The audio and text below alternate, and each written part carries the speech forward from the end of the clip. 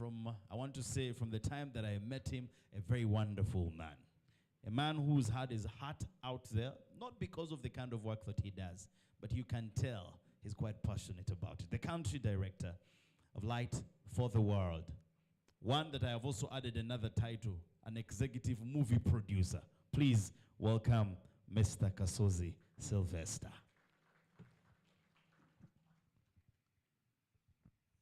Thank you very much for your kind words, Ronnie. I think I'll be more comfortable speaking besides the podium because I think it restricts me a lot when I speak from there.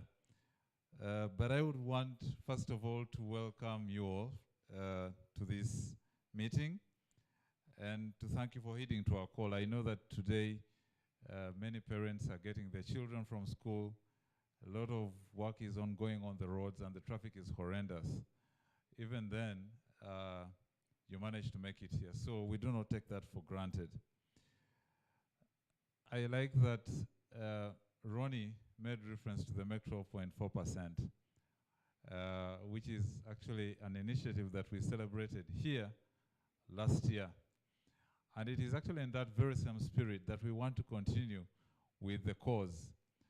Why are we looking at MEC 12.4% work? Because we want to continue advocating for the cause of employment of all those people with disability that are out there. I was talking to the CEO of Nodipu, who was actually saying that out of the 12.4% people with disability, and that gives us about 6 million people of the population of Uganda, only 8% are employed. Now break that down, it will bring you to about 68,000 people who are being employed. Now, move away from that, go to the manpower survey of 2018. What did it reveal? It revealed that only 1.3% of people with disabilities are employed. And I think that was mainly within the public sector. Where does this leave us? It means that a very, very big part of our population is left out. But we also know, according to ILO, that we lose about 1.3 trillion to 1.9 trillion US dollars when we do not employ persons with disability. Now, these days we are fond of saying economy etabuse.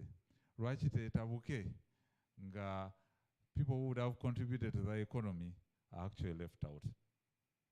But that is with the numbers. Let's look at the human point of view. With or without disability, who doesn't want to work? And in any case, who actually needs work more than the other? People with disability, because the needs that they have are even more immense. Think of a wheelchair. It will cost you a minimum of $200. But how are you going to afford the wheelchair when you are not working? Think of other services. We know that just about everything we need in life, access to services, health, education, entertainment, and by the way, people with disability also love entertainment, all requires money. But the thing about employment is not only the formal employment as we know it, even though that is what we are trying to focus on a lot today by inviting several corporate companies, because that is where many of them are actually being left out. But we also know that there is the other arm of entrepreneurship. And this is where many, the companies, but also the civil society comes in. Why? We want to move away from this tendency to think that when we are creating businesses for persons with disability, for the men, it will be cobblers. For the women, it will be tailors. There is a lot much more that they can do. The only question is, do we ask them what they want to do so that then we can plan for that? The tendency for us, though, is often to think for them. And by doing so, we are already being biased in terms of what their capacity can be.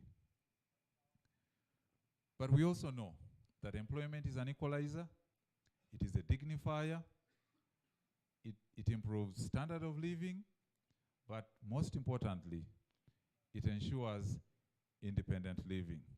Because with means to be able to survive, to look after yourself, will you need to beg people? No, you will not need. But then we do not stop at that. We're also saying whatever the employment should be, let it be dignifying. Not every job is worth doing, especially if it is demeaning, because then that ceases to be employment. It actually becomes something completely else. I recall one time Winnie Byanyuma talking about the creation of jobs in America, and was talking about this chicken farm where young people and immigrants are forced to work while standing and wearing pampers. Why? Because they're not allowed to go off the production line to go to the toilet. That is not the kind of work we want. We are saying, let them do what everybody else should do, but also let them get what they deserve to get as people with disability. Now, today we have the honor, and I think later on, as more and more employers come in, but also on some of the videos that we'll be seeing, we will be seeing some of the inroads that have been made by some of the employers. But we also know we are still very, very far behind in terms of what we can do. But there are also very many spaces, and later on we'll be hearing from a colleague from within the media space. We need to look at the corporate companies, the IT sectors, the manufacturing, but also our civil society. We should never forget. It is one thing to talk about it, but also quite another when it comes to doing it. And I love actually the theme of this year, the International Day of Persons with Disability, because it does talk about innovation leading to an equitable world. And I always insist on this world innovation. Why? Because I think it has been said that necessity is the mother of invention. And how does necessity arrive, or rather come about? Imagine you're at a workplace, you've never thought about working with a person who has a visual impairment. They get there, now you start asking yourselves questions. But we also know there are things like softwares that we can use, job access with speech. We know that people who use wheelchairs, we can be able to adapt our furniture, very basic things. But we also know that these people can create products and services that can actually address their needs, because they, more than anybody, understands their needs. And I always refer to that program that we ended, the Make 12.4% one, because that very program was created by persons with disability. Actually, that very title too. So if you do not employ people with disability, that is just a bit of whatever else you're missing out. I would like to thank UNAPID for, they always say great minds think alike. When they talk to us, we were actually thinking of what to do along the same line. So it was very easy for us to say, let's have a symposium. But we also have been working with the Federation of Uganda Employers, who are also the home to the Uganda Business and Disability Network, who are helping us bring together employers and actually convincing them about the need and the benefits of actually being inclusive when it comes to employment. And again, I will not attempt to talk about the benefits employers have benefited or rather gotten. They themselves will do that later in the day. I would love to thank Lydia and the whole team that has been behind all these preparations. Thank you for being very zealous about inclusion, but also being very, very zealous when it comes to organizing events such as these. And Sauti Media Plus for ensuring that we are live on TV, but also for being very, very good partners of ours when it comes to the execution of events. And I think there is no question about the quality of what they've been able to do here. Ronnie, thank you very much for embracing the disability inclusion space. I think there is no longer a question. If you have an event and it has to do with inclusion, I think there is no question. That is the guy to go to. You see, he's now talking about an event we had, was it even last year? Yes, that's how far it's been. But I know he was also our MC when we premiered our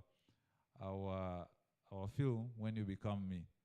He is now inclusion through and through. Thank you for being lenient to us when we come to you, because we know your stakes are a lot much higher than we can offer as.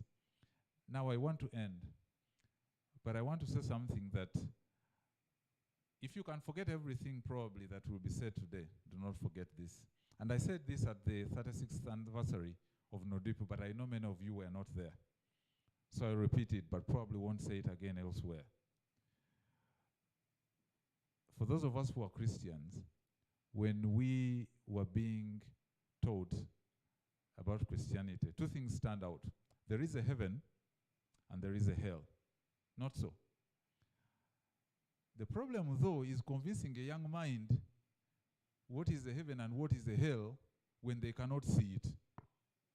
So I remember one of our catechism teachers telling us, well, now that I'm out of answers, or rather answers to your questions, do this. It is better for you to behave well and you die and there is a heaven, because then you join it or partake of the pleasures of heaven. And if you behaved well and there is no heaven, well and good, there will be nothing for you to lose. At least you will have been good. But it would be terrible for you to behave badly, you die, us who think we do not have disabilities, to behave like there is a heaven. Because the day the exclusion, or what I would call the impairment, comes to you and you are not prepared and you did not make any contribution towards creating an inclusive world, is the day you will know that we, your catechism teachers, did our job and you didn't do what? Listen. I thank you for listening and wish you a good day.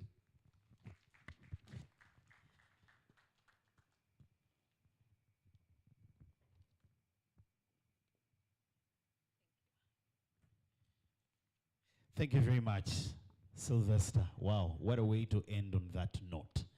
I hope we can always and forever think about that. Before we get into the next one, just a quick one. On our YouTube channel, Light for the World, we are actually streaming live, so in case there's somebody who cannot make it here, wherever they are, we can let them know.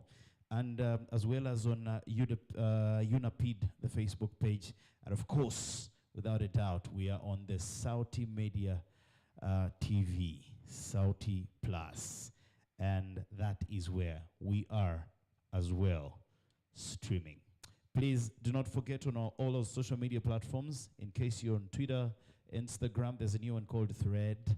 Please include the hashtag. It's hashtag employment for all. The 4 is digit number 4. So employment for and then all. Let's spread the word. Well, thanks, Ronnie. When you talk about disability inclusion and inclusive employment, what comes to mind is the employers themselves. Because who are we talking about inclusive employment minus the employers? Who will employ us? So, since this collaboration was organized by Uganda National Action for Physical Disability and in partnership with Federation for Uganda Employers, I would like to invite the one and only Mr. Douglas Opio, the Executive Director for Federation for Uganda Employers, please.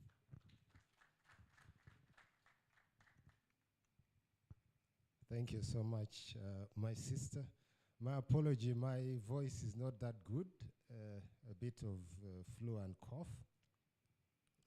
But I'm quite happy to be here with all of you. Good morning, ladies and gentlemen. The Executive Director, UNAPID, and my brother from another mother, the Country Director of Light for the World, ladies and gentlemen. First of all, I want to start this way. This is a special day for all of us, isn't it? It's a special day, even the rains agree with us. That means on this special day, God is with us here. Inclusive employment is a matter that is quite close to my heart, as a person, but also as an institution. For those who might not know about the Federation of Uganda Employers, we are a member-based organization, and our membership are the employers. So all employers, including this hotel where we are. So all employers are members, but also government parastatals. So government parastatals like National Water, URA, most of them that you can count. So that's the nature of the organization. And what do we do? 3 main things. The first one, we lobby and advocate for a good business environment. Secondly, we try to support employers to comply with the labor laws, to do the right things as far as employment of people is concerned. Then thirdly, we provide business support services. So all the things that an employer requires to operate well. Now, as the Federation of Uganda Employers, with support from Light for the World and other partners, ADD, International, Site Savers, and others, we have been working, Nudipo, I hope Nudipo is here. We have been working towards promoting disability inclusion. And what do we do with the employers? The first one is that we host the Secretariat of UBDN. UBDN is Uganda Business and Disability Network. It was launched in 2019. Now we have about 34 members. So if you are an employer and you're in this room, I would like to encourage you to join UBDN. Membership is free of charge.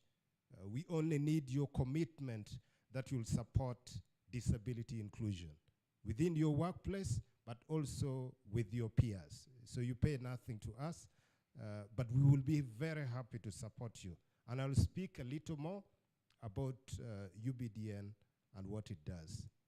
Secondly, as the Federation of Uganda Employers, we are keen to sign partnerships that promote disability inclusion. So we have partnerships with Light for the World.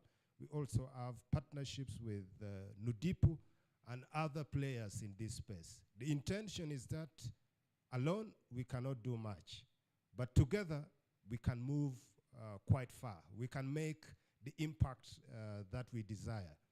We are far from the 12.4% that we desire, but the reality is that we are also not where we started. In 2019, a lot of employers were actually unaware about matters of disability inclusion. But as I speak now, the message is more widespread. A lot more employers are thinking about it. They're designing policies about it. So partnership is something we do. Thirdly, based on our lobby and advocacy work, we are involved a lot in policy discussions, in regulatory issues. Like for instance, recently we are in discussion on amending the Employment Act. We ensure that disability-related issues are considered within the policy frameworks, but also within the law. The fourth point is that we do some basic work to try and check your workplace. Is it accessible? Is it suitable for persons with disability? For instance, if you have wheelchairs and stuff like that, can you be able to move around easily within that particular workplace? We also do a lot of awareness raising. And our awareness raising is more for the employer because we want the employer to be disability confident. Quite often, sometimes, persons with disability are not considered for employment because the employer thinks, what will they do at my workplace? A manufacturing entity might wonder, how can a person with disability work at a factory? But of course, you already know that with technology, you can operate machines. So you can actually work in a manufacturing plant. So we try and help them. Some might wonder, how can I work with a blind person? How will they read my messages? How shall we interact at the workplace? But it's actually possible. So these are things that we help to demystify. Now let me speak a little more about UBDN. UBDN, as I've already earlier said, was created in 2019. At that time, it was established with 9 other founding members. Some of them you know quite well: Coca-Cola, Citibank, Graphic Systems, Standard Chartered Bank, Nation Media, Vivo Energy, Exclusive Cutting in the flower sector. So those employers were the first to embrace the idea of inclusive employment by coming together as a group. Why do we come together? Why should an employer care to be part of UBDM? The first one, opportunities to learn, opportunities to network, opportunities to understand what your peers are doing as far as disability inclusion is concerned. And I'm quite happy that now we have gotten a lot of ambassadors who are driving the agenda wherever they go. And for this purpose, I want to, in particular, appreciate the work that the human resource managers do. Yeah, please, let's clap for them. Because as the ED, I can talk all the policies, but the person who actually makes it happen is the human resource. I can talk all about we want to recruit persons with disability, but I don't do recruitment myself. My staff, some of them meet me for the first time when they have been hired. I'm not involved in that process. Except, of course, for managers. But other staff, I'm completely not involved. So the HR helps us to drive this agenda forward. And recently, I met a lady called Rosemary Nakuya. I'm so proud of them. Originally, I was working with UBL, and UBL is one of those members I'm so proud about. They committed already, I say this everywhere I go, to employ, the make 12.4% inspired them. So they committed that by 2030, they will try and have 12.4% of their workforce as persons with disabilities. So we have that commitment. But why I'm telling you this is because the person who was part of the team doing that at UBL is now at Aris International. Rosemary is now at Aris International. When I visited last week, she was so happy to tell me about how she will change the place and how she will make it a more welcoming place for all of us. So as we continue to have ambassadors, to have people who are committed like that, I know the numbers will change. I know the numbers will go up.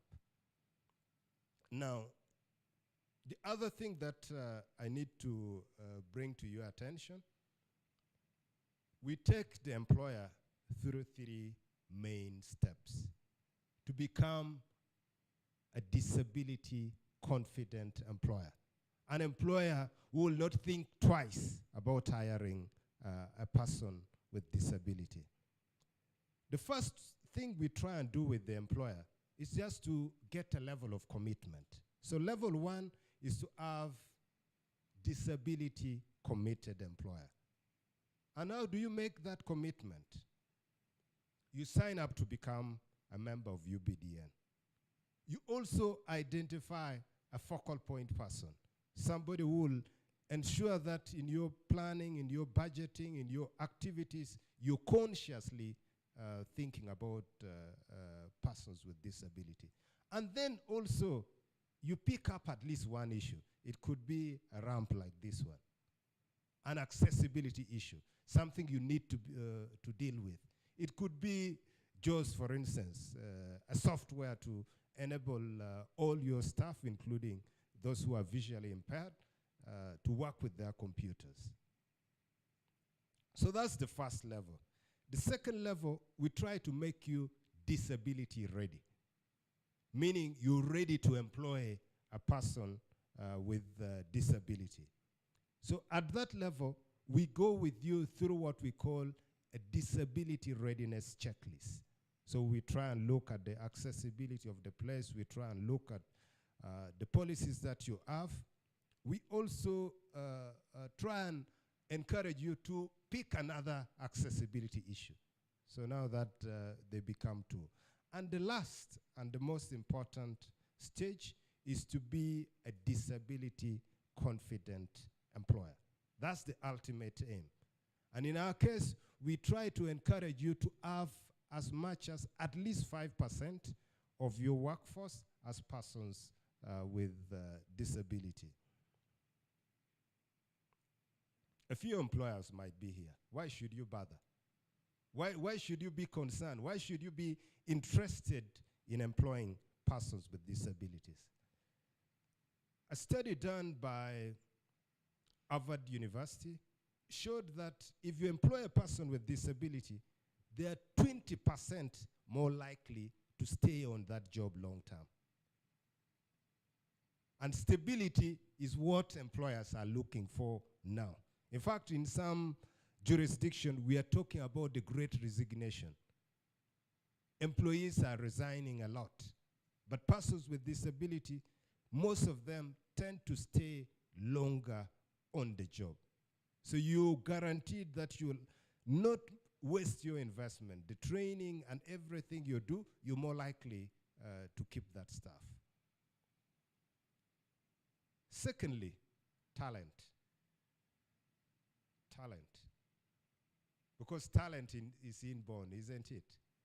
I've met a number of highly talented persons with disabilities. One person that quickly comes to my mind is a young gentleman who was visually impaired, working with us as a lawyer. But you can't imagine what we accomplished with that gentleman. When he came on board, he started by developing a potential member list of close to 40 employers. He recruited some of them, but you know, smart people, they hardly stay in the same place for long. So he went to do his studies abroad in Germany, never to return. I think they realized what a gem he is. So he never came back to us.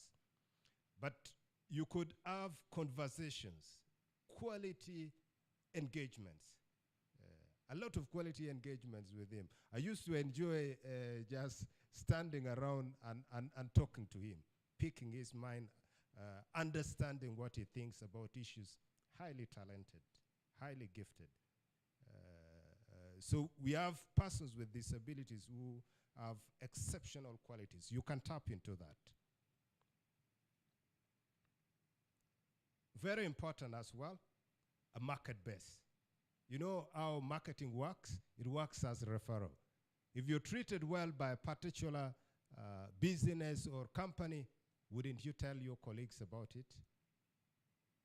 And in business terms, 12.4% is not a joke. In fact, most businesses don't reach 10% growth annually. So if you brought all that number with you, you know what it means for your business. So they're good market base. Very important as well, you increase employee engagement. If you are an employer who demonstrates that you care, the rest of the employees are also happy with you. Not just the persons with disabilities, but even the rest of the employees are happy in a workplace of that nature if you don't discriminate. Because all of us feel bad about injustice, isn't it? So when you show that you care, you actually are increasing the level of engagement. More and more people are keen to work with you. Now, as I draw towards the close, that's about UBDN. But let me speak this now. I leave aside my prepared notes, and now I speak what is on my heart. First of all, the starting point, what employers need at the moment the most is your attitude. So I'm speaking to the job seekers, I'm speaking to persons with disabilities who are either in employment or looking for work. Remember, the most important thing that the employer needs is your attitude. Your attitude. So the starting point for success is where? In your head. That's the starting point. The starting point is you having a positive attitude. I know it's not easy to have a positive attitude when you come with your wheelchair and somebody's looking at you as an inconvenience. I mean, you have to learn to shut that out. You have to learn to shut that out. That somebody may not even want to interact with you because of your disability. Learn to build a thick skin, so to speak. Don't allow people to stereotype you with your disability. Those people are like that. Don't give room for that. So work on your attitude and be prepared like a marketeer, that when you go to sell a product, some people will even abuse you. Your products are fake, why are you coming here? But tomorrow you still wake up and go do marketing. You don't say, yesterday this guy insulted me seriously, I don't think I will go back to sell again. So be like that resilient marketeer. So resilience is critical. Build the right attitude and then focus on resilience. Be resilient even in the face of adversity. By the way, this works not only exclusively for you. This is where it's not exclusive, it's still inclusive. Even a person who is not a person with disability also needs the right attitude to succeed. In fact, we say that success is 90% attitude. So work on your attitude. Don't have a justification for why you should feel offended. Or don't feel justified to take offense. So that's the first thing. Secondly, skills. Go to a workplace not expecting sympathy, but relying on your ability to deliver. So how can you rely on your ability to deliver when you don't have the right skill set? Where is the starting point? It's not just the hard skills, it's also the soft skills. It's not just about the end product, it's also about the process. So if you are an employee and you're going to deliver work for me, and then you start by talking about how frustrated you are, how I'm always giving you short notice, even if you deliver the work with me, the feeling is not the same.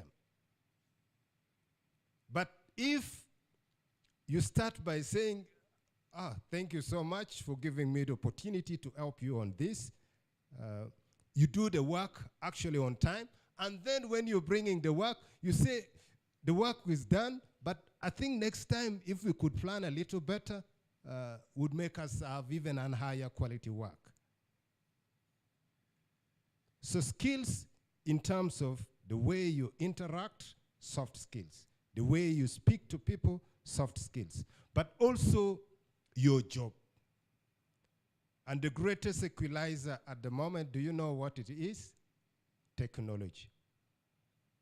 Technology makes all of us the same. Technology makes all of us the same. So you can deliver like anyone because of technology.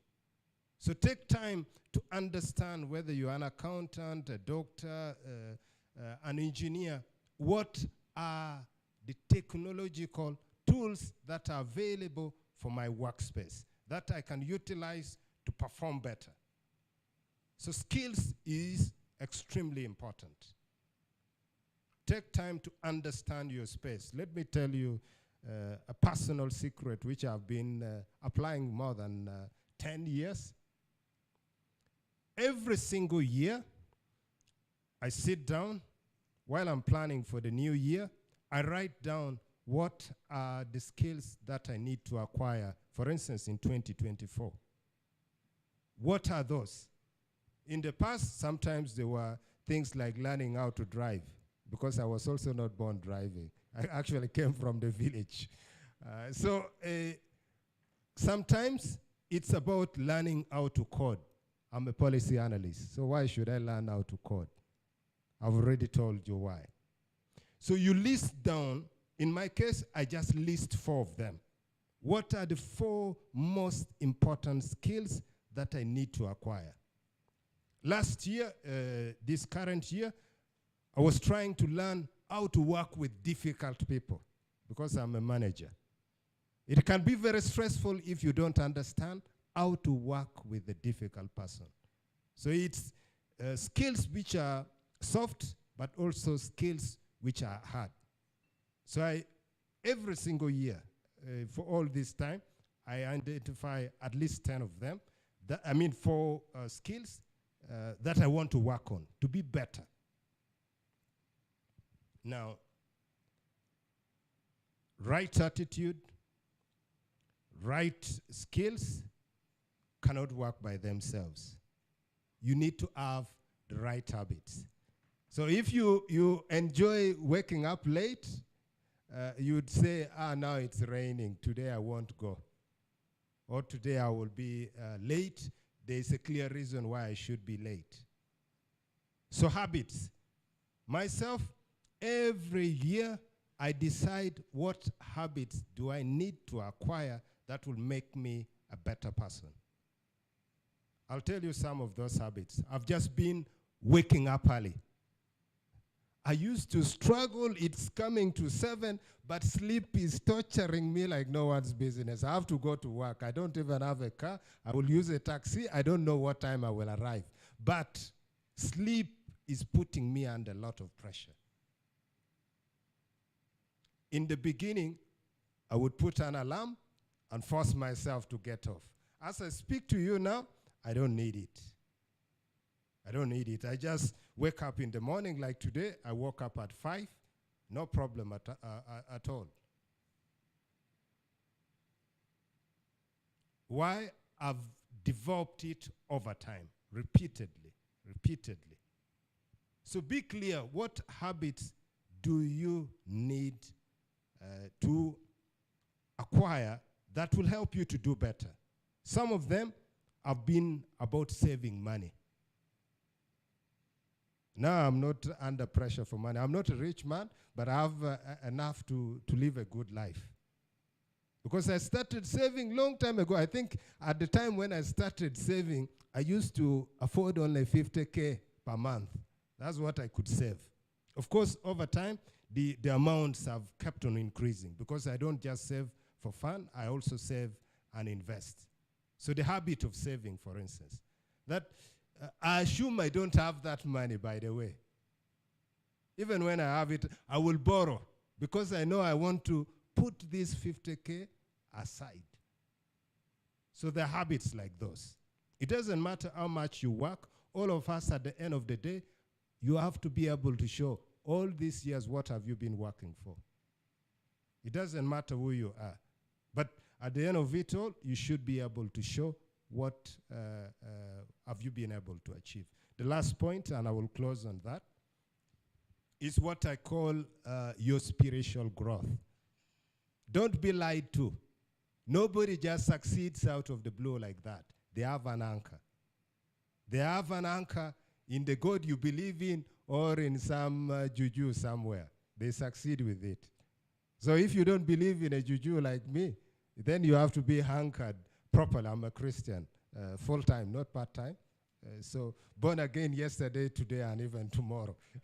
Yeah. So you need to have that place where you're properly anchored spiritually. That will allow you to grow because you need faith. Nothing works without faith. It doesn't matter whether you're Muslim or, I don't know, a Buddhist. I studied the 12 world religion. It doesn't matter. Faith. You have to believe in what you're doing, in your job, in your business, in your family, whatever it is. But where does that foundation comes from? Your belief system. So with the right belief systems, you can succeed. So thank you so much, ladies and gentlemen, for listening to me. I've spoken a bit long. My apology for that. But very happy to be part of you today. God bless you.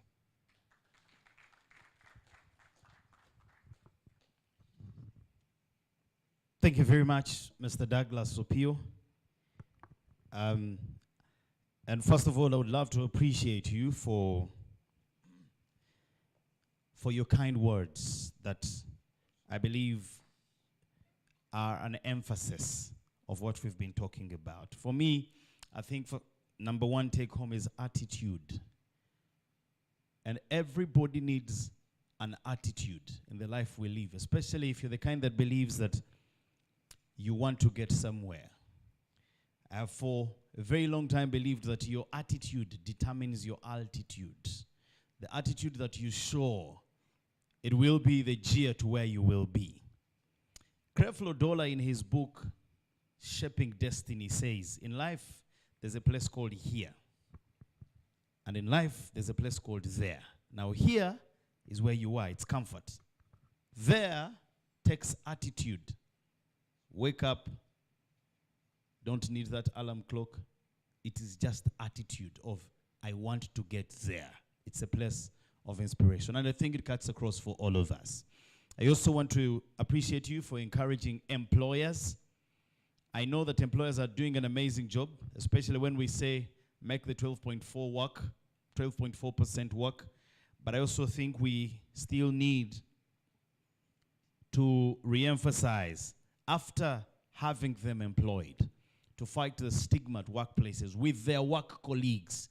It should not only stop at the appointment letter. It should even carry on with those they will work with every single day.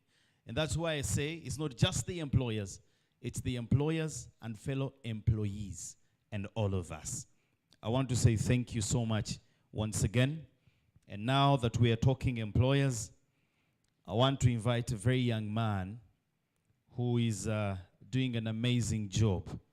I know that he has also done some work with persons with disability. A man who at Next Media makes sure that we live the reality of memories are treasures no one can steal. He also runs a program with storytelling, but in photography. If you went to that studio and saw the great work that he's doing, it's surely one to celebrate. Representing the Deputy CEO of Next Media, ladies and gentlemen, it's my greatest pleasure now to welcome from Next Media, Mr. Isaac Mwanguzi, who will give us an insight about business case for disability inclusive media space. Please welcome Mr. Isaac Mwanguzi. And right after Isaac, we'll be good to go and take our breakfast or break tea. Thank you very much. Thank you so much, Ronnie. Good morning, everyone. My name is Isaac Henry Mwanguzi. I head the photography team at Next Media, and I'm here to represent Joe, who couldn't make it here. I'm a bit nervous. I'll accept that. I'll tell you that for free. A bit nervous. Sitting in for Joe, it's a big shoe. Let me try. So I have a personal story. At home, I come from a humble background. We are 6 siblings. So our firstborn is a girl. She's called Grace. She was born fine. Then at around 8 months there, she got sick. She got cerebral malaria, and it made her deaf and also crippled her legs. But her being our firstborn, basically she nurtured us, you know, growing up. She used to cook for us. She washed our clothes, you know, she prepared us for school. So I could see certain things, you know, when you're young, you see certain things, but you get flashbacks when you grow up. So there was this one time, she was from the hospital after spending a very long time there. She came back using clutches. So she was walking, then she hit her leg on the doorway. So I saw a metal pop out of her foot. I still have that image in my head. I remember it very well. So that metal popped out of her foot. Then they had to rush her back to the hospital.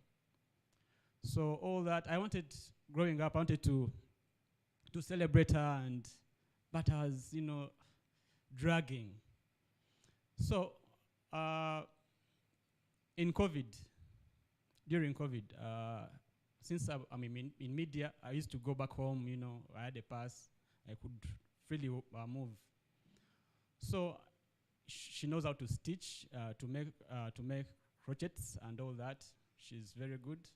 But also back then, during her education, like studying and all that, she did some school, but there were some challenges at home. So when my parents faced a few challenges financially, she was the one who stayed behind for us to, you know, to get education. So in COVID, I find her, you know, crocheting. I was so impressed. So I photographed her. I wanted to tell her story, what she does and everything. Then I go back. So the pictures I took, I submitted them in a photo competition. And that project won. So I am the young photographer. I won the photography award of young photographer of UPPA, Young Photographer Award 2022. So I won that award. So when I got that award, I was like, you know what? She's not the only one. There are very many people who are like this and doing very beautiful stories. So I reached out to very many people. I reached out to Nelson, who makes liquid soap. I reached out to very many. I went to Silent Cafe.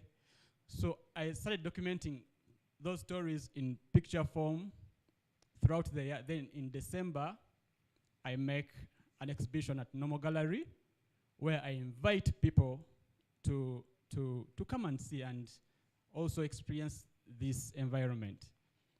So when that started in 2021, I went to Next Media. I went to Joe Chigozi and Kin Karisa, the group CEO. They gave me full support. And as I speak right here, on behalf of our deputy group CEO, and what the media or the employer, what they are doing, I can comfortably say that they are supporting or they are championing inclusion through what I have done, and they are willing to do more through your different programs. So in 2021, the exhibition started. They were the first sponsors. They came through, they gave me adverts, TV space, and all that. Now,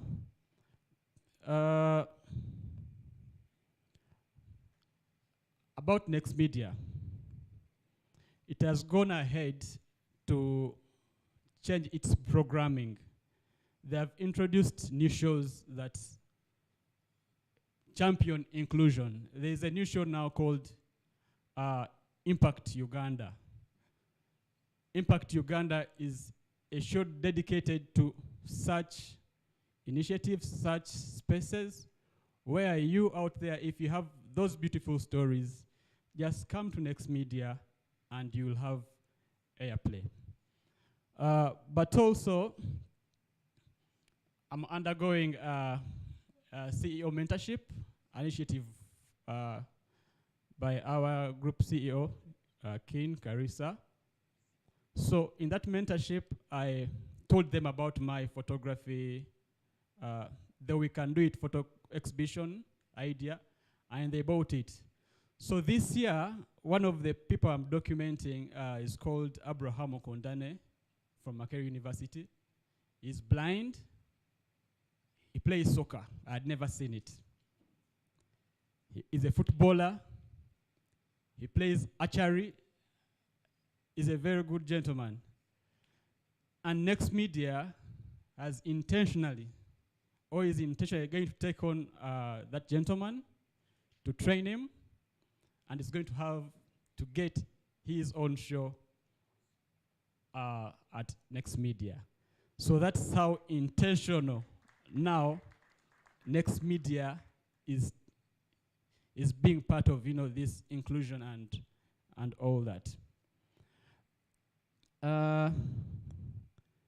About the building now, Next Media we used to rent in Kamocha.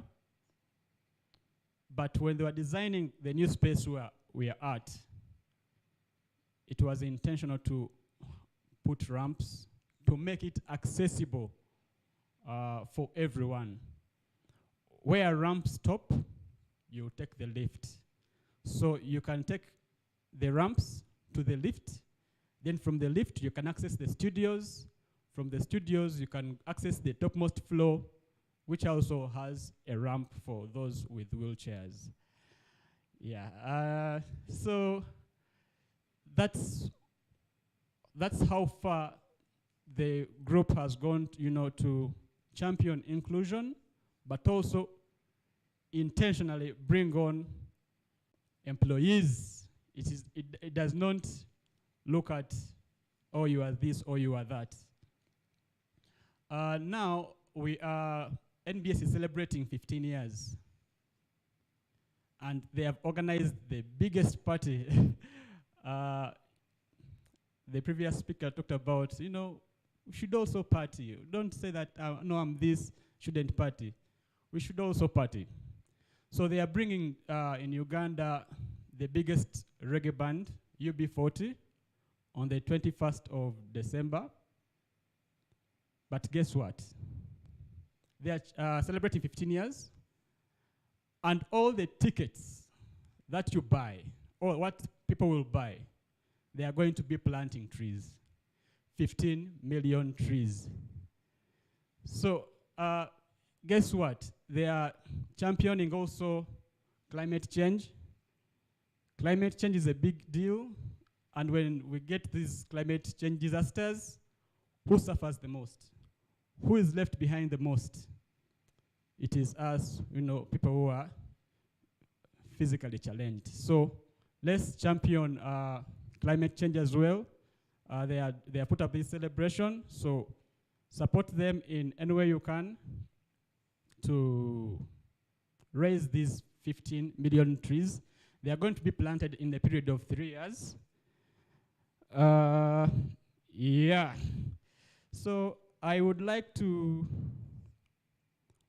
also invite you for this year's photo exhibition that I've organized at Nomo Gallery. Nomo Gallery is at Nakasero State House. You use the gate that is opposite Renzori Courts. Don't use the main gate. There will be an invited guest to the big man.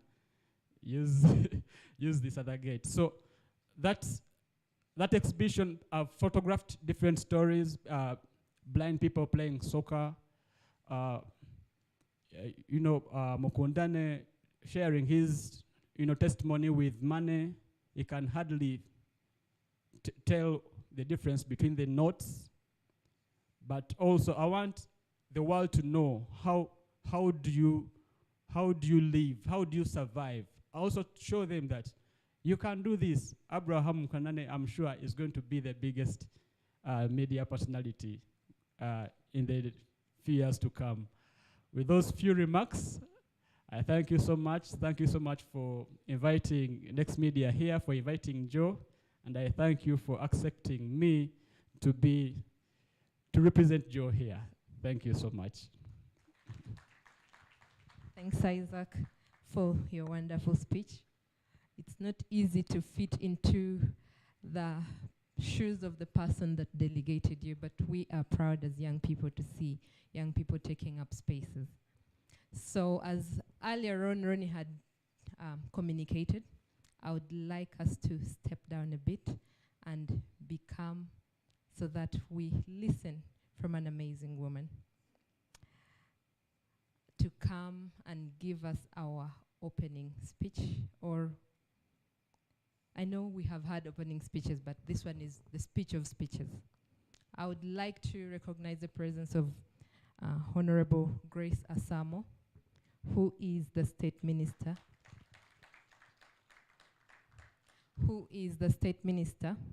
for Disability, Minister of Gender, Labor and Social Development.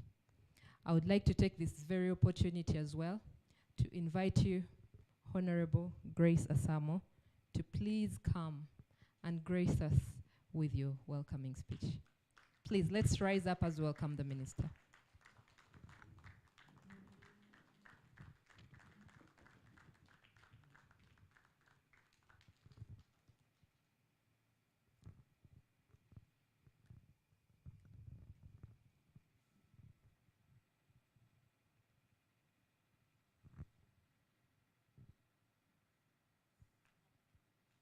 Yeah, keep clapping. Why? She's an Iron Lady. She's a Wonder Woman. She deserves more than that.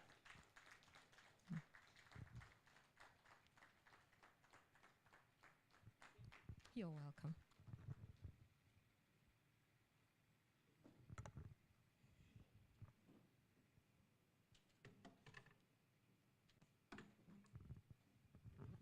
Okay, please sit down.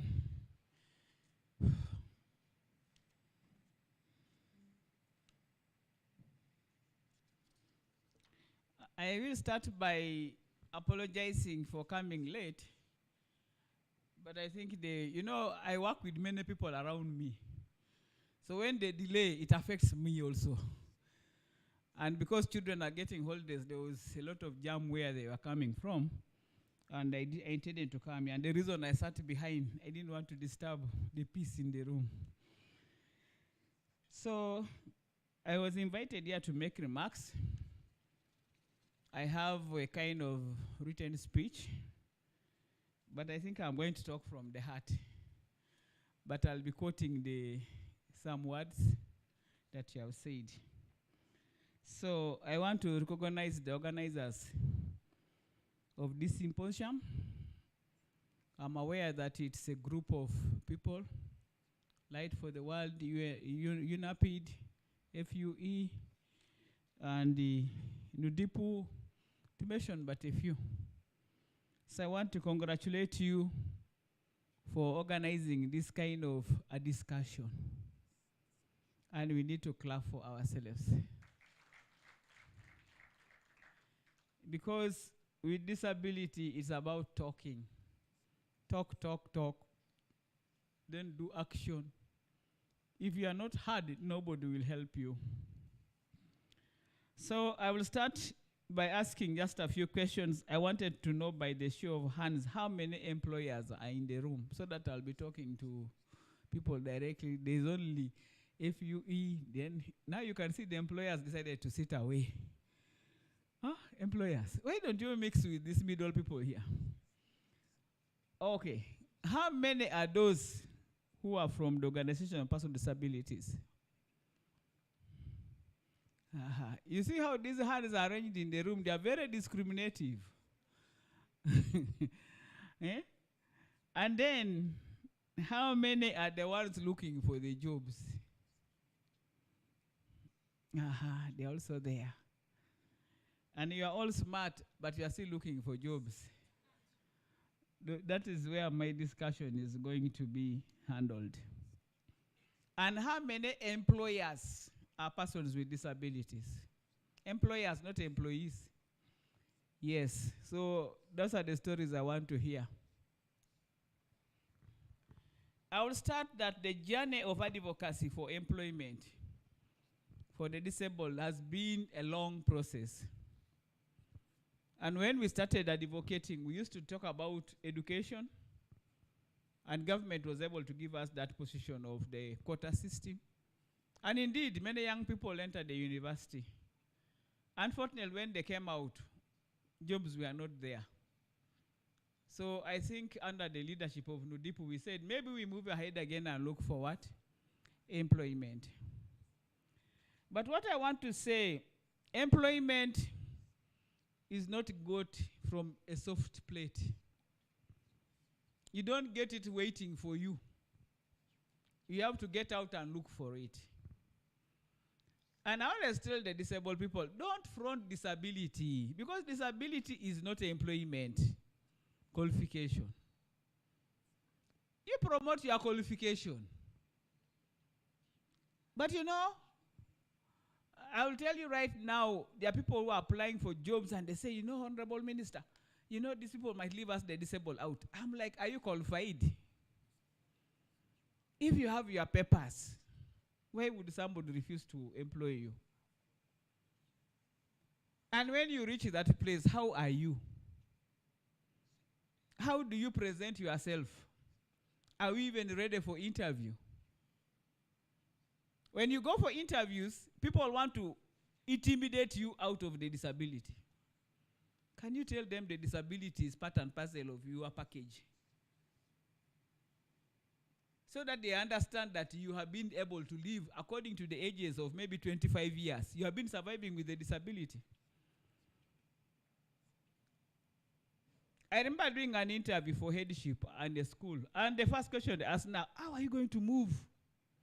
I said, I didn't know this was part of the guidelines for this interview.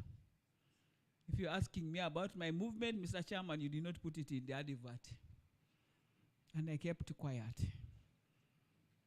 And I said, in fact, if you gave me the position, you'll save me from moving. That will be the best thing, because I will be a boss and I'll be ordering people around. And the man said, oh, no, you know, we're not talking. I said, no, but why? You are not asking me questions about the profession. You are not asking me about my physical what? Appearance. So you must be able to be assertive. You must be able to tell people who you are and how you have qualified. I am telling you, when you leave the panel, 2-3 people will be discussing you and say, even if that condition, this person deserves the job. So as we fight for the job market, how are we going to get, I'm talking to the disabled people because I'm disabled. Some of us are waiting for FUE to get the jobs and carry you and put you there. Supposing you don't perform. I'm one Ugandan who has told my children, I think I have 5 graduates in my house, and I've told them I'm not going to get jobs because I'm a politician for you. Look for the jobs. Go out and look for what? For jobs. And my children are looking at me. I think they are wondering, this woman, she's a minister, but she can't even get us jobs. Because the job issue is not only us, it is everywhere. Now, I have one daughter who has done a BBA, and I told her, but when you look around here, what can you do in this house? Children are going to school. Can't you start something? That girl started making her daddies. You know, daddies, those small things to take to school. Some sumbusa, some pilau. One of the containers goes at 45,000. Meaning in a day, she earns over 500 what? 1,000. Does she need to sit in an office? Where you earn 500,000 in a month, the other one is earning 500,000 in a day. But her hands must become dirty. She must sweat. She must leave bed at 4 a.m. Am I communicating? She leaves bed at 4 a.m. because the orders are there. She goes, mine is to provide her gas to make sure that she can make her cookies at the right time. But when she makes these things, in a day for her she's at 500. And I ask her that, do you still want me to take you to an office? Because in the office, people are working for 500 what? 1,000. There's nobody who pays a lot of money. Like government, I think, pays less. When I went to my ministry, I was taken. and I got an appointment for my driver, and they were giving him 250. I said, what is this 250? I asked him, I have been paying you as a member of parliament more money than what government is what? Paying. But when he's driving, you say, I'm working for the Ministry of Gender. I hope you are hearing what I'm trying to say. Employment is not about sitting in an office. Employment is not about white-collar jobs. Employment is about starting with your head. Do you have an idea? If you have an idea, develop the idea into a job. And when you develop it into a job, you become an employer. You now register with the POs to become a member of Federation of Uganda what? Employers. And me, I will tell you, there is more money in your personal work. You become a boss of yourself, not to be bossed by others.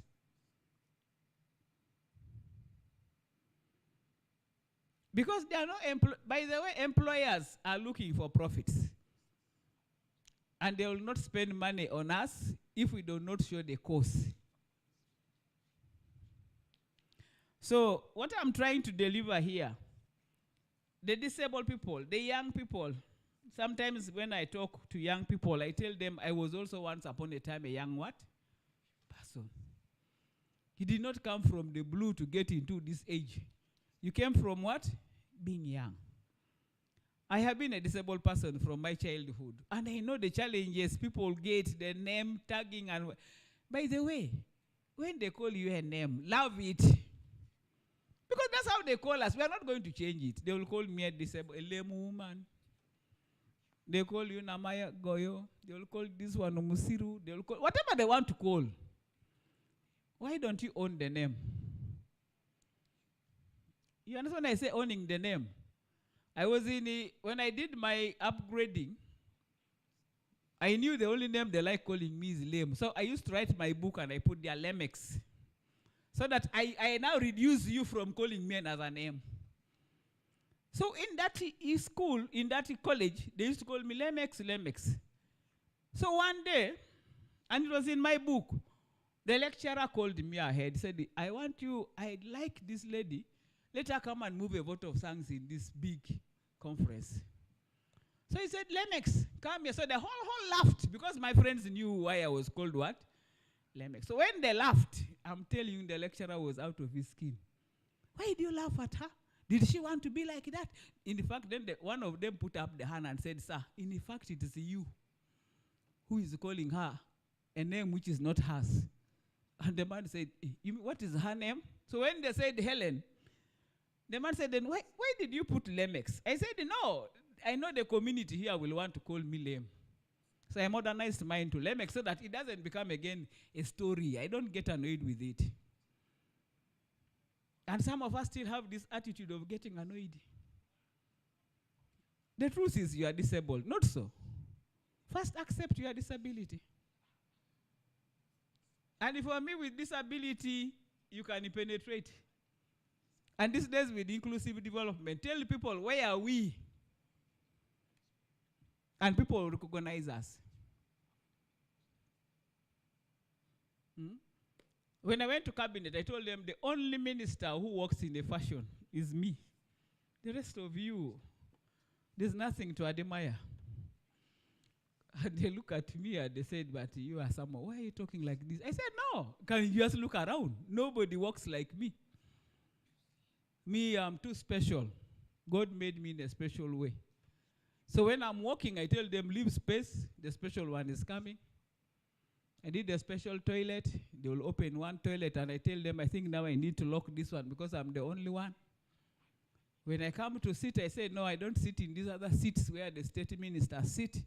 I'm also comfortable where the cabinet ministers sit. Because they have, where the cabinet ministers have got those side things. Where we others supposed to sit like those ones. So I tell them, no, these ones are not comfortable for me. So I also move in front. So I am also nearer to the power. You understand what I'm saying? I'm not going to communicate your speech. I want this thing to go back to us.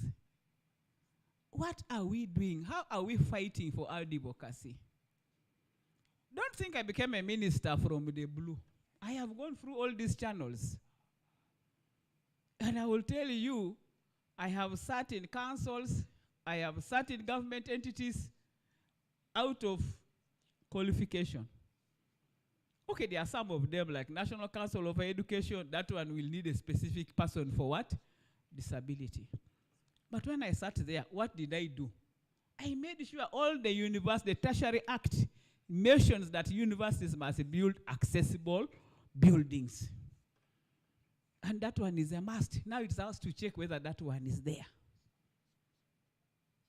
And the higher school put it. I was the first member to represent the disabled in the BTVET Act when it was being worked. I did it and people were shocked because I don't tell people what I'm doing. I finished that one, I jumped away. I became a chairperson of a university council, International University of East Africa, for 3 years. And I was the one who started the graduations in that university. A disabled person, less educated, but I showed them that I can make a change in the university. You understand what I'm saying? I'm given a position, but I must make a difference. And one time, I think second graduation, the president came and he was looking at me and wondering, what is this MP doing here? They said, no, she's the chairperson of the council. And I had students from outside Nigeria but I managed. You know, students are not easy to manage.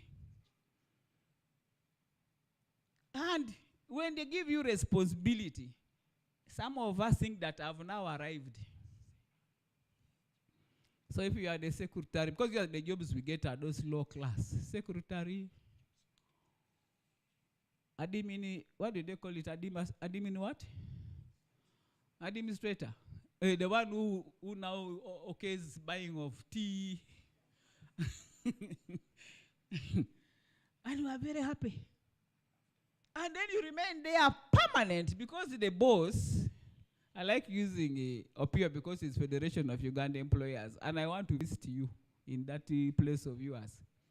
Because I also used to work with the people of Federation of Uganda Employers when Senabulia was still there. I am telling you, a disabled is very comfortable moving with their wheelchair. No more upgrading. People are now discussing how many receipts have you paid in school. For you come only with one receipt. They'll tell you, sorry. We need people who have piled these receipts. They have shown that they have moved on. And these days, as we go to digital, because we are saying the role of innovation in inclusion of people with disabilities. That's the theme this year. Can I not even work at home? I can. Because I sit somewhere with my computer, my laptop, and I'm able to do everything between Uganda, even outside. Are we exploring that as disabled people? That there are people who are getting jobs when they are seated in their homes? Recently, when I took people to Chakwansi, the councillors, a few of them who went, when the president came, he looked at the disabled. How many people went to Chakwansi from this group here? I might have my cadres here. They are there. Kada sharp. That is Masaka. Hey, that is the National Council. Then she's another one here. When we went to that function, these disabled people were able to show the president their capacity in terms of ability to do issues of shooting the gun, military academy. We don't go there to indoctrinate because when we call them there, they are mixed. Some people come from blue, red, yellow, what. We go there to teach, and the teaching is so good.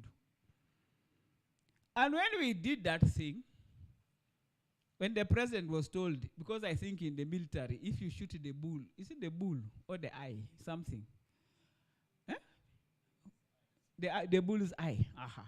So a blind man, young man, shot the eye and was the best. So when they told the president said, by the way, me, I can employ these people in security. I'm just here to follow up. Because now we need just a computer. War is no longer physical. They said, am I not already discussing employment opportunities? Because they demonstrated, they did not become docile. They thought they would not make this disabled run. The disabled every morning. What time were you getting up in the morning? Eh? 5 a.m. They're out. And I would hide in my room, but I would hear them running. I would peep and I say, are they really jogging around? And they were jogging. And they do all the exercises. The day of the gun, there was one who had one and a half hand, 1.25, because it ended somewhere here. So I got him sitting on a wheelchair. I was struck. I said, now, my brother, are you also going to shoot? He said, Honorable, you stand there if I don't finish you. So everybody was excited. But that capacity, that day when the president came, they will tell you, he got a miracle. One, he started asking the doctor, why do people get disability?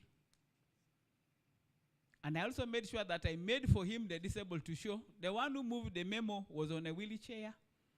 So his officer who was handling the microphone would try to put it down. The one who prayed, I think, was this very Robert here. He prayed for his family. Robert is deaf, so they ran with the microphone to Robert. Robert said, take it there. The man asked me, Honorable Samuel, how am I going to manage your people? They are just turning me around. I said, no, that's what I want you to learn. So when Robert finished praying, I brought a very short one. Very short. This one is not short. She's from, is it Cassandra? So she comes. I tell her, you are going to move a vote of thanks. So she comes with her uniform. And then she says, Muzei, she disturbs me.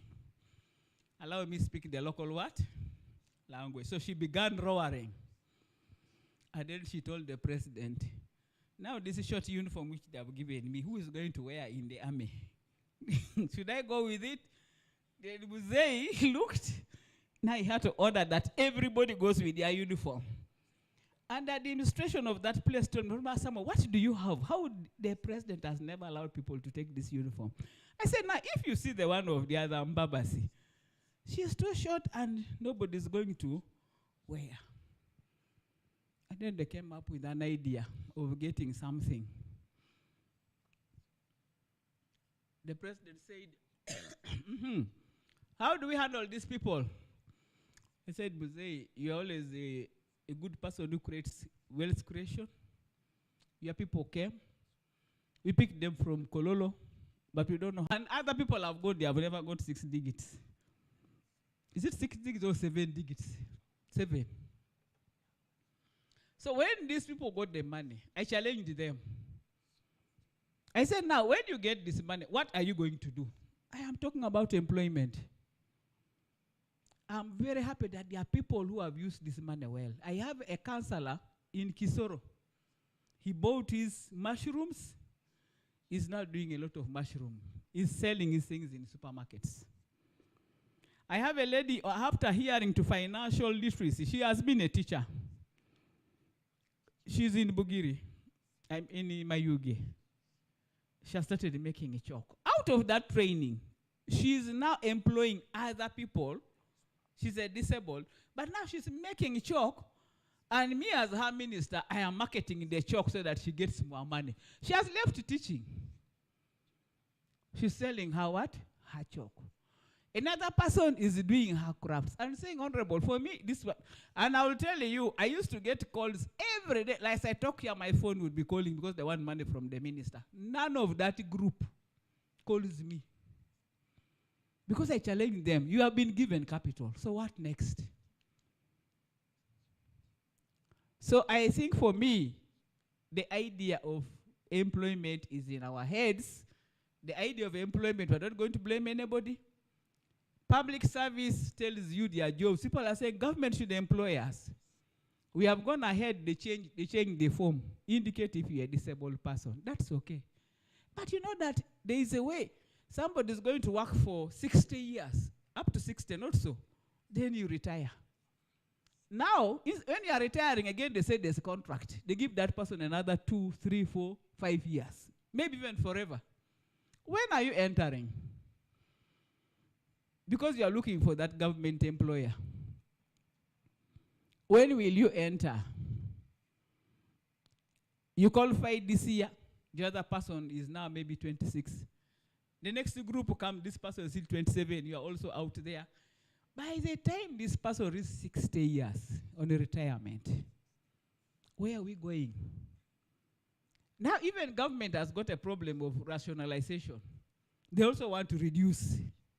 So unless we begin thinking outside the box, and unless we begin thinking, you know, I don't know, Mr. Pio, you like advocating for this. Do I all light for the world? Do you have any institution which is keeping the curriculum of most of our people? Is anybody keeping files of curriculum? Apollo, are you keeping anything? Yeah. Not the CVs, but all the qualifications. For example, you have an archive which says the people who did economics are here. People who did engineering are here. People who did this. I don't think we have it in Uganda. When I was still in Nudipu, because I was in charge of economic empowerment, I went to Cambodia. In Cambodia, I got that kind of, let me call it archive or a library or something. And again, it was a business. Again, as you, the promoters, you look at it like not a job. So what happens? They will say, as someone has done engineering, these people will check. You want somebody who is going to do engineering. You don't again call me and say, oh, no, but somebody, do you have anybody who has qualified? Oh, no, the one who has worked for 2 years. That system already has them. And when you call, they just instruct. Now we negotiate. If I go get a job, you are going to give the institution a small commission. Because that thing needs to be maintained. And there's more employment. And in that employment, the disabled who are managing most of the files with some of the able-bodied people. And when I asked, they said, no, these files are here. Even when government wants and we are advocating, we already have the people. We just check out and say, we have some very good, because then you will begin sorting out. Which degree? Is it law? Is it a past degree? Is it second class? Is it what? So in your filing system, you already know how to pull out the what? The people. Now, if the Ministry of Energy advertises, you are very quickly to say, we have qualified persons with disabilities. For purposes of inclusion, this is what we can do. I saw it in Cambodia. By the time I came back to Nudipu, I think I joined politics and it went off my head. I left the job there and I went with my idea. But I think we need to look for that because employers ask us, where are these people? Recently I was somewhere, private sector, because of this thing of 5%. Some Indian was asking me, Basam, we want to employ your people. I said, what exactly do you want? He was trying to tell me. But I'm telling you, whoever I got was not qualifying according to him. So if we had this paper, this kind of archives, our young people who have got this, as we train them on interview, but let's know, are they prepared? Because somebody can come with a degree, but the degree is also a weak one. It is as disabled as the owner. So what happens? You are laughing. You know, sometimes me, I don't believe in disability to make me not work. So if we can think about that one, we the promoters begin making archives so that when people talk about us, even when we talk as policymakers, we are able to refer them to an institution which is making that thing. And when you get a job, you give us a small what? Commission, maybe 10% of your salary. For a certain period of time, you will write an agreement with the institution. Because they also have used money, they have used time to talk for you. So that instead of us depending now to donors, we shall now beginning to have our program continuously running. The other thing, as disabled people, let us stop talking to ourselves. I want us to begin entering into institutions which are happening. When you see something being advertised, ask, but we have not been invited. When you are invited, make a difference. Don't go and sit and drink and eat. Make noise. You get what I'm saying? One time I went to Denmark. Those donors who are supporting us in Dudipu invited me. In fact, they invited me for a holiday after I'd just gone to Parliament in 2011. They said, I want to give you a holiday. Come with your husband. So there was a big general assembly. So I entered that room. I was the only African. I sat there. So I was quiet. So the one who invited me said, the first time I see a Samo keeping quiet. I said, do you know why I kept quiet? I'm not a member of this general assembly. I was an ex-official. If you had allowed me to talk, I didn't hear that agenda, I would have said so. So I got up and just greeted the people, and all of them just laughed. So when you get into a meeting, are you talking sense or you are talking nonsense? Don't go to a meeting and begin by saying, you know, we the disabled. You talk like a Ugandan. You're talking about oil. You make a statement on oil, and somebody will pick you.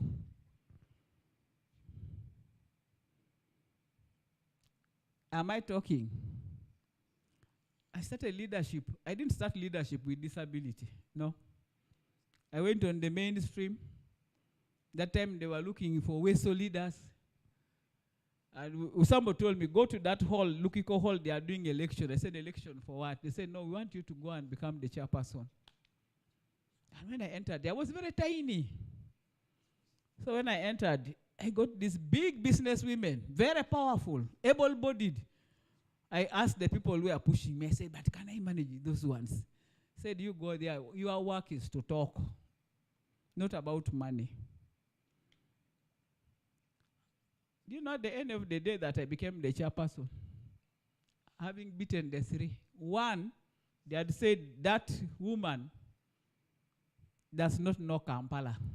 It could have been true. You know, during the war, we closed the other side. So some of us did not know Kampala. So the way they were campaigning, they said, how do you elect this small thing which does not even know Awoja? I was quiet. And I'd asked them to ask me, I talk last. One gets up and says, me, my in-law is a Diebo. So when you talk about orphans, I will just be going direct there. But does this Assam also know anybody? I said, wow, these people are talking. Then one said, you know me, I'm one of the biggest business women in Soroti here. Who does not know my husband is so and so? And this girl here, what does she have? Do teachers also have money? So when I got up, thank God they didn't abuse my leg. Because that one maybe I would have got on their neck. So I got up, I thanked the people. I said, one thing I have been educated. I have English, and I know how to read. So if it is going to Kampala, like these people had one day to discover Kampala, allow me go and know Kampala. Please vote me so that I also know Kampala. These ones already know. Just push me to know it. Secondly, I am not going to work with Diebo. I'm not going to work with the personalities. I'm going to work with different organizations. Supposing that one is not there, what will happen to our orphans? So vote the one who's going to be neutral and work with everybody. So claps were there. Then I said, you know, about the money, this program they are talking about, all these three people during the war, they were not in Soroti. I think you saw me moving around this town. I know more about the orphans. If war came, this ones again will run away to Kampala. Me, I will be here with you. So you vote me. And I got the position. And wherever we went, because I was tiny, my treasurer was fat. So they will go to her and ask, are you the chairperson of Soroti? She says, no, it is the other one. Then they tell me, oh, why did you elect that girl? But when it came to summarizing, I will be the one to summarize all the chapters because they will bring all of them. And Mama Janet, who used to be the patron, she's still the patron. One day in Kumi, she asked me, are you a teacher? I said, no, I'm not. I'm just in charge of orphans. And recently when I told her, she was shocked because I told her that, you remember the other small girl who talked when you came to Kumi? So she remembers when it is now like she doesn't know how I've gone through. So what is your attitude when you are given a position? You get it? I like him Kasa is representing us in the building control committee. And I want to hear the noise. I know you are trying your level, but you are one voice, you alone. Get all these people so that we begin fighting for what? Accessibility. Me as your minister, when I see your names being brought for approval, I smile. I say my army is getting bigger. But I want to hear the noise. When UCC, Edison is there. But when I don't hear the noise, I feel bad. I feel like, where are the soldiers of mine? So we need to build capacity. We need to leave this thing of pity. You are already born the way you are. You are not going to change that one. You're going to remain the way you are. And God will be the only one to change you, but according to the way you what? You work. Some of you still carry the problems where your father and mother left you. You want to carry that burden. Show them you're a different person by getting employment. And when you get employment, young people, think about your future. Do you know how to save? Do you know how to do what? But I think my guidance is that one. And if you feel like you want to talk to me in my private life, I will tell you, yes, you come and we talk. I have tried to change some people. I am not rich, and I'm not very powerful. But God has given me the vision of what? Of guiding and pulling others along me. So that even if you do something, one day you can remember me. I was hearing Mwanguzi here talking. He came to my office, but he came very abruptly. You remember? With these ideas. But I was asking him, now you are here. And then again, who's the other friend of yours with abilities? Nelson is whatever, but the one who was working for the travel program. Bismarck. So the Bismarck had already started also on the same journey of saying, using disabled people to show their abilities through things of like Miss Uganda, Miss Northern, Miss. I think next year is doing Miss East Africa. That one has moved. And I guided him on how. And that is unemployment. Because people see you demonstrating on the floor. We should not always be taka-taka. You know, for me, as some, I like even dancing. I like partying. And I want people to see that there's a difference. But some of us, because of your useless legs, you don't want to dance. Show people your capacity. I have recognized that we have talked about the laws we have. We are represented in those statutory bodies. But what do we do there? We must make what? A change. We need to recognize. As I conclude, I want again to say that please come to Mbarara. We are trying to get the government people who are innovating, to see whether they are innovating things which are inclusive for us, because that is the beginning of us looking at employment opportunities. I do not want this time, I've told my commissioner, I don't want to see the disabled talking. I want to hear these big bosses, commissioner, chairperson of the National Planning Authority, Manyama Science, Technology and Innovation, ABCD. I have already asked them to give me the people who are coming to present. Because if you are doing science, technology, and innovation, that's where we shall start. Is it a wheelchair which is okay, so that I can move anywhere and get a job? Is it that you are going to innovate for me something that helps me to do my work at home? What are the innovations you are talking about? And we shall be sitting the other side to discuss what they are talking. And I really want us to discuss with them honorably. Don't come to that room and you begin saying, now we the disabled, how do we benefit? You ask them that, supposing you had this kind of person in your institution, so that they begin waking up and making innovation inclusive. I want you to help me, to help you to fight for our inclusion. So those ones who are coming on the 2nd, we shall be having that fora. And I hope when Prosper makes the program, that these people are going to give us what is innovative in their institutions. I want to conclude by thanking all of you who have been the organizers of this function. And I want to say that may you continue pushing, but my office is open to receive your reports. Sometimes you do a lot of work, but your minister is not informed. So at the end of the day, I have nowhere to talk about your issues. And then I have to use my brain to say these are the issues. And yet research could have been done. I really want to ask Federation of Uganda Employers, can we do research on how many disabled people are employers and how many people are they employing? Are they employing disabled or they are employing others? So that we get those ones to become our role models to encourage others in a symposium like this one. So when those ones talk, the others will go back and have learning what? Lessons. Because what happens with the disability movement, people are all packed in Nudipu, people are all packed in UNAPID, people are packed in UNAD. We need to get outside of the old organizations and make other organizations. And I hope we shall make a change. With those few remarks, I want to thank you for listening to me, and I want to pray that you have fruitful deliberations on the rest of the day. Thank you so much. I want to declare the symposium open. Eyalamanoi. Indeed, Eyalamanoi. Thank you very much, Honorable. That is what I call a very good hard talk. I'm going to request that before we let you leave, kindly, if I could have all our partners come here for a photo moment.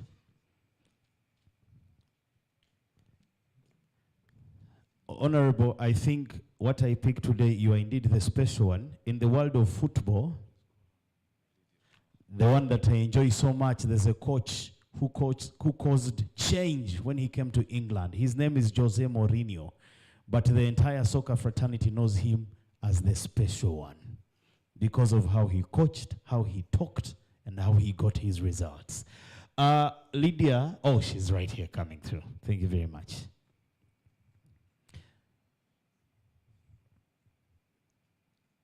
And after this photo moment, we will be more than glad. Friends, ladies and gentlemen, our tea is ready.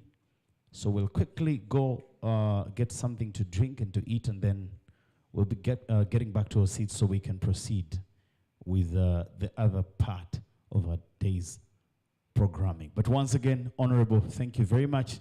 And in your conclusive remarks, saying your office is always open, we are more than glad that you will always be there for us. Once again, ladies and gentlemen, let's appreciate our guests with one of the big round of applause. And to all our partners, thank you, and thank you so much. Ladies and gentlemen, you're welcome to our break. We'll break now as we go to partake of our tea or whatever is prepared for us. Right behind there, please feel free to proceed. Pick whatever you will pick. We'll get back to our seats in just a couple of minutes. We will be back to resuming. And this time, it's more of the conversations as we have our discussions. Please, in case you have any question, we have our notebooks on our tables. Feel free to write it down. We'll be getting to responding to the same. Once again, I also want to remind you, we are not just only us that are here. We are also streaming live on Sauti Plus, as well as Light for the World, the YouTube channel.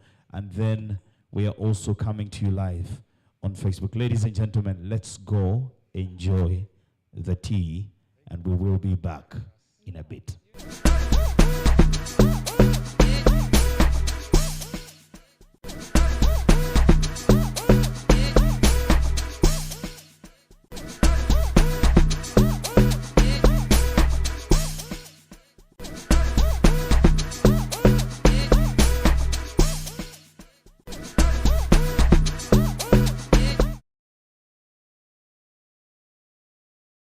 My name is Longes Gabriel, and musically I'm called AJ. I am a musician and an upcoming producer, I should say. Gabriel is a disability inclusion facilitator. And for starters, Light for the World is a disability and development-oriented organization. So disability facilitators, inclusion facilitators are people that we use through our projects to influence change regarding disability inclusion in the areas where we work. What makes Gabriel special is that apart from being a facilitator, he's also an artist. It's not a curse and not our wish. Oh, what don't you money? It's not a curse and not my wish.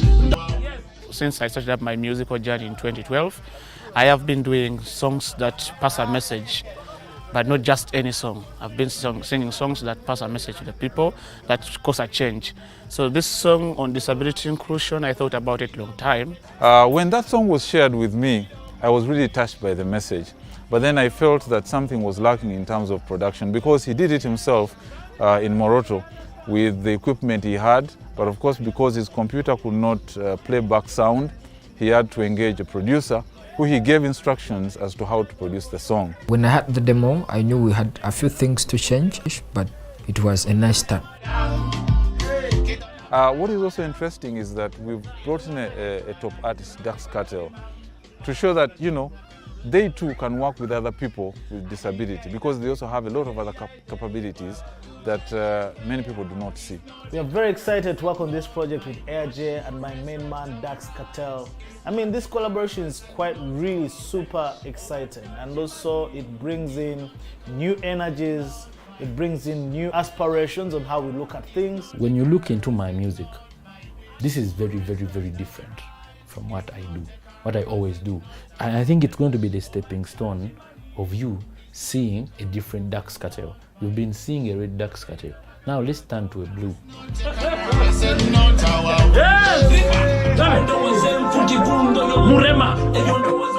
I was never told I was going to work with someone who is visually impaired, but then I was told I was going to work with a special person, which I think made me feel special as well. To work with someone special, you should be special as well. So I only hoped for that, and that's what I got. I got them to studio, and it's been an amazing experience.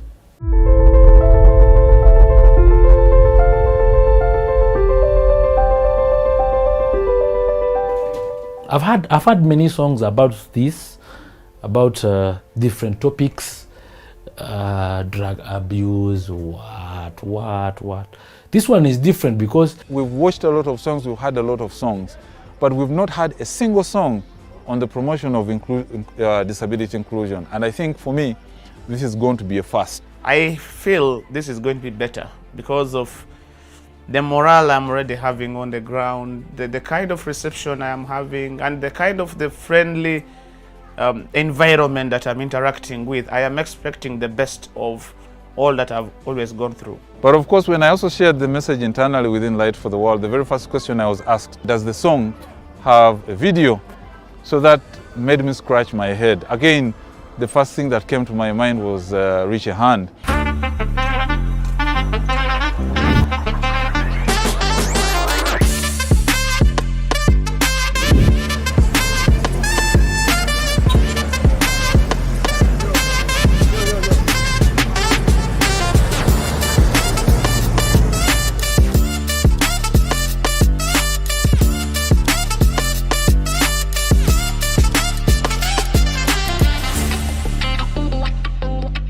I'm proud we are shooting at Natete. And I love the fact that the video is inclusive of so many young people with different types of impairments. Look at the talented AirJ, who is so much inspirational, who has a very good voice, who's really talented in performance and inspiring young people, you know, coming on this project to do an amazing thing.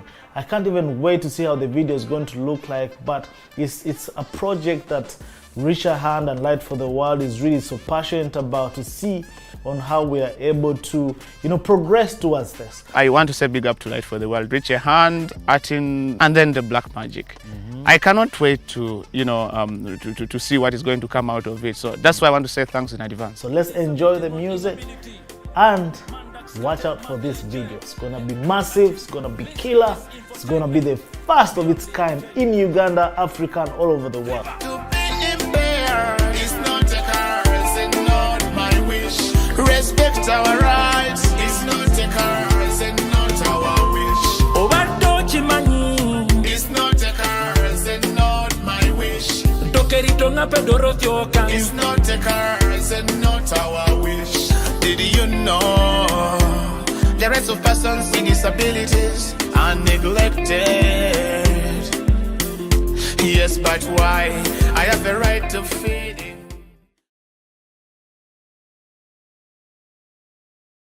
My name is Longes Gabriel.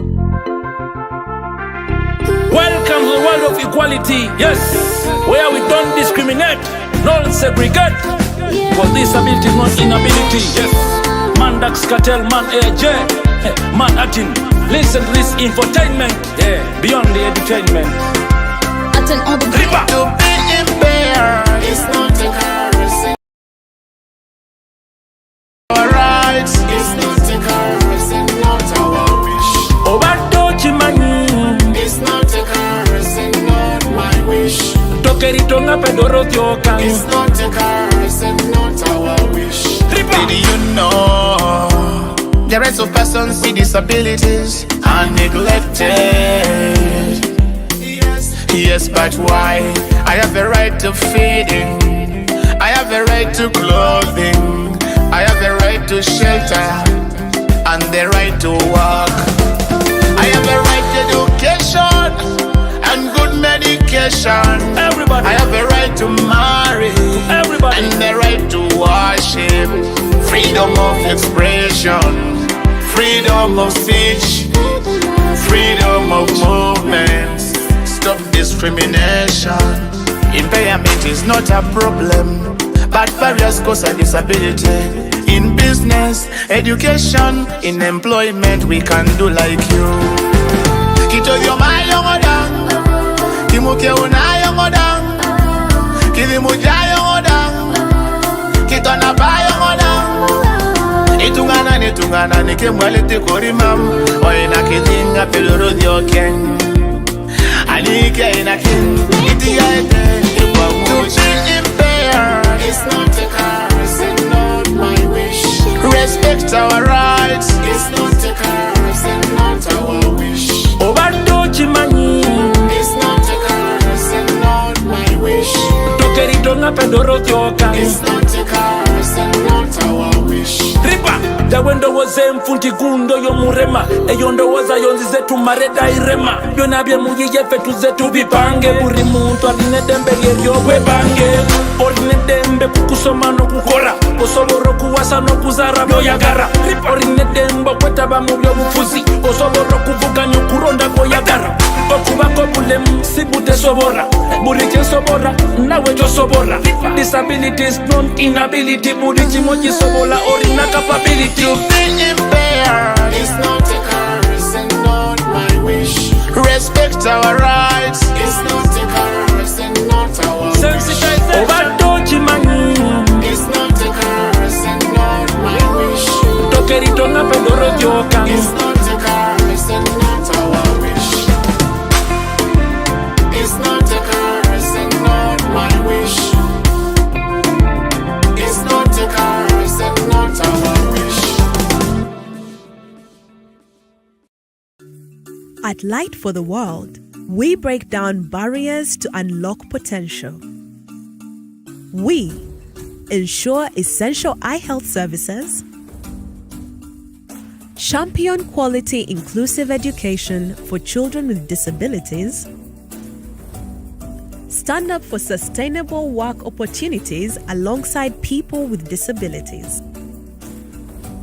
We engage with communities, governments, organizations of people with disabilities, civil society, and businesses. And we work tirelessly to strengthen the entire system because we want our impact to last. We work in countries including Burkina Faso, Ethiopia, Kenya, Mozambique, South Sudan, and Uganda. And we focus on people with disabilities facing multiple barriers, including children, women, rural communities, and those hit by disaster. Our approach involves multiple interventions because our team expertise lies in the complexities of achieving lasting change. We advocate for inclusion each step of the way, including in humanitarian emergencies. We work with partners, openly reporting to our donors and supporters.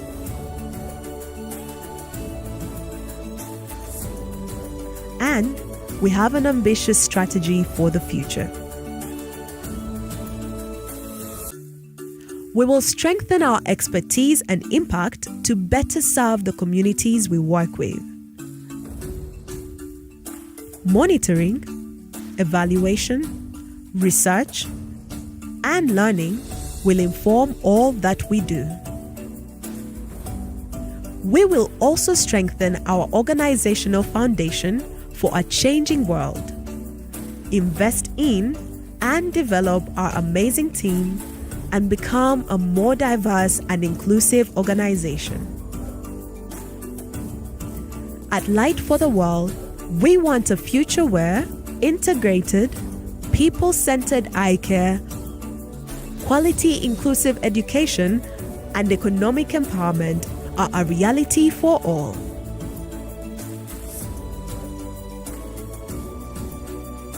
We look forward to partnering with you in our shared journey towards lasting systems change.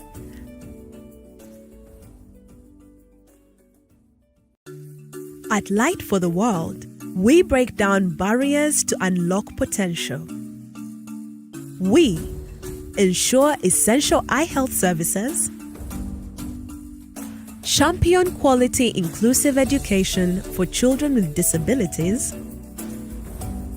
stand up for sustainable work opportunities alongside people with disabilities.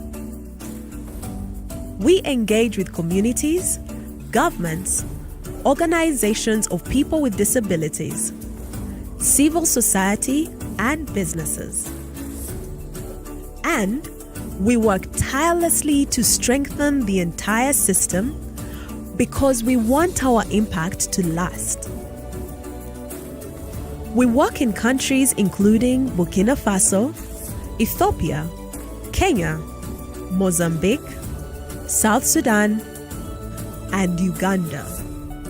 And we focus on people with disabilities facing multiple barriers including children, women, rural communities, and those hit by disaster. Our approach involves multiple interventions because our team expertise lies in the complexities of achieving lasting change. We advocate for inclusion each step of the way, including in humanitarian emergencies. We work with partners, openly reporting to our donors and supporters.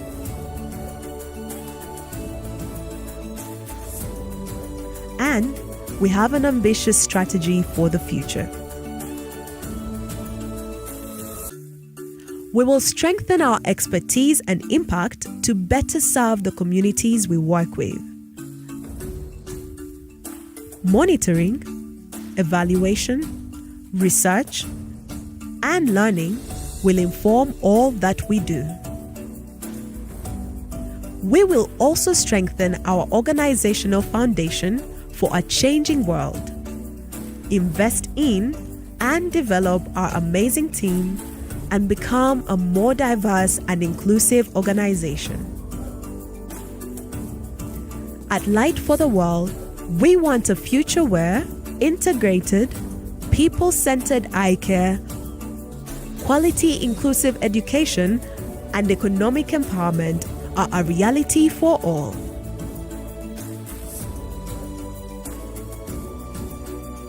We look forward to partnering with you in our shared journey towards lasting systems change.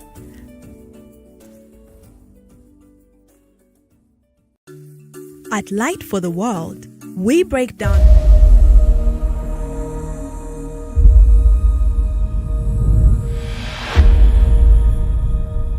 Mr. Leah Magaba, the country is observing and people are asking what inspires you.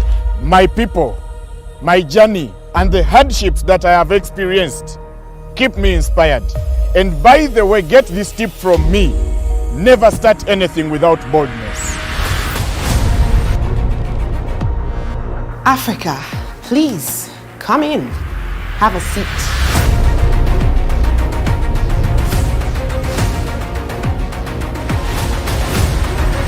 This eye is not seeing. My visual impairment does not stop me from thinking, reading, writing, or even working.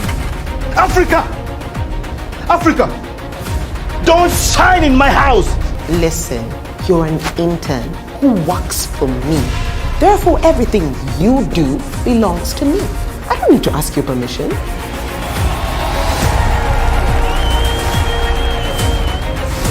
It's easy for people to blame everyone else and the external factors for how they feel on the inside. We are simply doing what is best for the company right now. This conversation is done.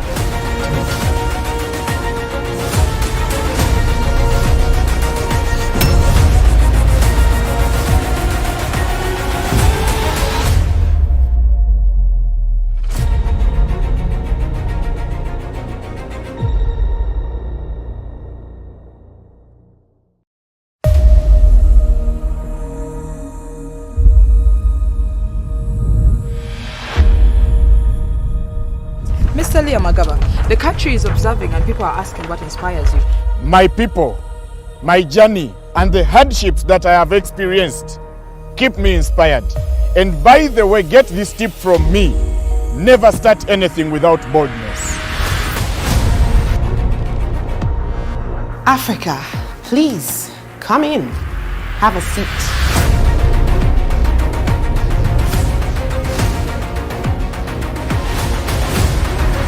This eye is not seeing. My visual impairment does not stop me from thinking, reading, writing, or even working.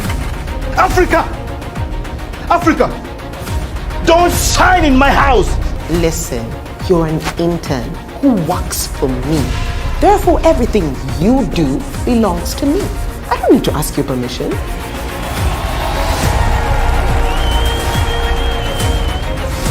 It's easy for people to blame everyone else and the external factors for how they feel on the inside. We are simply doing what is best for the company right now. This conversation is done.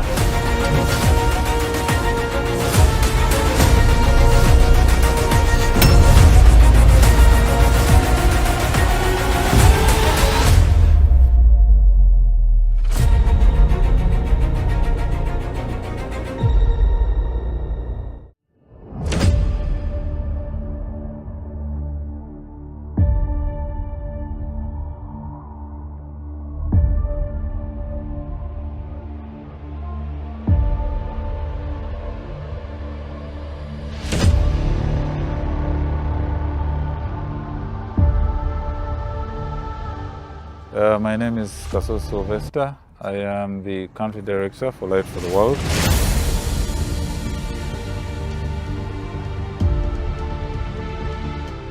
And I think in this film, we are able to see how family interacts with disability, how media interacts with disability. We are also able to look at how the workplace interacts with disability, as well as the justice system.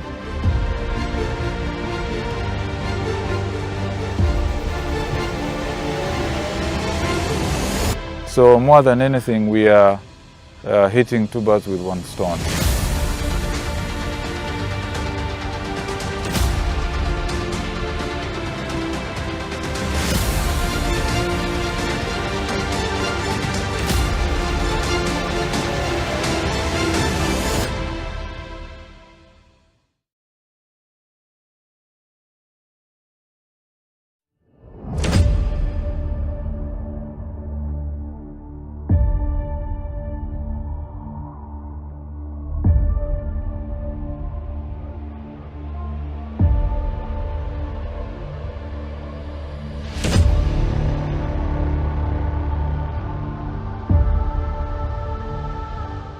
My name is Kaso Sylvester. I am the country director for Light for the World.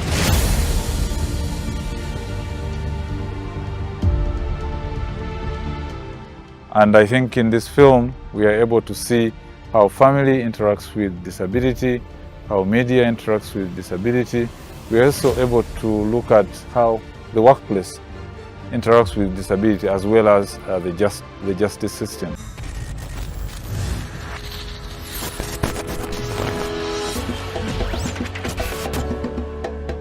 Disability inclusion is not just the right thing to do, but it's the moral thing to do. It's a responsibility, first of all, for everybody. Personally, as a person living with a disability, I have struggled with inclusion to the extent that maybe I thought, well, this is the destiny of somebody with a disability. Much as it might look like a culture that has evolved and is more accepting and more embracing of persons with disabilities, but you find that a lot of people are not exposed. Once persons with disability are included in different programs, like in employment sector, livelihood programs, and they can be able to stand on themselves, like work for themselves, then that creates independency. If you look at the communities in which we operate in as a company, for example, it's composed of different people from different age groups, from different age experiences, and also it's composed of people with disabilities. And they are very bright and they do things like other people do, and actually some of them do better than others. So disability inclusion it goes a long way to ensure that the minorities within the community are given an opportunity to advance both economically and professionally. Creating that accessibility that can enable them benefit equally with the rest. It is my right to be included, to have a right to education. I have a right to get a good job as long as I qualify for it. I have a right to enjoy the goodness just like everybody else. I'm happy that we are finally at a place where we are having these conversations and trying to find different ways to break down the barriers that limit people with disability from accessing certain opportunities.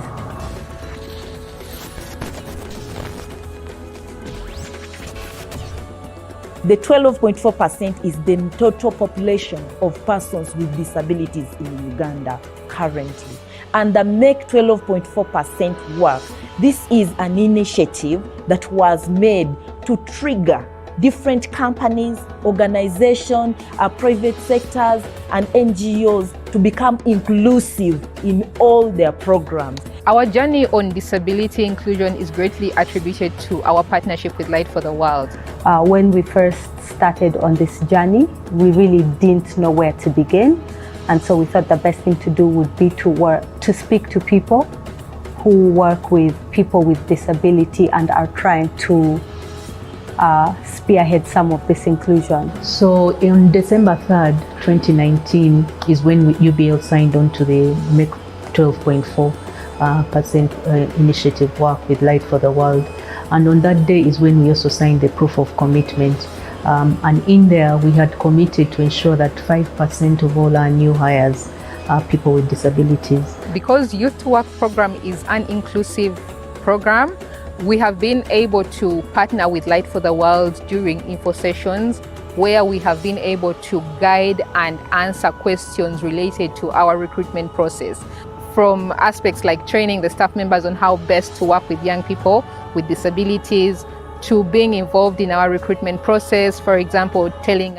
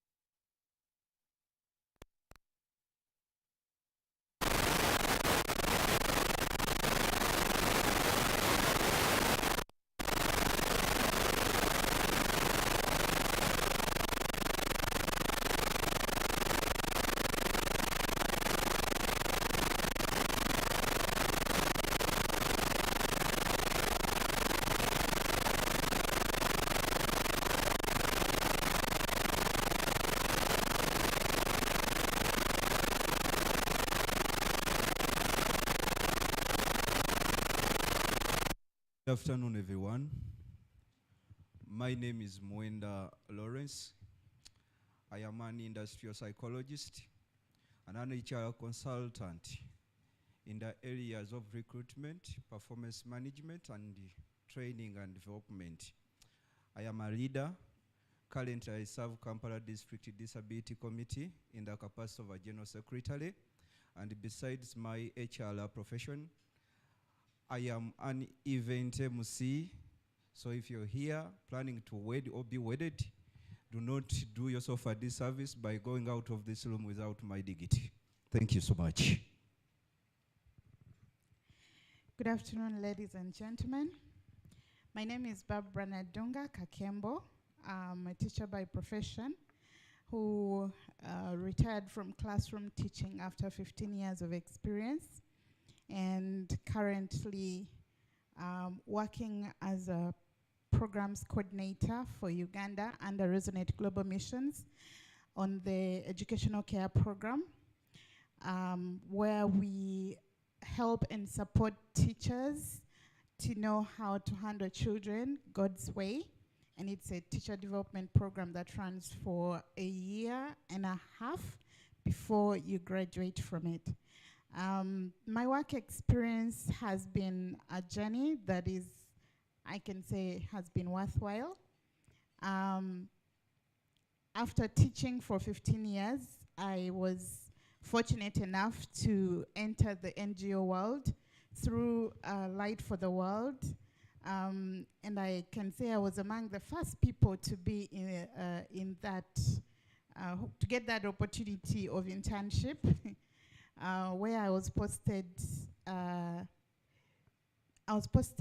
in Yumbe as a psychosocial support officer, and due to my hard work and commitment, I was retained as the M&E officer, and I worked there for about 9 months and was given another opportunity with Give Directly, where I worked for 2.5 years before I became the programs coordinator for Resonate Global Missions. And my passion is really working with children and also supporting children workers to know how best they can handle children. As a teacher and a parent, that's close to my heart. Okay.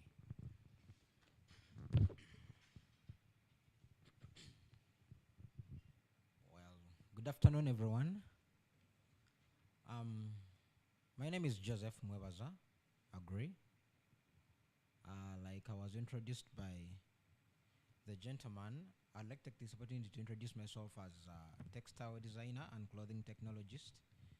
Though he said textile engineer, there's no big difference. Textile, that course is a little technical, but people don't understand mostly what we do in that course. Allow me to break down a little. It involves graphic design, embroidery, applique, drawing, manufacturing, processing, batik, and other things related to photography, something of the kind. So I do my own thing. That's right. The usual word we use, like my own thing, or nekolela jang in Luganda. I do graphic designing. That's at Nasa Road. I have 2 addresses. That's Miremba Arcade and Light Arcade. Basically into branding and the things you see, t-shirts. I thank the organizers of this meeting here, that we have come together with human resource managers and we people with disabilities, and I'm really willing to cooperate and discuss on any new idea brought up. Thank you very much. Thank you, Joseph.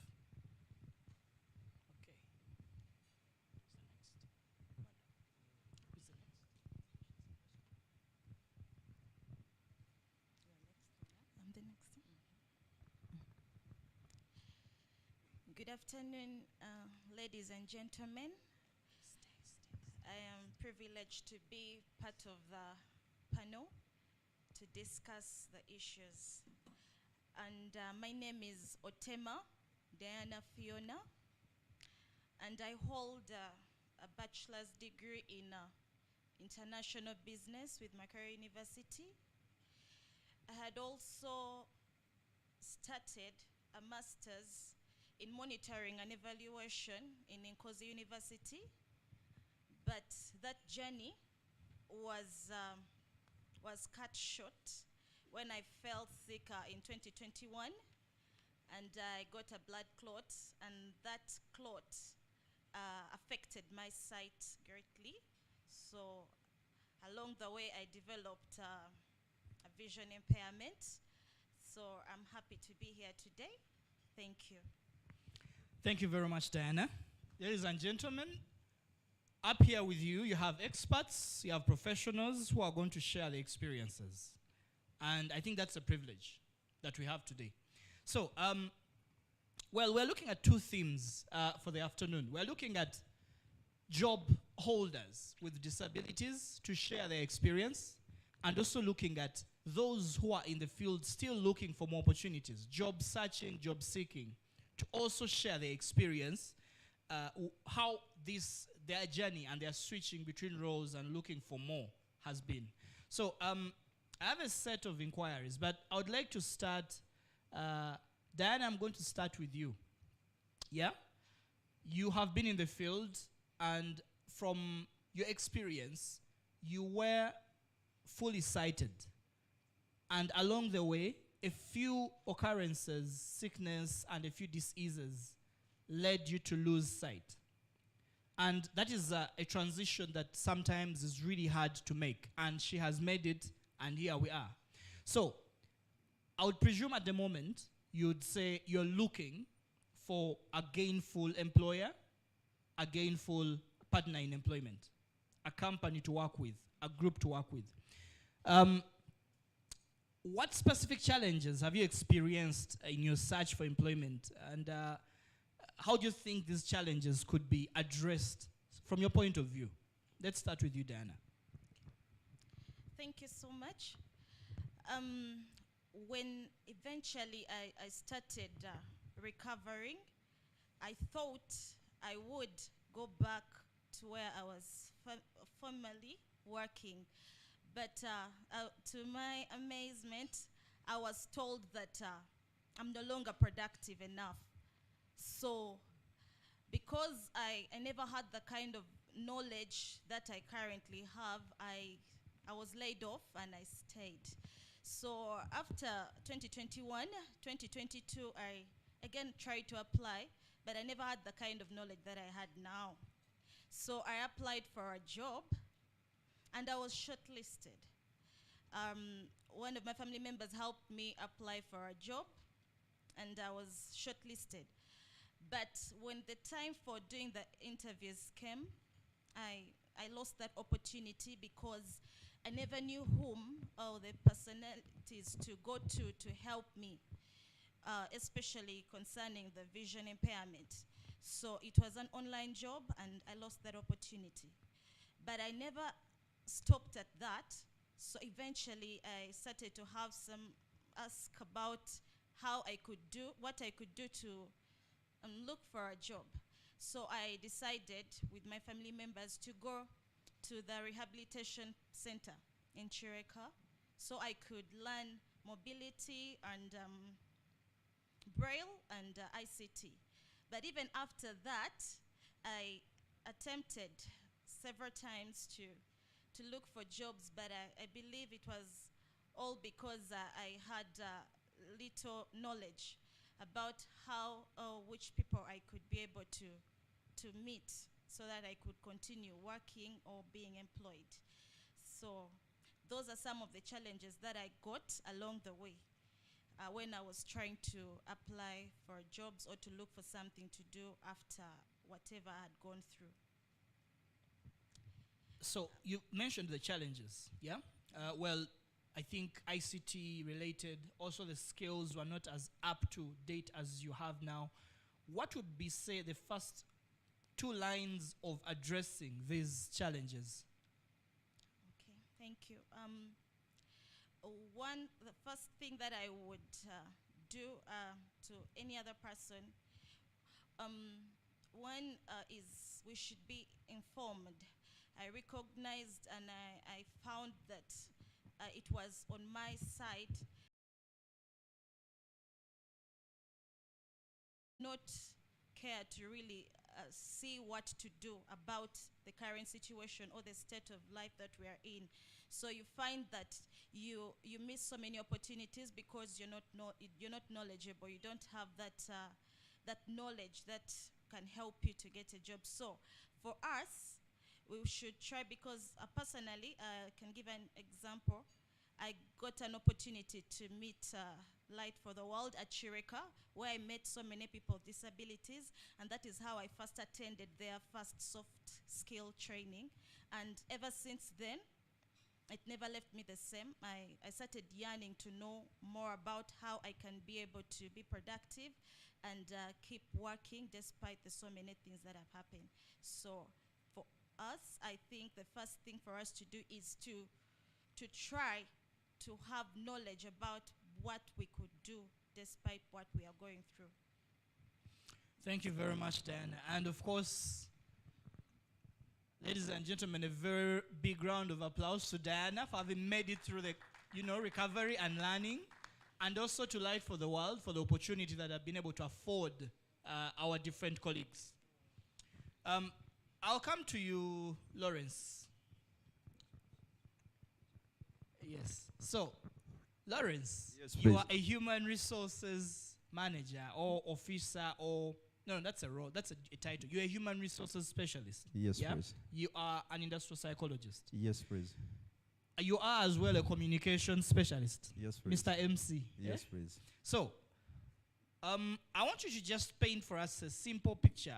Can you share any positive experiences or strategies that you have employed in your search for work and employment, despite all the barriers that you've encountered? Thank you so much, Mr. Moderator. One of the strategy, keeping a positive mindset and the self-care approach. Imagine you apply today, and when you apply for a job with a HR, we know you either expect a congratulatory message or a message that is saying, having reviewed your CV, we are sorry, we cannot continue with you to the next stage of the recruitment process. We regret to inform you. Thank you so much. But how do you pick up the broken pieces? Are you going to stop searching for the jobs? No. That is just a step for you to know, actually to assess yourself, where did I go wrong? And at the end of the day, when you keep yourself with that positive attitude, that this is not the end, you're going to land on another opportunity accepted. The other one I can say is follow-up. We have a tendency. You generally apply for a job, and then you get back to your house and then sit, minus getting to know what actually happened to where you took your application later. To some of us who have seen it all, we are not, we are not moved. We will always make a call, like after that deadline they stated in the advert. Then they will tell you, hey, we are sorry. Oh, hold on, we are still moving on. Then the other approach that is not generally used by most of these people, Mr. Moderator, you're an HR. There is that, there are those applicants we call unsolicited for applicants. Yes. Where you wake up, dress up well, march into that office where you think you can find refugee, then you present yourself.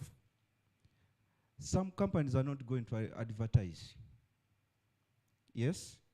But how are you going to spot out? Get from your comfort zone, go to that company. Yes? Some are going to tell you, hey, some of the jobs we have, they don't suit your whatever, your status. But don't be discouraged still. Continue floating. Continue going to those offices as an called for applicant. In HR, we have that. as an applicant, you have that right to go to to the office and you present yourself. When they ask you who invited you here, did we advertise for the job? Be positive enough to tell them it is that window that I'm using to come to your office to seek. You're welcome. There's a very popular verse in the Bible. I may not quote exactly where it's from, that says that my people perish because of lack of knowledge. The very spiritual people in the room, like Mr. Kasozi Sylvester, will guide us on the verse. But that quote, I think it's one of the most realist statements or sharings for life. Now, I want to come to my neighbor, Jackie. Yes, so, here you are. You've gotten this gig at first, then it turned into a long-term job, then later a promotion. And, well, right now you are in the position where you used to be below. I mean, you used to be the seeker, now you're the giver. Not so? Sure. So, I think we should go straight to what kind of, what strategies do you think employers can employ to look at a way to ensure that disability inclusion is a thing in the workplace? And not just that, but also you can also hint on some of the challenges in your career that you've encountered, which still emphasize that inclusion, disability inclusion in the workplace is not just the right thing to do, but it is the only way to have a proper workspace. Thank you, moderator. Am I audible enough? Thank you for that question. Our employers here, according to me, the challenges I've been experiencing, they are quite the same. I think I might be having a related story to my colleagues. They are out looking for employments because disability is quite uniform. And among them being a third person, I've been finding it hard to utilize a computer for 8 hours, which are stipulated in my contract.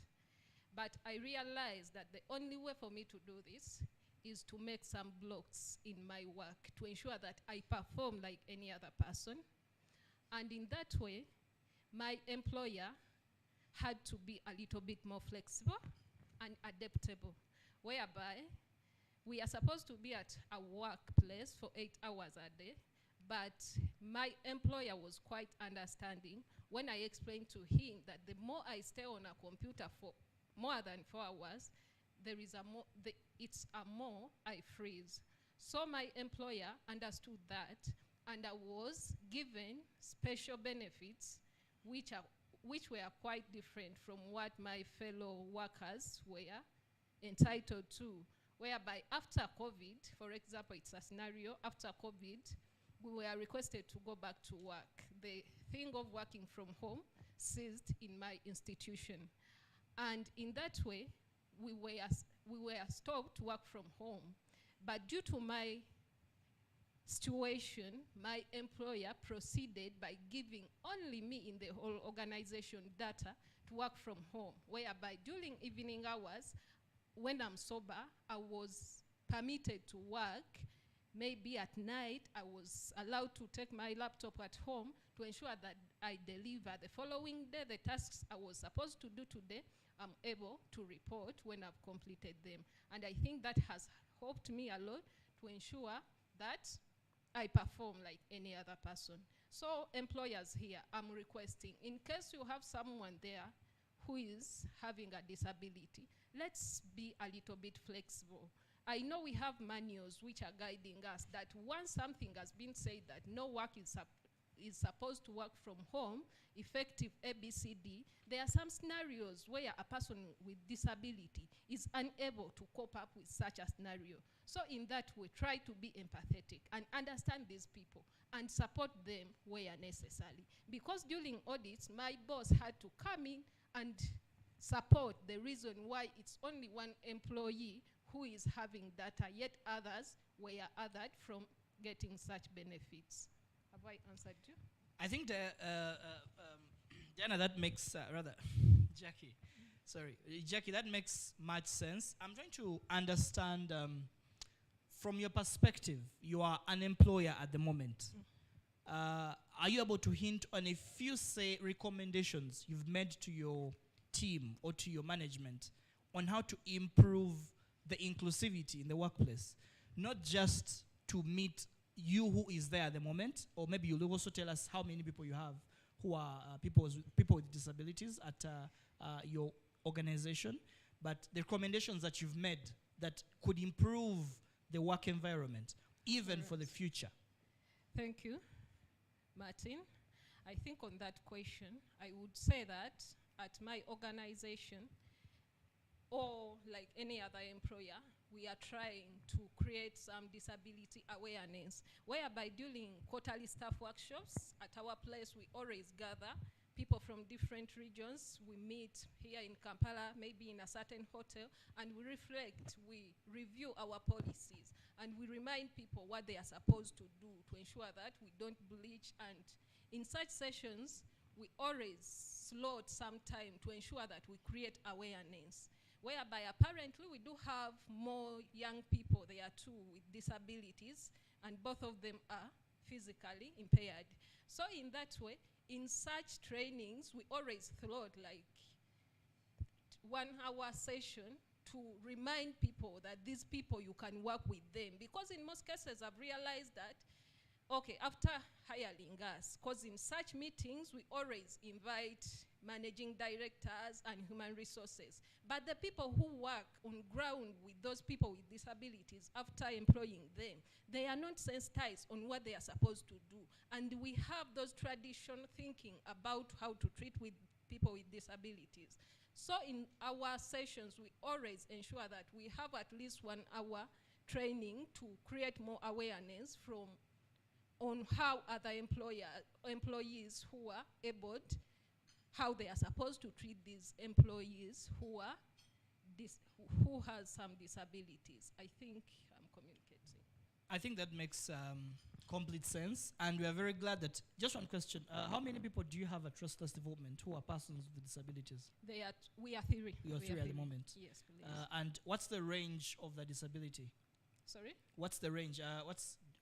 You are visually impaired? Yes, so please. the other 2, what are they disabilities? Are physically yes. Disabled. Yes. Okay, thanks Jackie for sharing, and I think it paints another picture that sometimes we could struggle as well as the advocates of inclusion in the workplace. We could as well struggle to convince our management to make arrangements for, let's say, more people who could have different, who could be differently abled. As you can tell, I think, Mr. Kasuzu, you've talked about this before. We are all candidates of disability in a way. All of us. This is not exemption. I wouldn't want to use any examples, but today or tomorrow or the day after, it could be temporal, it could be permanent, it could be limited to a time, but we are all candidates at one time or the other.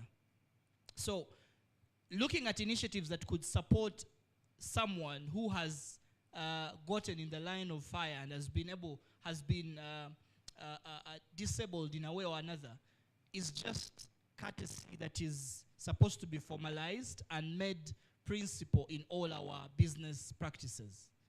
I will share a little bit of an experience from my workplace. I have 2 colleagues who are very productive individuals who I think had never really imagined the day where they have to identify with the persons with disabilities.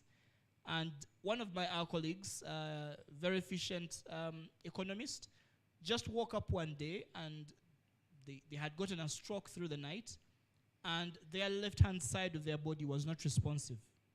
Just like that. So they couldn't choose their arm, they couldn't choose their left eye, they couldn't choose their left leg.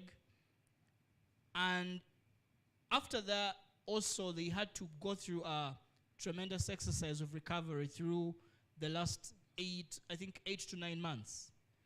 And this is where they have really been temporarily disabled, but they have gotten the reality that anytime, anywhere, You don't even need to be out on a boda or anything. You can just be in your bed. Or you could just be seated in your chair, and when you get up, there you go. Another colleague was working at a reception desk, and she happened to be traveling in the late hours of the night, and she got a motorbike accident. So this is more of two cases. One was totally in the comfort and safety of their home, while the other was out there exposed like many of us on a daily. Jump on a bike, go run a gig here, go make that sale, go deliver that receipt or that product to a client, go make that presentation, whatever it is. And she got her leg got fractured, and she had to be hospitalized and then later put in a wheelchair temporarily for about 4 months. And when she made the recovery, she had to use clutches for at least, I think she has used it for now a month. So we are all in our different spheres. You can never say, well, those things are for those people. It could be anyone. I mean, we don't want to say God forbid, because it's a natural thing. Anything can happen. But how well prepared are you and the people around you? So I want to come to you, Barbara. Well, Barbara, you, in this capacity, you are both an employer, an advocate for inclusion, but also you've ever been in a position of a job seeker. But at the moment, you could be in a position of someone offering, an employer who's offering jobs. So I want to explore with you, well, I want to make this a bit layered so that you can have a bit of a way to share. Tell us about Upendo Foundation, what exactly you do, and also give us those tips, or not tips, but tell us how you are trying to make inclusion a thing that, an element, a subject that is cutting across your activities, impacting the most immediate people you're looking at, the children, but also out there to other partners, organizations that you work with. How are you influencing them to be more inclusive in their work? Thank you. Sorry, I forgot to introduce myself as the Upendo Foundation founder. It's still a young CBO that only operates in Entebbe area and the surrounding islands. And our focus is on children and youth with disabilities, of course in partnership with the parents of children with disabilities. And we do a lot of sensitization and trainings, and also a lot of skilling. In relation to my work as a teacher, and also as a mentor, and someone who is passionate about children, and also as someone living with a physical disability, I have been able to experience the challenges that persons with disability, I speak with experience, not just hearsay, but experience. And as I go out, because the program that I'm coordinating, Educational Care, is for teachers specifically. It's a teacher development program. And in this program, I have the opportunity to talk about inclusion with schools, institutions, school proprietors, and school leaders about the importance of inclusion. And it has given me a very big platform to even educate people about disability. And you can be amazed at how little people know about disability. And for me, it's been a very, very wonderful platform for me to be a voice for not just myself, but the children especially. Because if I go for a training in an area, I will ask about its accessibility. How do you expect me to be very effective if your place is not very accessible for me? Like, I'll give an example. I was asked to go and do a presentation in Lira to bishops in a very big organization. That's PAG, if some of you have heard about it, Pentecostal Assemblies of God. And I was supposed to do a presentation. Now, my host very well understood me and knows my challenges. So when it was time for me to start my presentation, they tell me, oh, madam, we are going up there in the main hall. And I looked at him and I said, are you kidding me? Are you serious? He's like, no, madam, it's okay. We will carry you. I said, I am not comfortable with anybody touching me. There is a hall down there, and we are going to meet down. So you can find me down there if you want to be a part of my presentation, but I'm not going up there. So what I'm trying to say is it was an opportunity for them to teach them the importance of being sensitive about others, you know? Some people are not sensitive at all. You know, it's okay. Like, for them, it's okay. They don't have that sensitivity that somebody may need support here, somebody may need a different kind of help. So it's been a very big platform for me to talk about inclusion, talk about issues of disability and sensitivity, and also about children, because we realize that many of our educators don't even know how to identify the invisible disabilities in their classrooms. Some of them have ended up labeling our children as slow learners, time takers, those diminishing titles. But it's because of ignorance and because they have not really been educated about the challenges that our children may face even in the classroom. Even they only know about the outward disabilities that are easily seen, but they do not have the knowledge about the invisible disabilities that may happen, for example, in a classroom. Then in the religious sector, I am also a religious person and I love God. I have the opportunity wherever I go to see that there is inclusion in our different places of worship. There are so many. I keep asking the church leaders, do you think persons with disabilities do not bring a tithe in the church? Why are they left out? Why is it that there is no sign language interpreter in the church? Or why isn't there any accommodation for a person with disabilities? I was lucky enough that our church was built in my presence. So I had a voice to my church pastor and said, you know what, you must make this church very accessible, because there are people like me who also want to come and be a part of being ministered to in this church. So all of us can be advocates in one way or the other. And then we go to the parents. Our parents also have a lot of ignorance, especially in the countryside. They don't have the opportunities that the city centers have had of being sensitized about disability and inclusion. And you find that sometimes they don't know what to do when they get children with disabilities, and they end up just dumping them in schools, or the school will take care of that child. But the parent is the first educator, and those are some of the areas that we try to tackle in regards to disability. And I am so thankful that my organization allows me to do that, to do disability inclusion within my program of education. Okay, that's quite a holistic sharing, Barbara. Thank you very much. And I think you kind of read my mind. I just noted down here about questioning the faith-based groups, because PGA is a faith-based group.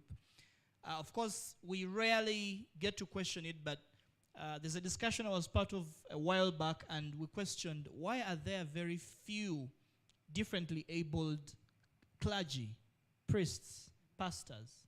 They're quite few. I don't know if I've seen just, I've just been my experience, but we don't get to see so many ordained in the Christian faith, Catholic Church, and that is something we should be able to question our faith-based leaders. Is it that they are eliminated at application phase?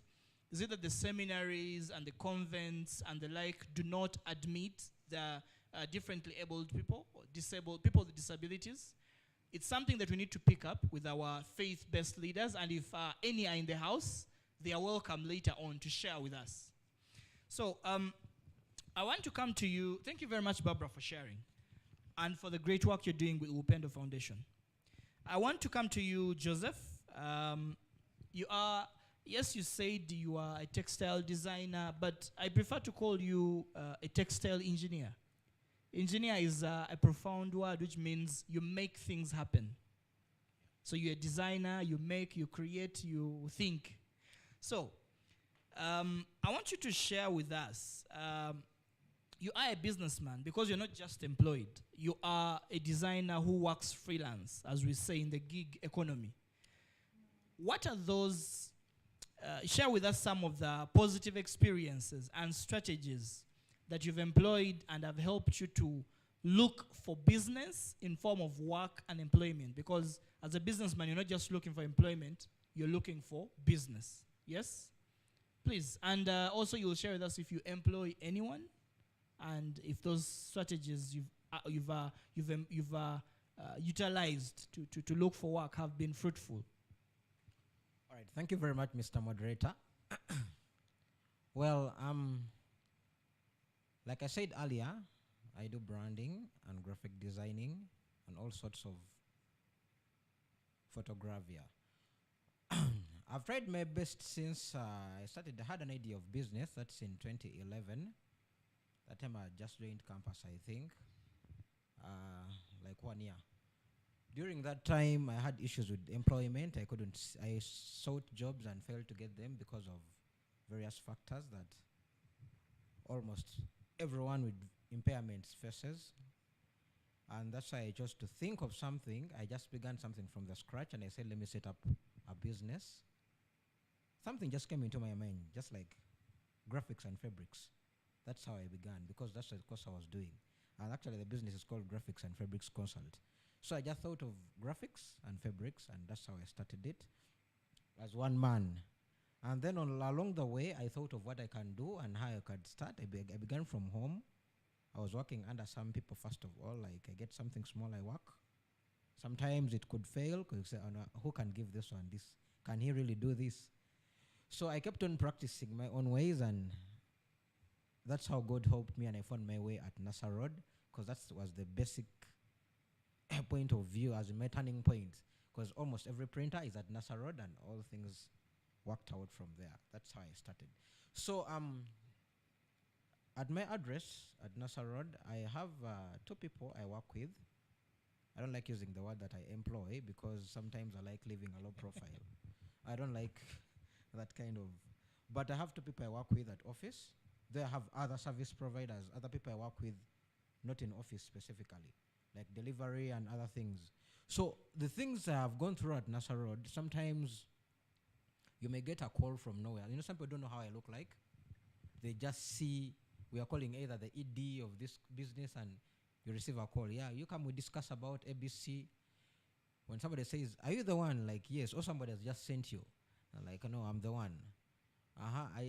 We talk about ABC, we need t-shirts, we need this to brand, and like, will you really do this work? I'm like, I'll do the work, just give me some hours, I'll do the work. But you realize that the client you've met is having a wrong perception about your appearance, not looking at what exactly you can do, but looking at your physical appearance. And I'm like, just give me some hours. After that, I design something small, send him, and he says, wow, is it you doing this? Change this, change this. I change and send him back. He says, okay, now you can go ahead. But still the doubt remains. Now, those clients I have done work for, different people like Heart Institute, Heart Association, some different organizations, Albinism Umbrella. So they see and they then zoom market and they're like, this guy can do this, he can do this. Let's give him this to try. But it's really difficult. People mostly front the impairment before the real actual work you can do.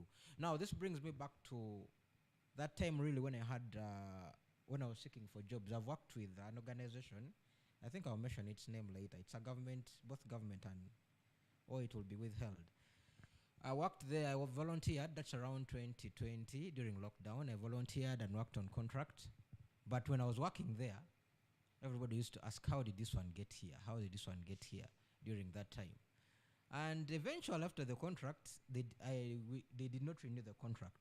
Now, even when there was an external advert that we should apply for any entry into public service, it was a little difficult because I did the aptitude tests, but even after the aptitude test, they just told me, they didn't call me for the oral interview because they just said you didn't qualify.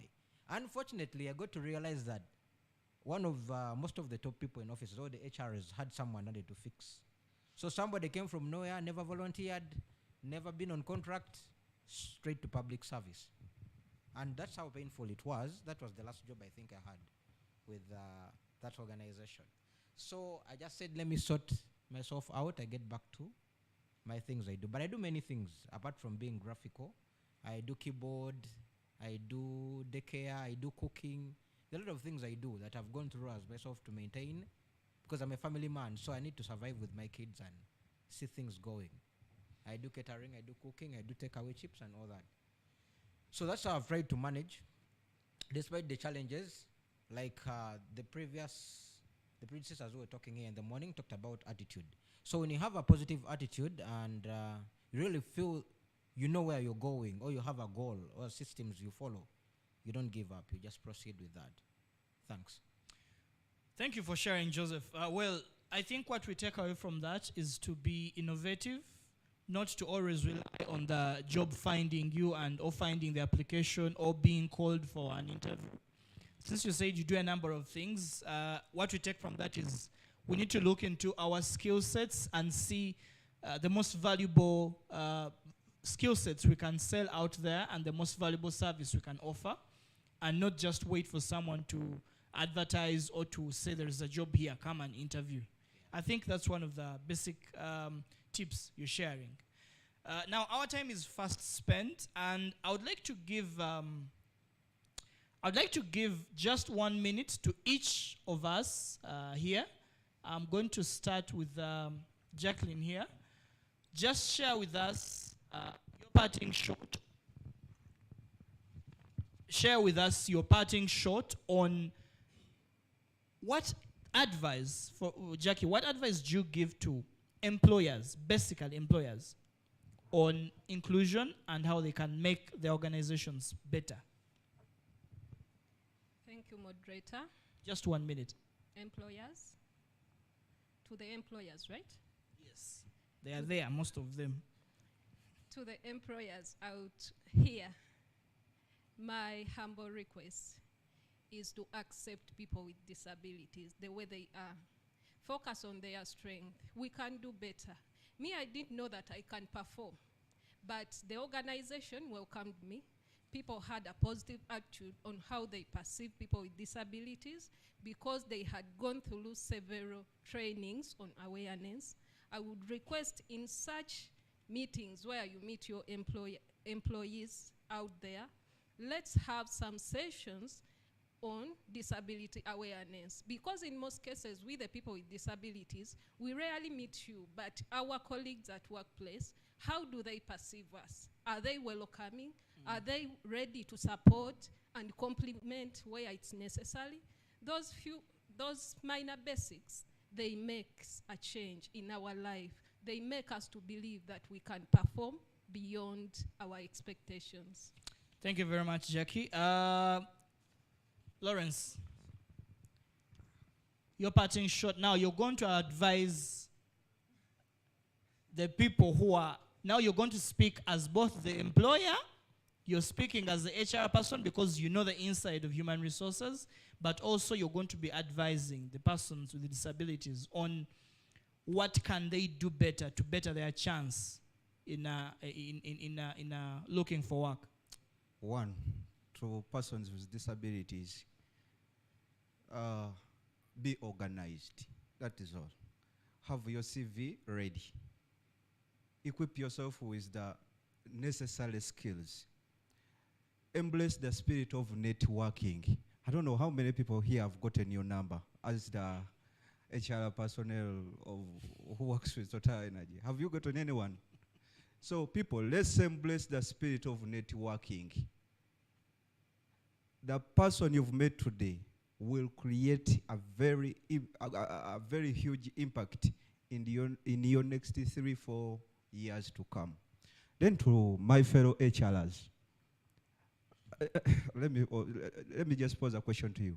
Do you have a disability policy at your organization as an HR? Yes, sir, we do have. We have, sir. Thank you. So, to those who are practicing human resource, our bosses know little about this. So, we should use this very opportunity to influence policies in there. At one time, I was denied a job because the area is not accessible at Mukwano industry, Namave plant. But if I was the HR, I would have started from there and advised the management that they are not going to come from heaven, but it is us to initiate it. Thank you so much for this great opportunity. Thank you, Lawrence. Briefly, Barbara, share with us just a tip to advise that you share with I would say go on also with employees on how to counter the challenges. I have been, I don't know if I could call it fortunate or unfortunate, that I worked in organizations that have not been inclusive before, except for War Child Holland. At the time I joined, had just been, I think, undergone a training with Light for the World. But after that, and my current organization right now is not inclusive. But my responsibility is to also sensitize them about disability. When I worked with Give Directly, the HR was very open and expressed their lack of knowledge about disability. And for me, it was a plus because that's an opportunity I got to educate them, the whole staff, about disability and how they can support me or anybody else with a disability.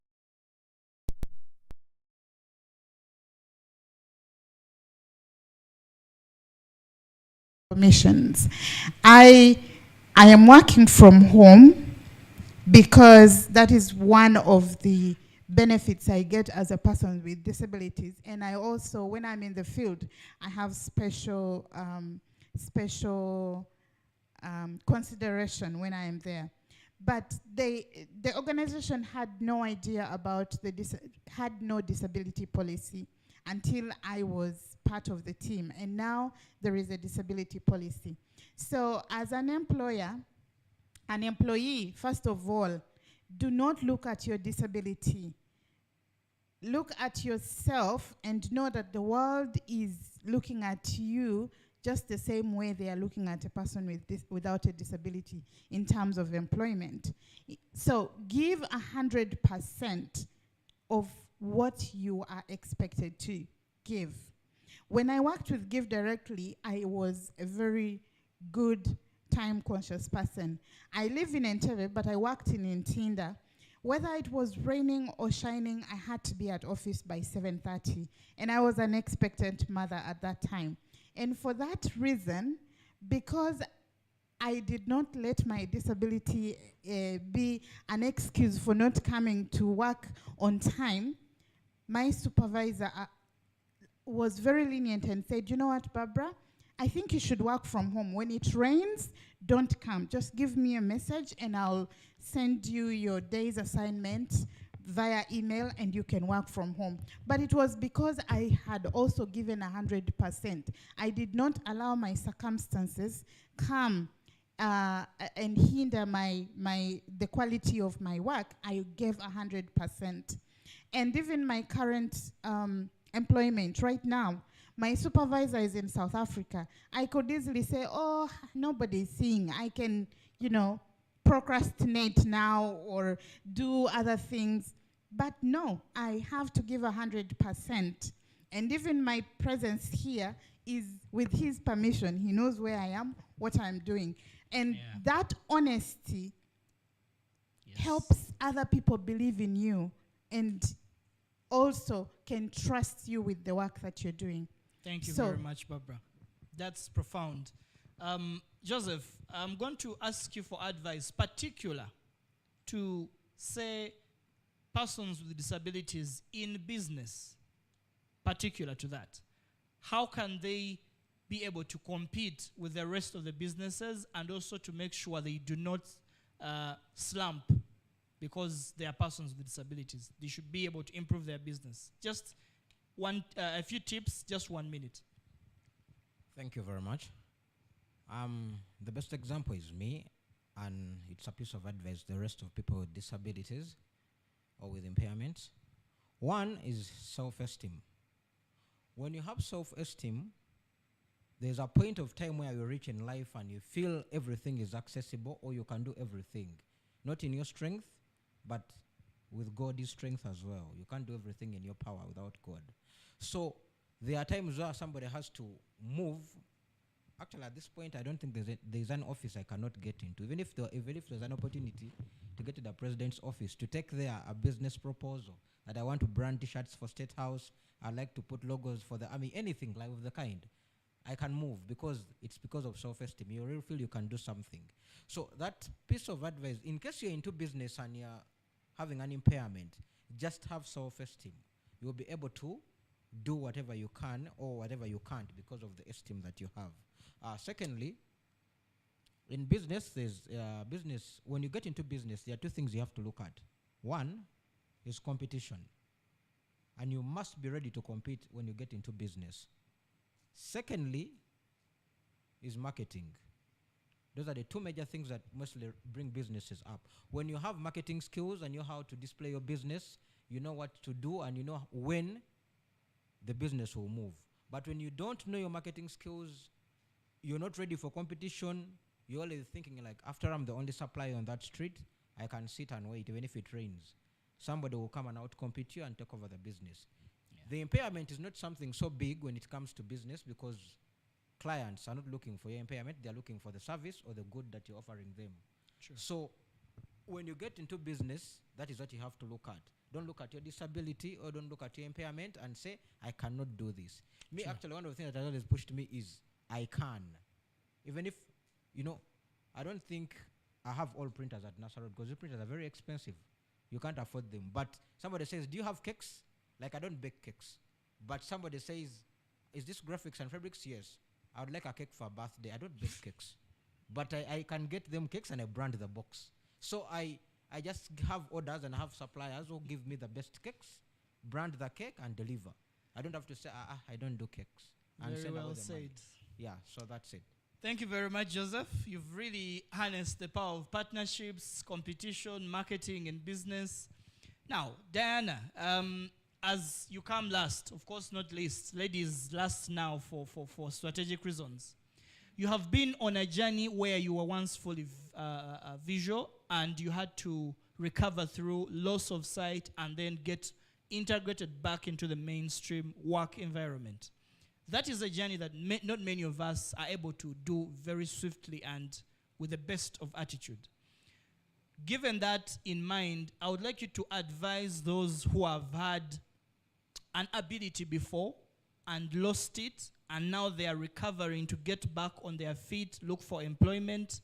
What advice do you give them when they are searching for business, for work, for employment, to stay afloat and to win in their sector? Thank you so much. For those who are, for every other person who was once well and then eventually things just took another turn, attitude is really key. As we have heard all the former speakers, they have always told us about attitude. I remember when I was paralyzed and all that, I was told that we can never force you to get well. You must choose to get well. So when I chose to get well, I decided to go ahead and try to apply for jobs again, despite that negative word that I was told that I'm not able anymore. So when I did that, I also opted, since I had put my studies on hold and I'm passionate about what I was that I used to do, I decided to go back to the university and ask if they could help me. So having a challenge or a disability or anything doesn't stop you from going ahead. You just have to have a positive attitude, and if you love what you are doing, like I'm passionate about what I was studying, I decided to go ahead and ask if I could continue with my classes and finish, and then also trying to be informed.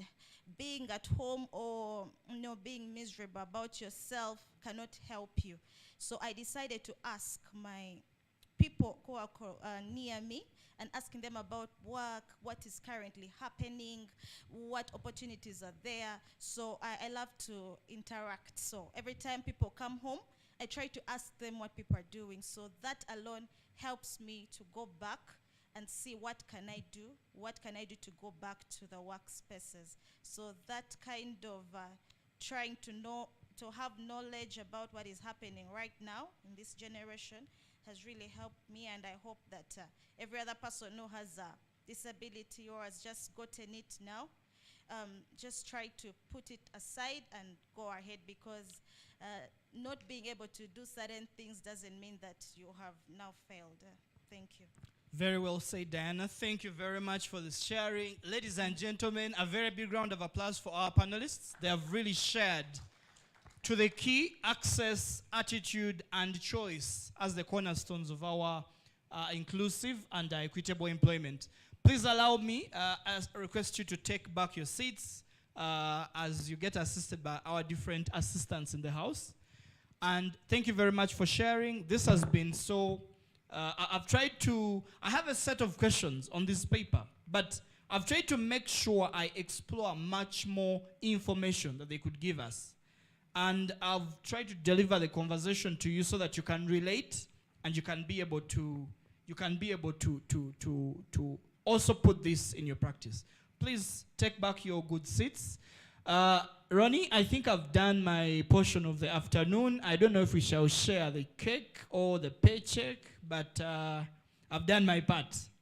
Thank you very much, the organizers, and would like to appreciate all you, the contributors to this conversation. Thank you very much.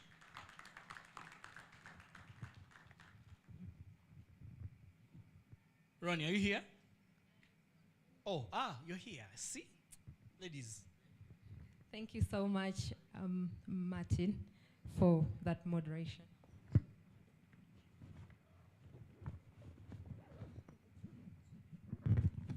Thank you. All right. It's always interesting to hear from people like me. I wasn't born with a disability myself, so when I hear stories of people who acquired the disability and then readjusted their lives, adapted, and then went through the I feel really proud, because it is possible. A disability is something you can acquire or you can be born with.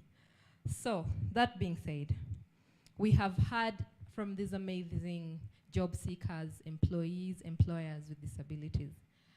And would like to give 1 or 2 minutes to any person who has a question that maybe Martin didn't ask during the panel discussion, and you feel like it's a burning issue and you need them to respond at this point. I don't know if there is a question from anyone.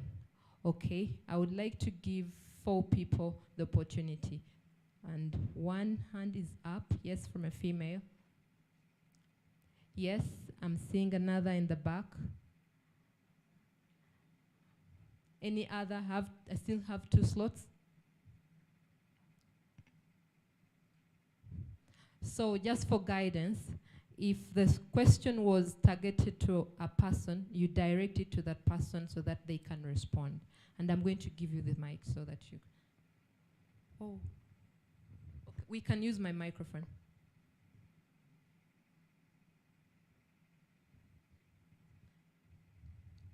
So introduce yourself, because we have people who are visually impaired. They need to visualize you, your name, and then ask the question directly to the person. Yes. Oh, you use sign. Okay.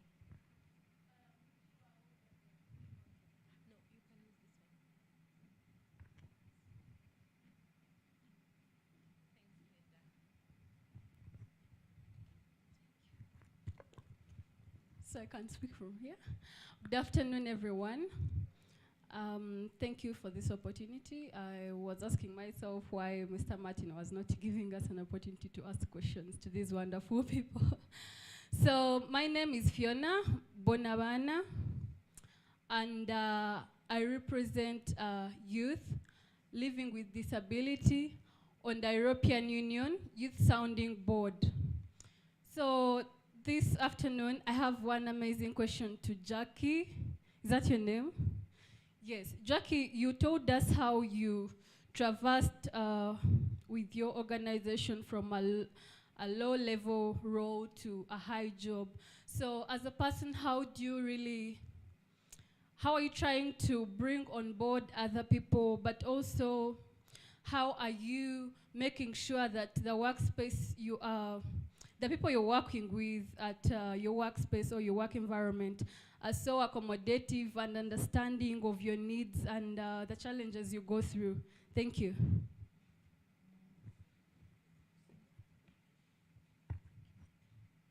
Thank you. Jackie, are you ready to answer? Okay. I want us to take the second question so that we all of them are answered at the same time. So I'll send someone with a microphone where you are.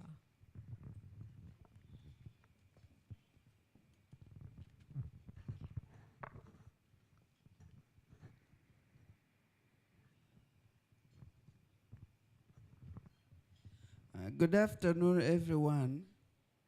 My name is Ambrose. I'm from Kansanga. Like today's theme, disability inclusive employment. Some organizations do not employ people with disability because their structures are not accessible to those people.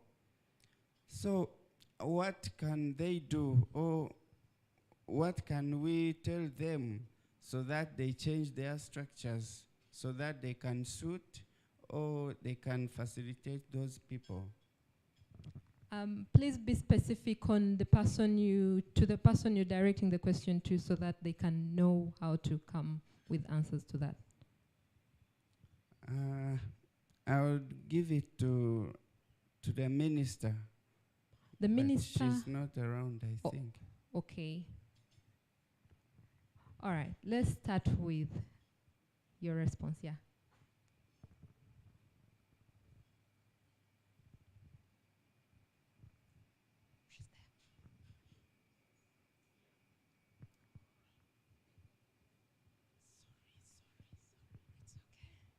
Thank you, Fiona, for that question. I'm just wondering whether you asked two questions or one.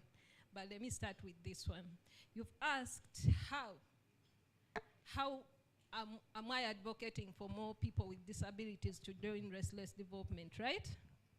And I would answer this that by the time I joined restless development, I was the only person with disabilities. However, before my joining, we had other people who had ever worked with restless in my Kariba.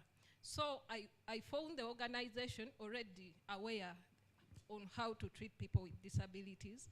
And when I reached there, I had to make sure that I work harder to prove these people that we can work beyond their expectation. And in that way, I became an ambassador to influence them. In the future recruitments, I had to make sure that we are having a diversity and inclusion plan as an organization. But you may find that in most cases, these policies are there, but they are not practiced. So in the audit we had, when I had gotten a promotion, I had to make sure that our diversity and inclusion policy is applicable, which states that at least 15% of the employees, they have to be people with disabilities. And in that way, I had to advocate to ensure that the coming recruitments, we have to give opportunities to people with disabilities. And I'm happy to inform you that apparently, in my tenure, we have so far recruited 2 people with disabilities, and both of them, one is a handicapped and another one has an issue with his leg. So we are doing well in that way. Could you please be kind and remind me on the next question?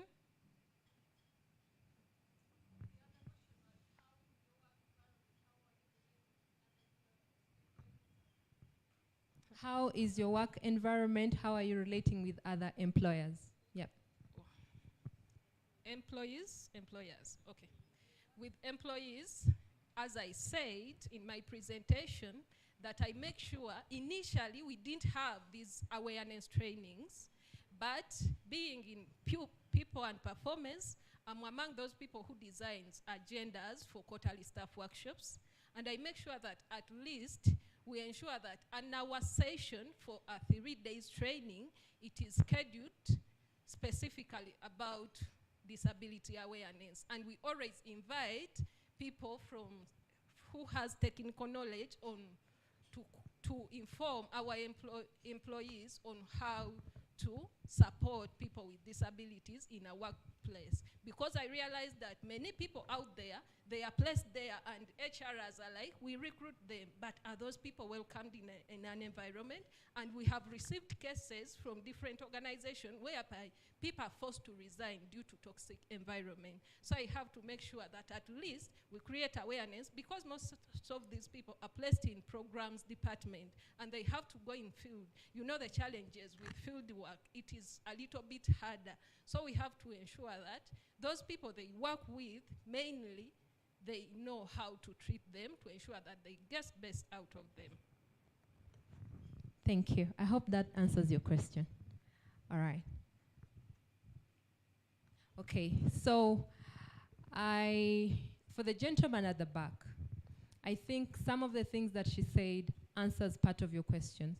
But since your question was directed to the minister, and unfortunately she has left, I cannot answer that for you, even though I have some of the responses. Yes, Ren. Thank you very much, Naomi. Ladies and gentlemen, thank you so much for that quite insightful discussion that we have had. We shall be having more of these discussions. The afternoon one will be even more engaging, because we shall have some of these employers come sit with us, and all those other bigger questions will be directly being shot to the employers. I'm so glad that we'll have some from some of the biggest entities, employing entities that we have in this country. So that will be quite one to look out for in the afternoon. But again, as we are having this fellowship and we continue to have bigger and better conversations, please don't forget, in this technological era, there's an easier way for us to reach out to the rest of the world. That is through the internet, on your social media. Please, #employment for all. Make sure we push that out as well. Thank you. I think where I come from, when food is cooked, it is the mom in the house that says food is ready, even though it is the dad that buys the food. So Naomi, I will let you do the honors of inviting us to our meal. Thank you. Okay, in that regard, please, we can walk to the back and have our lunch be served to us. If you need personal assistance, we have personal assistance. There is a more to a book than it's a cover. Don't tozaya mukava. Chireke chake leke munyenye etangarije. We can walk tongarija.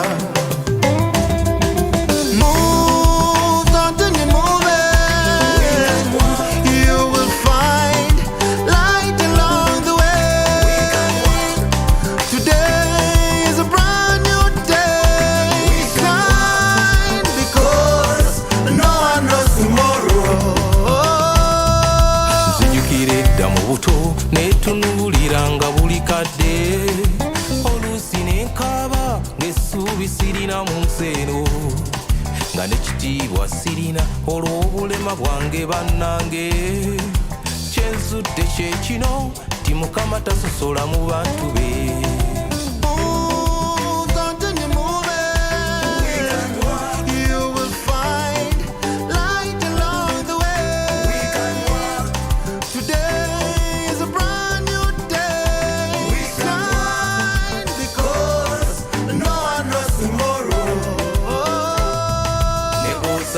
Akube engoma n'ozina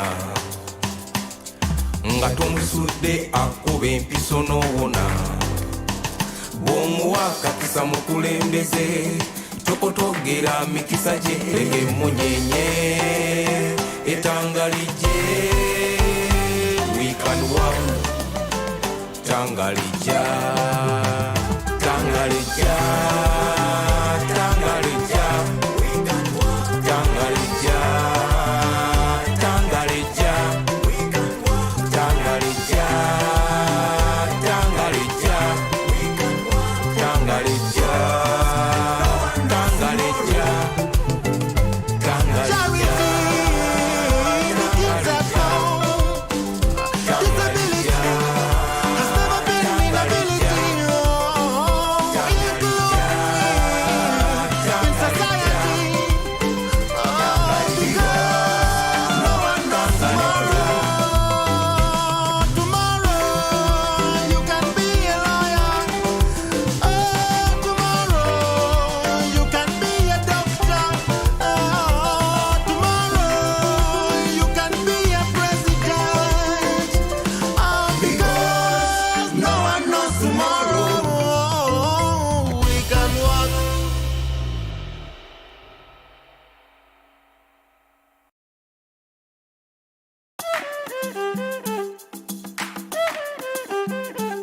There is a more to a book than its cover.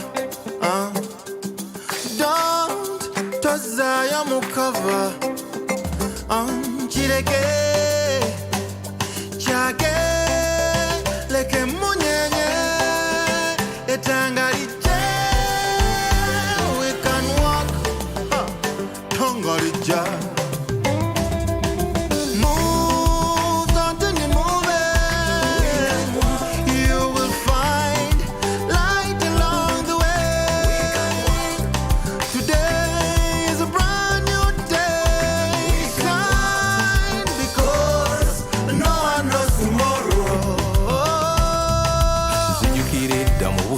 Netunuliranga buli kadde oluusi nenkaba ng'essuubi sirina mu nseeno nga n'ekitiibwa sirina olw'obulema bwange bannange kyenzudde kye kino ti Mukama tasosola mu bantu be.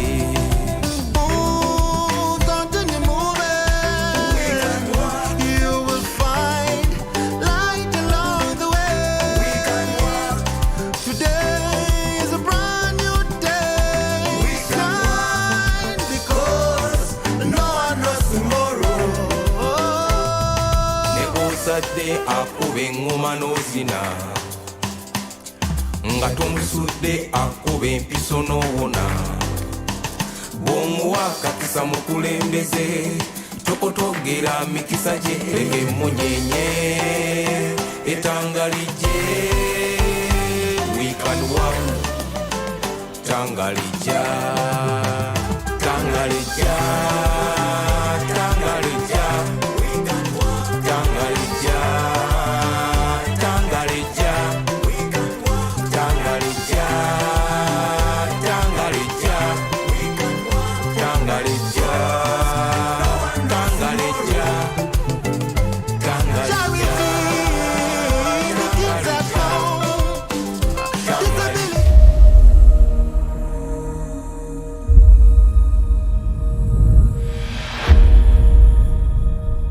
Mr. Liamagaba, the country is observing and people are asking what inspires you. My people, my journey, and the hardships that I have experienced keep me inspired. And by the way, get this tip from me: never start anything without boldness. Africa, please come in, have a seat.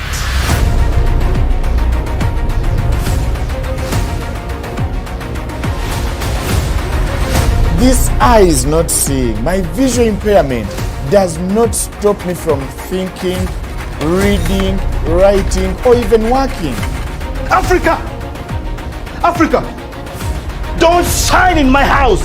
Listen, you're an intern who works for me. Therefore, everything you do belongs to me.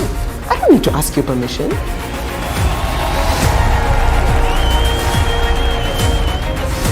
It's easy for people to blame everyone else. and the external factors for how they feel on the inside. We are simply doing what is best for the company right now. This conversation is done.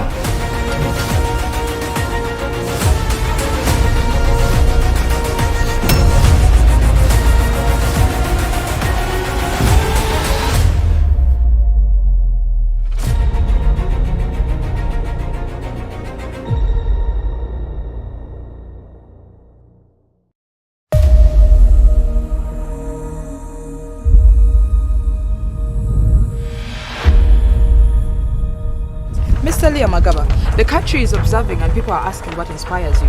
My people, my journey, and the hardships that I have experienced keep me inspired. And by the way, get this tip from me: never start anything without boldness. Africa, please come in, have a seat.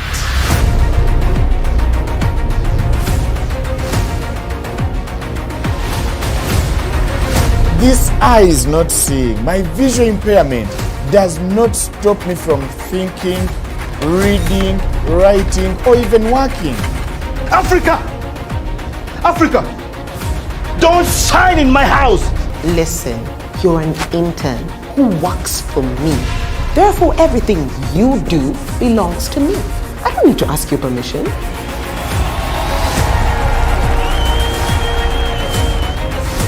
It's easy for people to blame everyone else and the external factors for how they feel on the inside. We are simply doing what is best for the company right now. This conversation is done.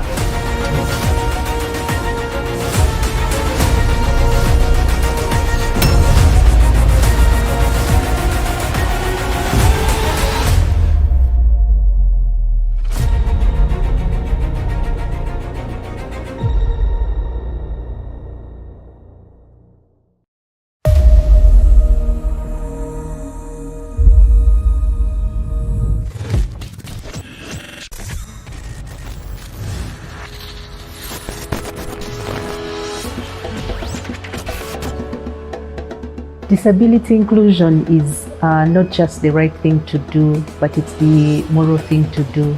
It's a responsibility, first of all, for everybody. Personally, as a person living with a disability, I have struggled with inclusion to the extent that maybe I thought, well, this is the destiny of somebody with a disability. Much as it might look like a culture that has evolved and is more accepting and more embracing of persons with disabilities, but you find that a lot of people are not exposed.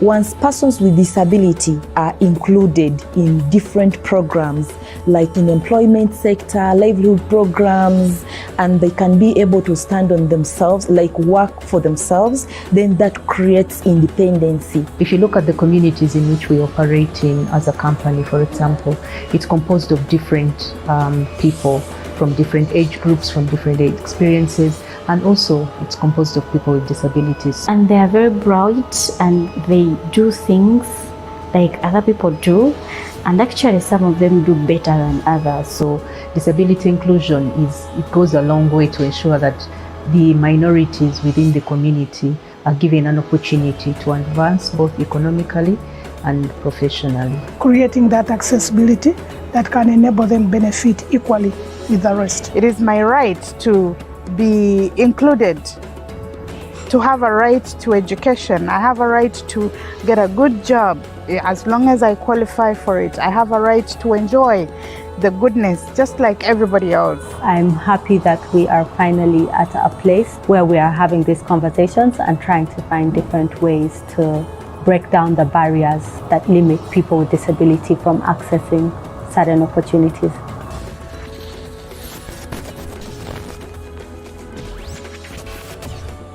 The 12.4% is the total population of persons with disabilities in Uganda currently.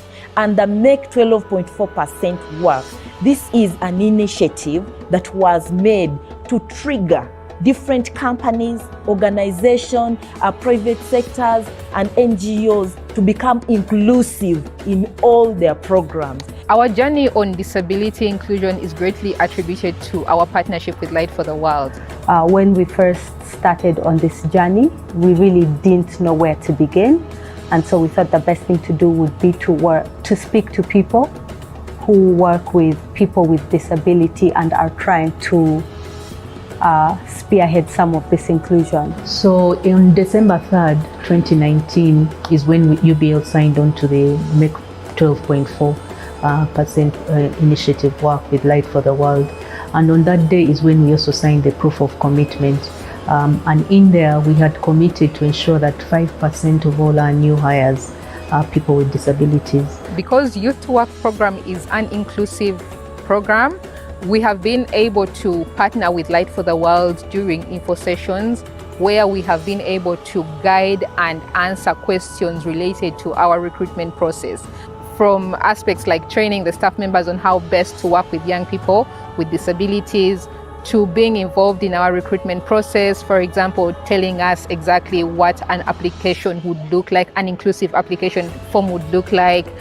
We currently have just over 450 staff who have been trained on disability and inclusion. We are trying to get to a point where we have trained our entire staff. Our focus or target, we look at 300,000 youth enabled to secure dignified and fulfilled work. And out of the 300,000 youth we are targeting, 5% they are youth with disability. Persons with disabilities are here. They are educated, they have potentials, they have skills, but they are not employed. So within that, we come in to see where are the challenges. They will tell us this is the challenge, and then we sit down to solve those challenges. And this has been done through a pool of disability inclusion facilitators who have been working together with the companies, private sectors, organizations, to give them a pool, to give them a hand to ensure that the Make 12.4% initiative works. So as an educational care coordinator, every time I have an opportunity to speak to teachers, I speak to them about inclusiveness. When I visit schools, I ask, do you have children with disability in this place? And some schools will be like, no. And I ask, are you sure? How sure are you? What do you understand by disability?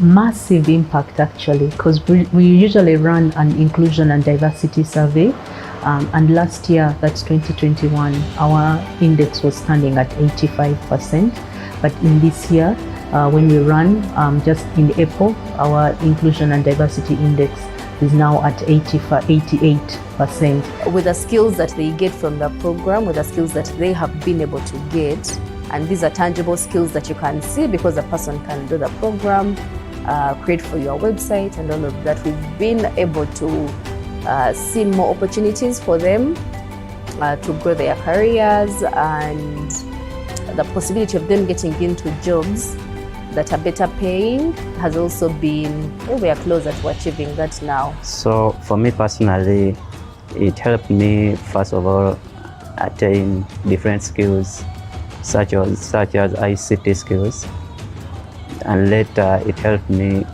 have a work placement here at Stanbic Bank. It has impacted my life in a positive way, in a greatly positive way. You know, we persons with disabilities find it very hard entering into job placements. I've learned how to manage people. I've learned how to work with people. I have learned how different departments coordinate with each other. They kind of connect for better deliveries. I have learned the HR record management, the confidentiality of all that. I've learned lots of things. I really didn't dream of such a great company working with it. It's only through Make the 12.4%. This is a great initiative. Personally, I have become more aware of my rights and my abilities more. Personally, it has encouraged me. You know, when I see what the Light for the World program is doing, I'm encouraged, you know, and it gives me strength to even also put in more effort, see what I can do. How can I be a part of that? And we have also gone ahead to take our partners in what we call gender and social inclusion responsive budgeting. If, for example, Okello is a youth with disability and he has been invited to participate in a meeting, that means he needs a supporter, a helper. Can we secure that Okello's helper in our budget? This is what we have taken our partners through, and it is successfully implemented.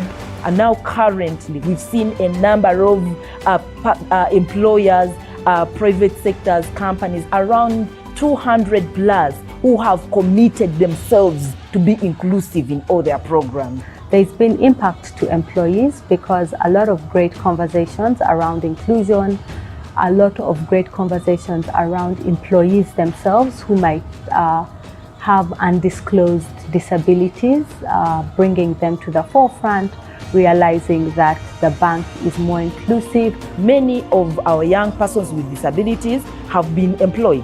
We have also had success hiring a few staff members with disability. All of this, I think, would not have been possible if that first step had not been taken to become part of the 12.4, as well as to engage Light for the World to understand how we do this right.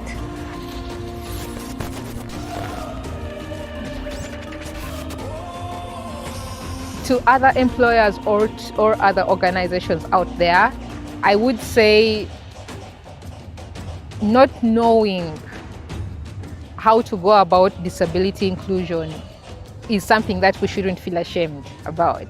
However, I would encourage us to be more proactive about trying to find solutions on how best to start this journey. I would say take time to learn and unlearn. So unlearn some of the basics, so things around terminology. I think that's something that when we had some of these trainings, people struggled with a lot. You could simply start by reaching out to any organization working with persons with disability like Light for the World to carry out a simple audit of your organization, just to test the awareness of your employees around persons living with disability, or to carry out an audit of your company premises. For example, small things like figuring out whether your toilets are large enough for someone with a wheelchair to access. So they should embrace people with disabilities, that's disability inclusion, because they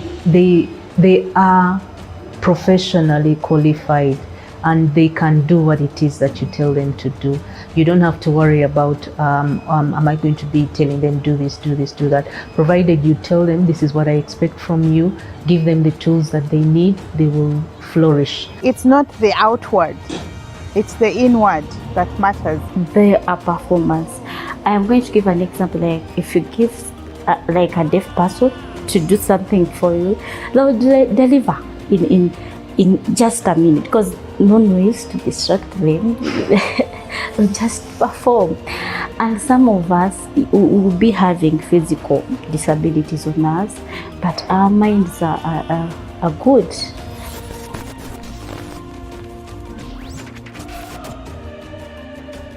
Reach out to people who have experience in these areas, organizations that have been supporting different private organizations to get better at inclusion, and then set for yourself some goals. So as a bank, there are certain goals that we've set for ourselves. They're aspirational goals, but it's a starting point, right? We want to increase the number of people with disability within the bank, and we've started on that journey. So set yourself goals because they'll hold you accountable. Because I believe that if we are able to give the 12.4% people with disabilities in Uganda an opportunity, it will go a long way in not just improving our economic standing as a country, but also making sure that the minority groups of people with disabilities are also thought of and catered for. Let those organizations, companies and private sectors who have committed to be inclusive in their program, let them shine to very many others. I believe there are very many others who are still believing it is impossible to work with persons with disability, but let them be the light.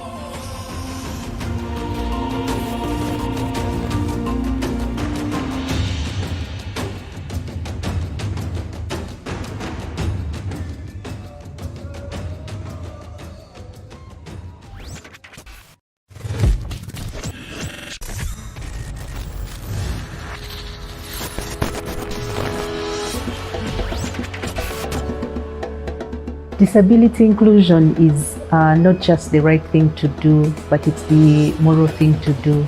It's a responsibility, first of all, for everybody. Personally, as a person living with a disability, I have struggled with inclusion to the extent that maybe I thought, well, this is the destiny of somebody with a disability. Much as it might look like a culture that has evolved and is more accepting and more embracing of persons with disabilities, but you find that a lot of people are not exposed. Once persons with disability are included in different programs, like in employment sector, livelihood programs, and they can be able to stand on themselves, like work for themselves, then that creates independency. If you look at the communities in which we operate in as a company, for example, it's composed of different people from different age groups, from different age experiences, and also it's composed of people with disabilities. And they are very bright and they do things like other people do, and actually some of them do better than others. So disability inclusion goes a long way to ensure that the minorities within the community are given an opportunity to advance both economically and professionally. Creating that accessibility that can enable them benefit equally with the rest. It is my right to be included, to have a right to education. I have a right to get a good job as long as I qualify for it. I have a right to enjoy the goodness just like everybody else. I'm happy that we are finally at a place where we are having these conversations and trying to find different ways to break down the barriers that limit people with disability from accessing certain opportunities.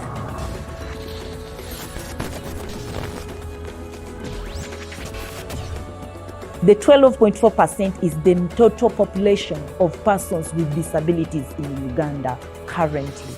And the Make 12.4% work, this is an initiative that was made to trigger different companies, organizations, private sectors, and NGOs to become inclusive in all their programs. Our journey on disability inclusion is greatly attributed to our partnership with Light for the World. When we first started on this journey, we really didn't know where to begin. And so we thought the best thing to do would be to speak to people who work with people with disability and are trying to spearhead some of this inclusion. So on December 3rd, 2019 is when UBL signed on to the Make 12.4% initiative work with Light for the World. And on that day is when we also signed the proof of commitment. And in there, we had committed to ensure that 5% of all our new hires are people with disabilities. Because Youth to Work program is an inclusive program, we have been able to partner with Light for the World during info sessions where we have been able to guide and answer questions related to our recruitment process. From aspects like training the staff members on how best to work with young people with disabilities, to being involved in our recruitment process, for example, telling us exactly what an application would look like, an inclusive application form would look like. We currently have just over 450 staff who have been trained on disability and inclusion. We are trying to get to a point where we have trained our entire staff.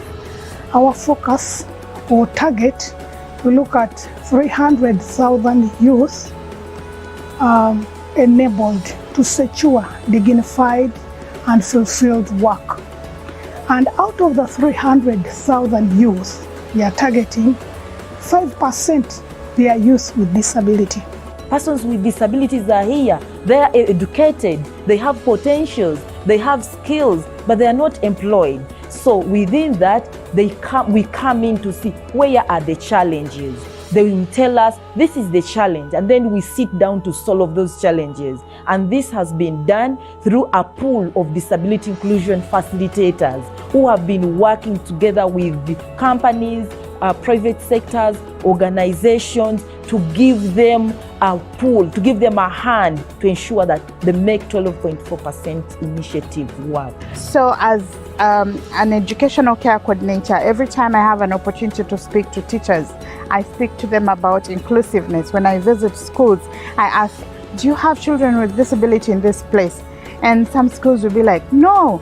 And I ask, are you sure? How sure are you? What do you understand by disability?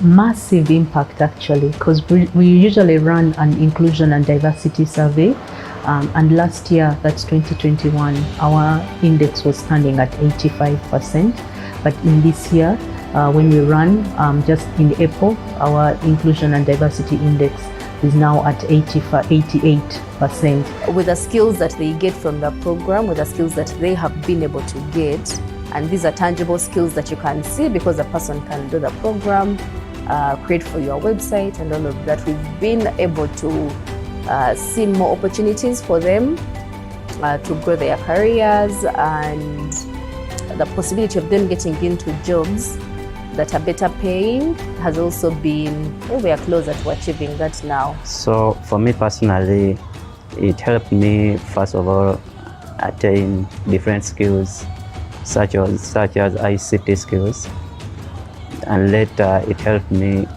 have a work placement here at Stanbic Bank. It has impacted my life in a positive way, in a greatly positive way. You know, we persons with disabilities find it very hard entering into job placements. I've learned how to manage people. I've learned how to work with people. I have learned how different departments coordinate with each other. They kind of connect for better deliveries. I have learned the HR record management, the confidentiality of all that. I've learned lots of things. I really didn't dream of such a great company working with it. It's only through Make the 12.4%. This is a great initiative. Personally, I have become more aware of my rights and my abilities more. Personally, it has encouraged me. You know, when I see what the Light for the World program is doing, I'm encouraged, you know, and it gives me strength to even also put in more effort, see what I can do. How can I be a part of that? And we have also gone ahead to take our partners in what we call gender and social inclusion responsive budgeting. If, for example, Okello is a youth with disability and he has been invited to participate in a meeting, that means he needs a supporter, a helper. Can we secure that Okello's helper in our budget? This is what we have taken our partners through, and it is successfully implemented. And now currently, we've seen a number of employers, private sectors, companies, around 200 plus, who have committed themselves to be inclusive in all their programs. There's been impact to employees because a lot of great conversations around inclusion, a lot of great conversations around employees themselves who might have undisclosed disabilities, bringing them to the forefront, realizing that the bank is more inclusive. Many of our young persons with disabilities have been employed. We have also had success hiring a few staff members with disability. All of this, I think, would not have been possible if that first step had not been taken to become part of the 12.4, as well as to engage Light for the World to understand how we do this right.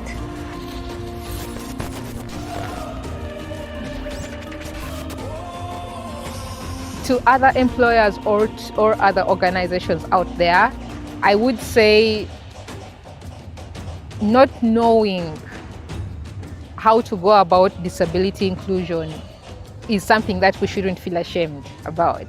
However, I would encourage us to be more proactive about trying to find solutions on how best to start this journey. I would say take time to learn and unlearn. So unlearn some of the basics, so things around terminology. I think that's something that when we had some of these trainings, people struggled with a lot. You could simply start by reaching out to any organization working with persons with disability like Light for the World to carry out a simple audit of your organization, just to test the awareness of your employees around persons living with disability, or to carry out an audit of your company premises. For example, small things like figuring out whether your toilets are large enough for someone with a wheelchair to access. So they should embrace people with disabilities, that disability inclusion, because they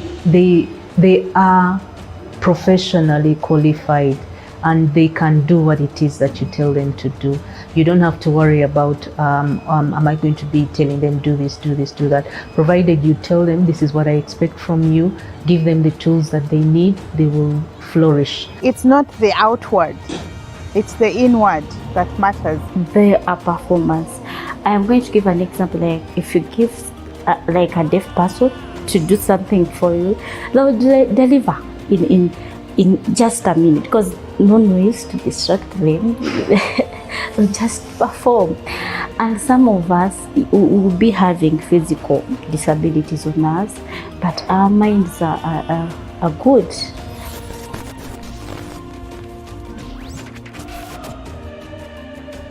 Reach out to people who have experience in these areas, organizations that have been supporting different private organizations to get better at inclusion, and then set for yourself some goals. So as a bank, there are certain goals that we've set for ourselves. They're aspirational goals, but it's a starting point, right? We want to increase the number of people with disability within the bank, and we've started on that journey. So set yourself goals because they'll hold you accountable. Because I believe that if we are able to give the 12.4% people with disabilities in Uganda an opportunity, it will go a long way in not just improving our economic standing as a country, but also making sure that the minority groups of people with disabilities are also thought of and catered for. Let those organizations, companies and private sectors who have committed to be inclusive in their program, let them shine to very many others. I believe there are very many others who are still believing it is impossible to work with persons with disability, but let them be the light.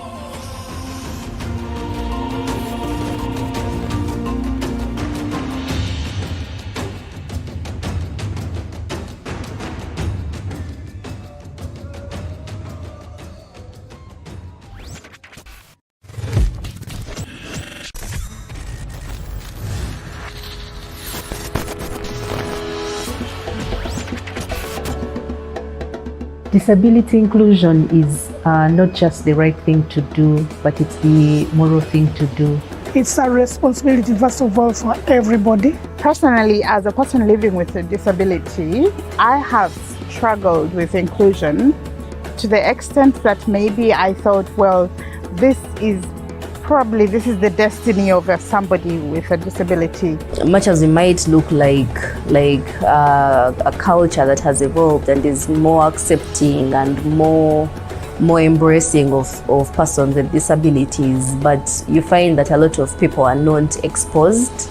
Once persons with disability are included in different programs, like in employment sector, livelihood programs, and they can be able to stand on themselves, like work for themselves, then that creates independency. If you look at the communities in which we operate in as a company, for example, it's composed of different people from different age groups, from different age experiences, and also it's composed of people with disabilities. And they are very bright and they do things like other people do, and actually some of them do better than others. So disability inclusion it goes a long way to ensure that the minorities within the community are given an opportunity to advance both economically and professionally. Creating that accessibility that can enable them benefit equally with the rest. It is my right to be included, to have a right to education. I have a right to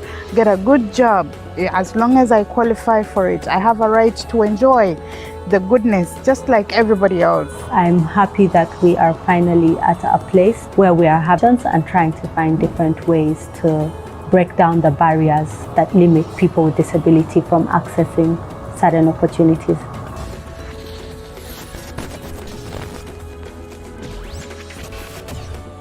The 12.4% is the total population of persons with disabilities in Uganda currently. And the Make 12.4% work, this is an initiative that was made to trigger different companies, organizations, private sectors, and NGOs to become inclusive in all their programs. Our journey on disability inclusion is greatly attributed to our partnership with Light for the World. When we first started on this journey, we really didn't know where to begin. And so we thought the best thing to do would be to speak to people who work with people with disability and are trying to spearhead some of this inclusion. So on December 3rd, 2019 is when UBL signed on to the Make 12.4% initiative work with Light for the World. And on that day is when we also signed the proof of commitment. And in there, we had committed to ensure that 5% of all our new hires are people with disabilities. Because Youth to Work program is an inclusive program, we have been able to partner with Light for the World during info sessions where we have been able to guide and answer questions related to our recruitment process. From aspects like training the staff members on how best to work with young people with disabilities, to being involved in our recruitment process, for example, telling us exactly what an application would look like, an inclusive application form would look like. We currently have just over 450 staff who have been trained on disability and inclusion. We are trying to get to a point where we have trained our entire staff. Our focus or target, we look at 300,000 youth enabled to secure dignified and fulfilled work. And out of the 300,000 youth we are targeting, 5% they are youth with disability. Persons with disabilities are here. They are educated, they have potentials, they have skills, but they are not employed. So within that, we come in to see where are the challenges. They will tell us this is the challenge, and then we sit down to solve those challenges. And this has been done through a pool of disability companies, private sectors, organizations, to give them a pool, to give them a hand to ensure that the Make 12.4% initiative works. So as an educational care coordinator, every time I have an opportunity to speak to teachers, I speak to them about inclusiveness. When I visit schools, I ask, do you have children with disability in this place? And some schools will be like, no. And I ask, are you sure? How sure are you? What do you understand by disability?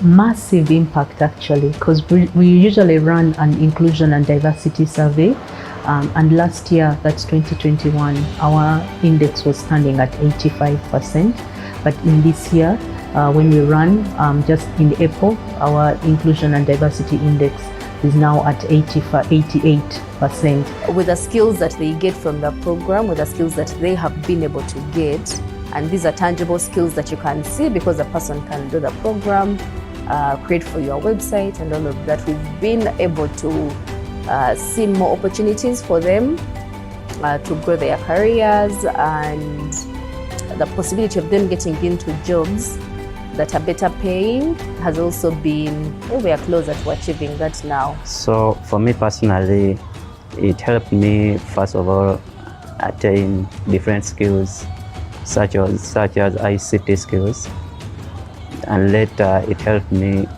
have a work placement here at Stanbic Bank. It has impacted my life in a positive way, in a greatly positive way.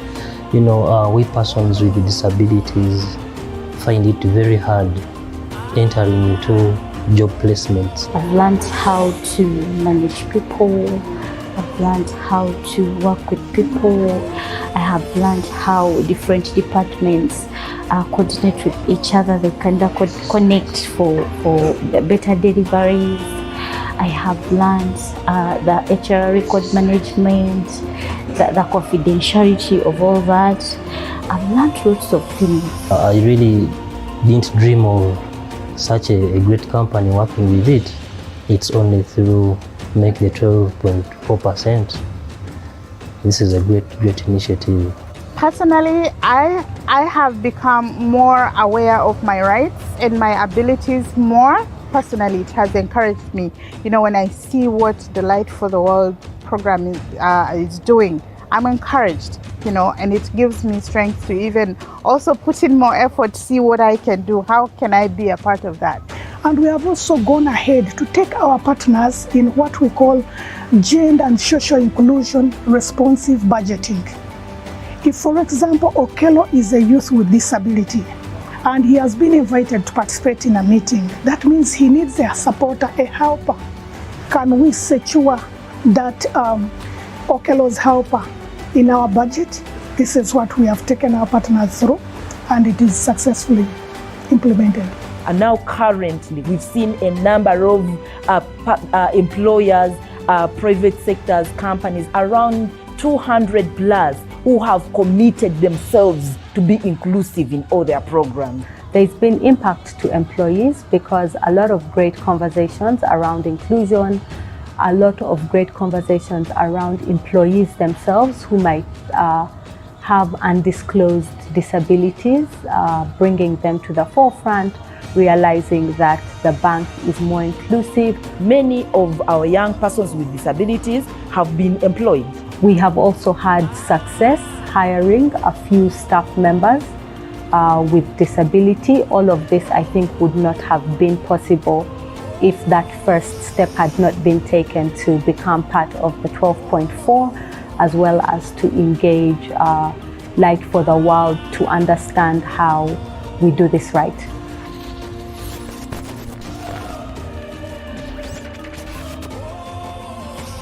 To other employers or other organizations out there, I would say not knowing how to go about disability inclusion is something that we shouldn't feel ashamed about. However, I would encourage us to be more proactive about trying to find solutions on how best to start this journey. I would say take time to learn and unlearn. So unlearn some of the basics, so things around terminology. I think that's something that when we had some of these trainings, people struggled with a lot. You could simply start by reaching out to any organization working with persons with disability like Light for the World to carry out a simple audit of your organization, just to test the awareness of your employees around persons living with disability, or to carry out an audit of your company premises. For example, small things like figuring out whether your toilets are large enough for someone with a wheelchair to access. So they should embrace people with disabilities, disability inclusion, because they are professionally qualified and they can do what it is that you tell them to do. You don't have to worry about, am I going to be telling them do this, do this, do that. Provided you tell them this is what I expect from you, give them the tools that they need, they will flourish. It's not the outward, it's the inward that matters. Their performance. I am going to give an example. Like if you give like a deaf person to do something for you, they'll deliver in just a minute, because no noise to distract them.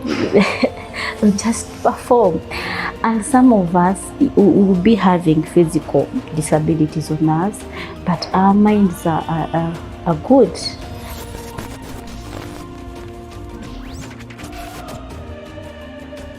Reach out to people who have experience in these areas, organizations that have been supporting different private organizations to get better at inclusion, and then set for yourself some goals. So as a bank, there are certain goals that we've set for ourselves. They're aspirational goals, but it's a starting point, right? We want to increase the number of people with disability within the bank, and we've started on that journey. So set yourself goals because they'll hold you accountable. Because I believe that if we are able to give the 12.4% people with disabilities in Uganda an opportunity, it will go a long way in not just improving our economic standing as a country, but also making sure that the minority groups of people with disabilities are also thought of and catered for. Let those organizations, companies and private sectors who have committed to be inclusive in their program, let them shine to very many others. I believe there are very many others who are still believing it is impossible to work with persons with disability, but let them be the light.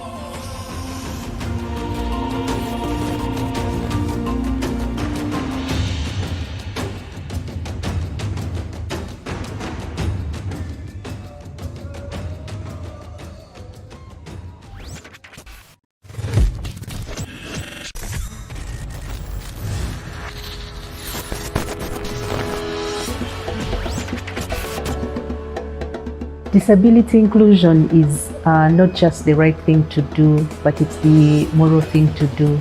It's a responsibility, first of all, for everybody. Personally, as a person living with a disability, I have struggled with inclusion to the extent that maybe I thought, well, this is the destiny of somebody with a disability. Much as it might look like a culture that has evolved and is more accepting and more embracing of persons with disabilities, but you find that a lot of people are not exposed. Once persons with disability are included in different programs, like in employment sector, livelihood programs, and they can be able to stand on themselves, like work for themselves, then that creates independency. If you look at the communities in which we operate in as a company, for example, it's composed of different people from different age groups, from different age experiences, and also it's composed of people with disabilities. And they are very bright and they do things like other people do, and actually some of them do better than others. So disability inclusion goes a long way to ensure that the minorities within the community are given an opportunity to advance both economically and professionally. Creating that accessibility that can enable them benefit equally with the rest. It is my right to be included, to have a right to education. I have a right to get a good job as long as I qualify for it. I have a right to enjoy the goodness just like everybody else. I'm happy that we are finally at a place where we are having these conversations and trying to find different ways to break down the barriers that limit people with disability from accessing certain opportunities.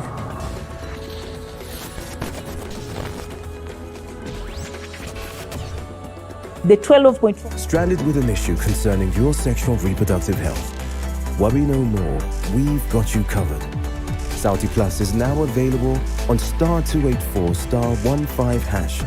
Simply dial for timely information on sexual and reproductive health information on menstrual management gender-based violence, GBV, and family planning, as well as information on COVID-19 at the comfort of your fingertips. You can also get referral for services at the nearest health facilities to your location. It is as simple as dialing *284*15# and follow the prompts. Select option 1 for sexual reproductive health and rights information. Option 2 for COVID-19. Option 3 to subscribe for message alerts about various SRHR topics and COVID-19. Option 4 to get contacts of partner organizations that provide services on sexual and reproductive health and GBV. Option 5 to unsubscribe, and option 6 to select a language of your choice. And guess what? All this does not require an internet connection and is accessible on both feature phones and smartphones for free. Get your vibe on. This is a product of Reach a Hand, supported by UNFPA Uganda and the government of Uganda. What ignites your passion? What fuels your ambition? What drives you to succeed? Whatever the reason is, you need a companion with you to tell you that your dreams are valid, to fuel your passion and inspire you to learn every single day. Introducing the new age Sauti Plus TV, a fresh, easily accessible, and content-packed platform for young people. A companion like no other to give you accurate and reliable information and guide you in making the right choices and take the right direction. A companion to open you to a Pan-African cinematic experience to help make sense of the world around you. A mobile companion that goes easy on your wallet and sticks with you all the way. Sauti Plus TV, your #1 source for shows that matter, anywhere, anytime. Download the Sauti Plus app on the App Store and Google Play Store, or head to www.sautiplus.org.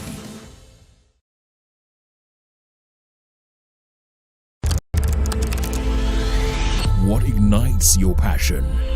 What fuels your ambition? What drives you to succeed? Whatever the reason is, you need a companion with you to tell you that your dreams are valid, to fuel your passion and inspire you to learn every single day. Introducing the new age Sauti Plus TV, a fresh, easily accessible, and content-packed platform for young people. A companion like no other to give you accurate and reliable information and guide you in making the right choices and take the right direction. A companion to open you to a Pan-African cinematic experience to help make sense of the world around you. A mobile companion that goes easy on your wallet and sticks with you all the way. Sauti Plus TV, your #1 source for shows that matter, anywhere, anytime.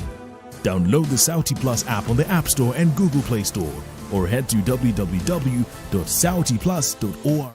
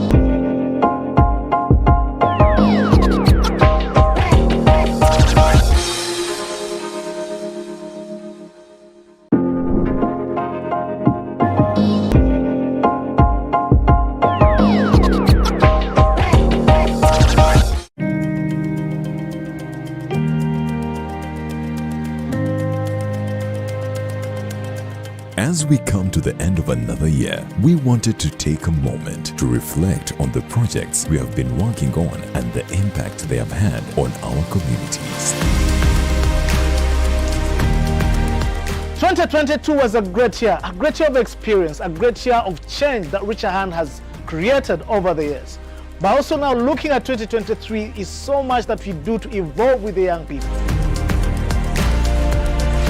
Our COVID-19 project was launched at the height of the pandemic, and it was designed to provide support and resources to those who were affected by the virus.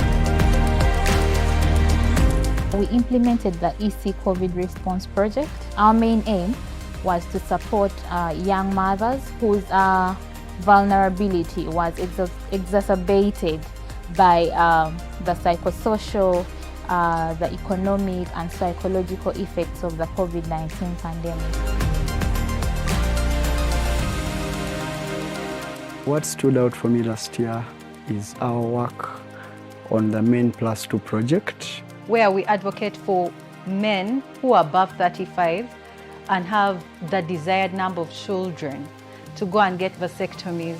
This is a good alternative method of family planning that can be considered in the country. What stood out for me last year was Get Your Mix Out. That was under the school engagement account, where we had a unique way of communicating sexual and reproductive health in a fun.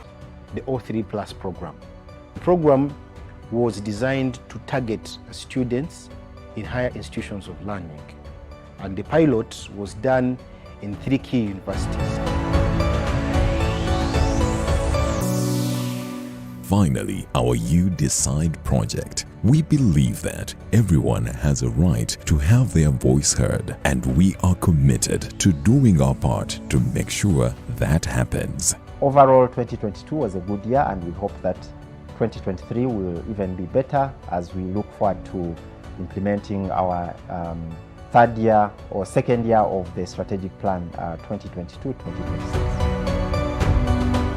Thanks to the hard work of our team and the generosity of our supporters, we were able to make a real difference in the lives of many people. Everything has been talked about contributes to our strategic plan that we launched in 2022, and it drives the objectives. We program with you, we network with you, we co-create ideas together. In whatever that you see at Richer Hand happening, it's not created by one person, it's a team that creates it. Are the young people that we sit down and we co-create our programs that we run. We speak their language, and we shall continue doing so in 2023 as together. Thank you for your support throughout the year. We couldn't have done it without you. Here's to another year of making a difference in our community.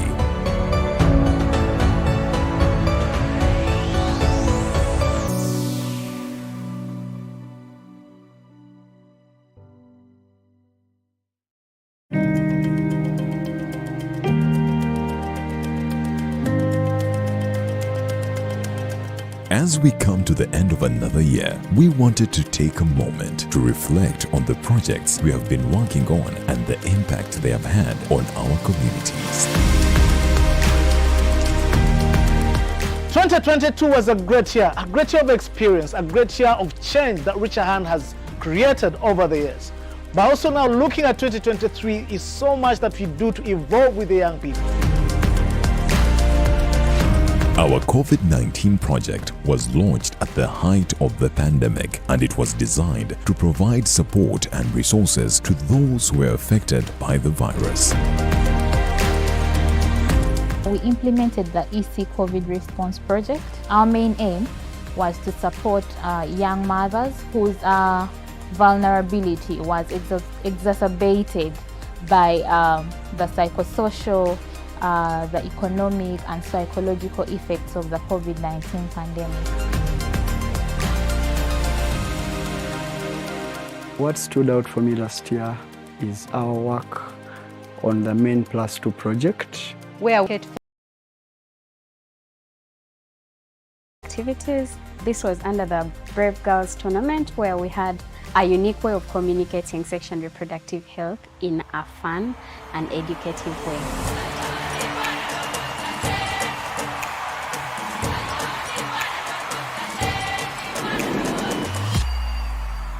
Our Chadala project is focused on providing access to education and employment opportunities for young people. We believe that every young person deserves the chance to build a better future for themselves, and we are proud to be a part of making that happen. The iNokati project was all about empowering young people to take control of their sexual and reproductive health by providing education and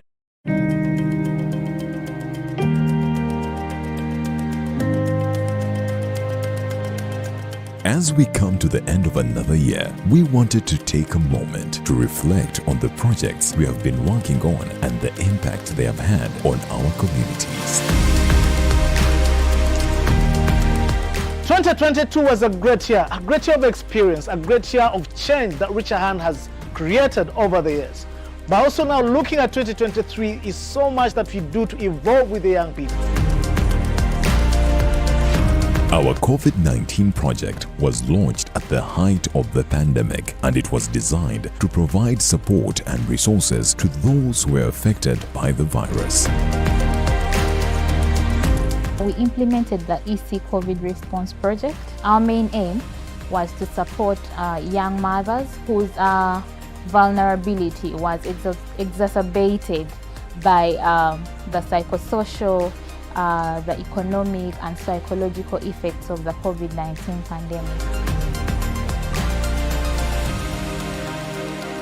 What stood out for me last year is our work on the Men Plus 2 project, where we advocate for men who are above 35 and have the desired number of children to go and get vasectomies. This is a good alternative method of family planning that can be considered in the country. What stood out for me last year was Get Your Mix Out. That was under the school engagement activities. This was under the Brave Girls tournament, where we had in a fun and educative way.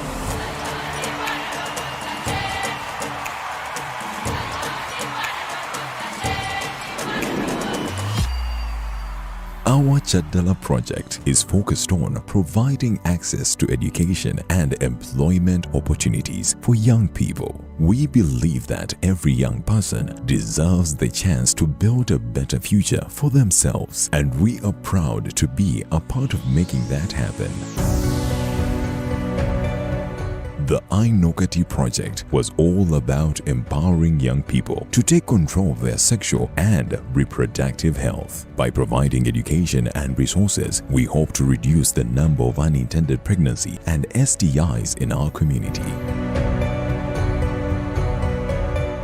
We did the 16 days of activism project, which is a project basically where the world is coming together to say no and to put a stop to sexual, gender-based violence.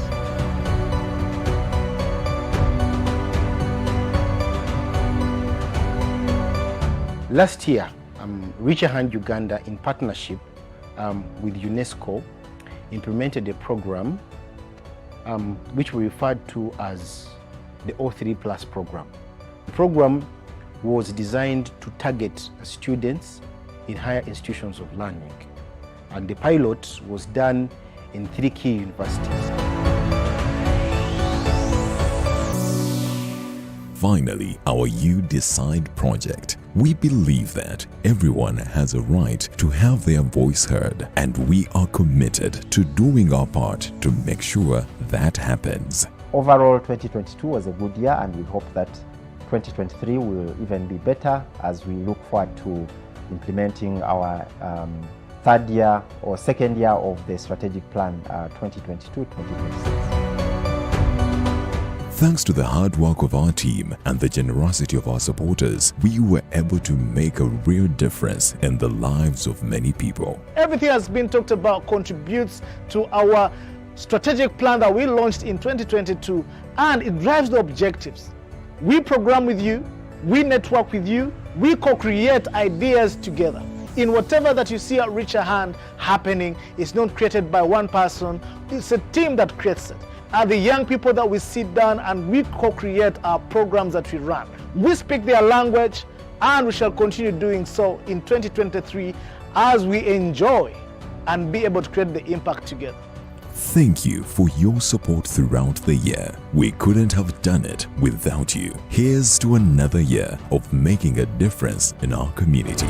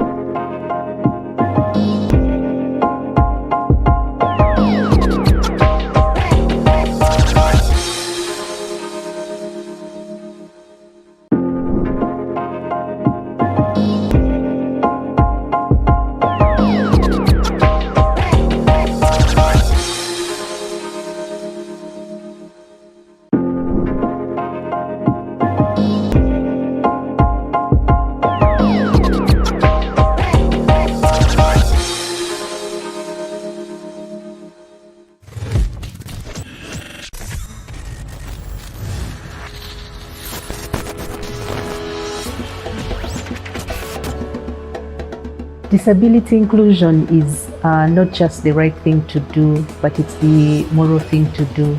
It's a responsibility, first of all, for everybody. Personally, as a person living with a disability, I have struggled with inclusion to the extent that maybe I thought, well, this is the destiny of somebody with a disability. Much as it might look like a culture that has evolved and is more accepting and more embracing of persons with disabilities, but you find that a lot of people are not exposed.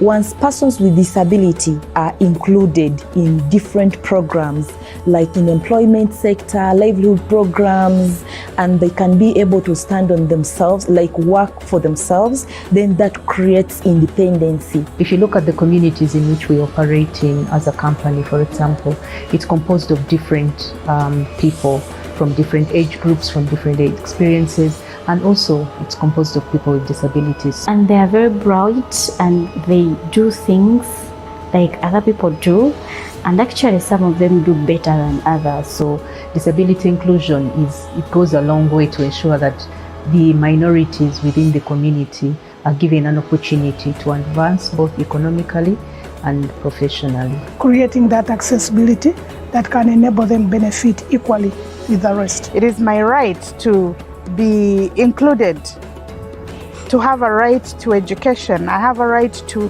get a good job as long as I qualify for it. I have a right to enjoy the goodness just like everybody else. I'm happy that we are finally at a place where we are having these conversations and trying to find different ways to break down the barriers that limit people with disability from accessing certain opportunities.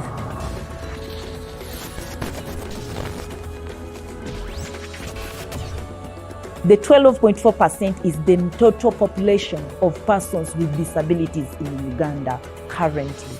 And the Make 12.4% work, this is an initiative that was made to trigger different companies, organizations, private sectors, and NGOs to become inclusive in all their programs. Our journey on disability inclusion is greatly attributed to our partnership with Light for the World.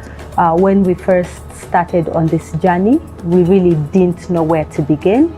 And so we thought the best thing to do would be to speak to people who work with people with disability and are trying to spearhead some of this inclusion. So on December 3rd, 2019 is when UBL signed on to the Make 12.4% initiative work with Light for the World. And on that day is when we also signed the proof of commitment. And in there, we had committed to ensure that 5% of all our new hires are people with disabilities. Because Youth to Work program is an inclusive program, we have been able to partner with Light for the World during info sessions where we have been able to guide and answer questions related to our recruitment process. From aspects like training the staff members on how best to work with young people with disabilities, to being involved.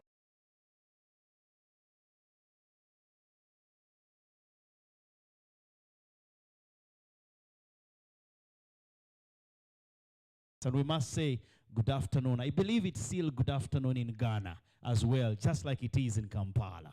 Take it on, Dorcas.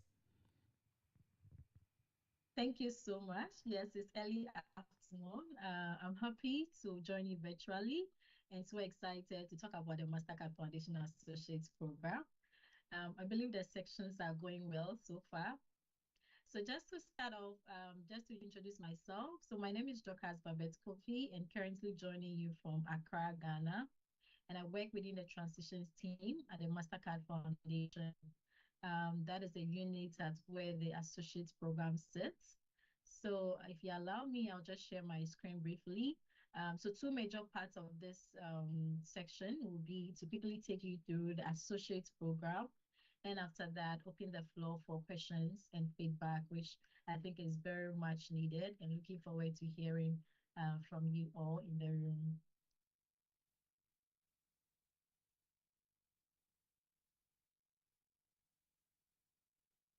Okay, so, okay. I believe you can see my screen.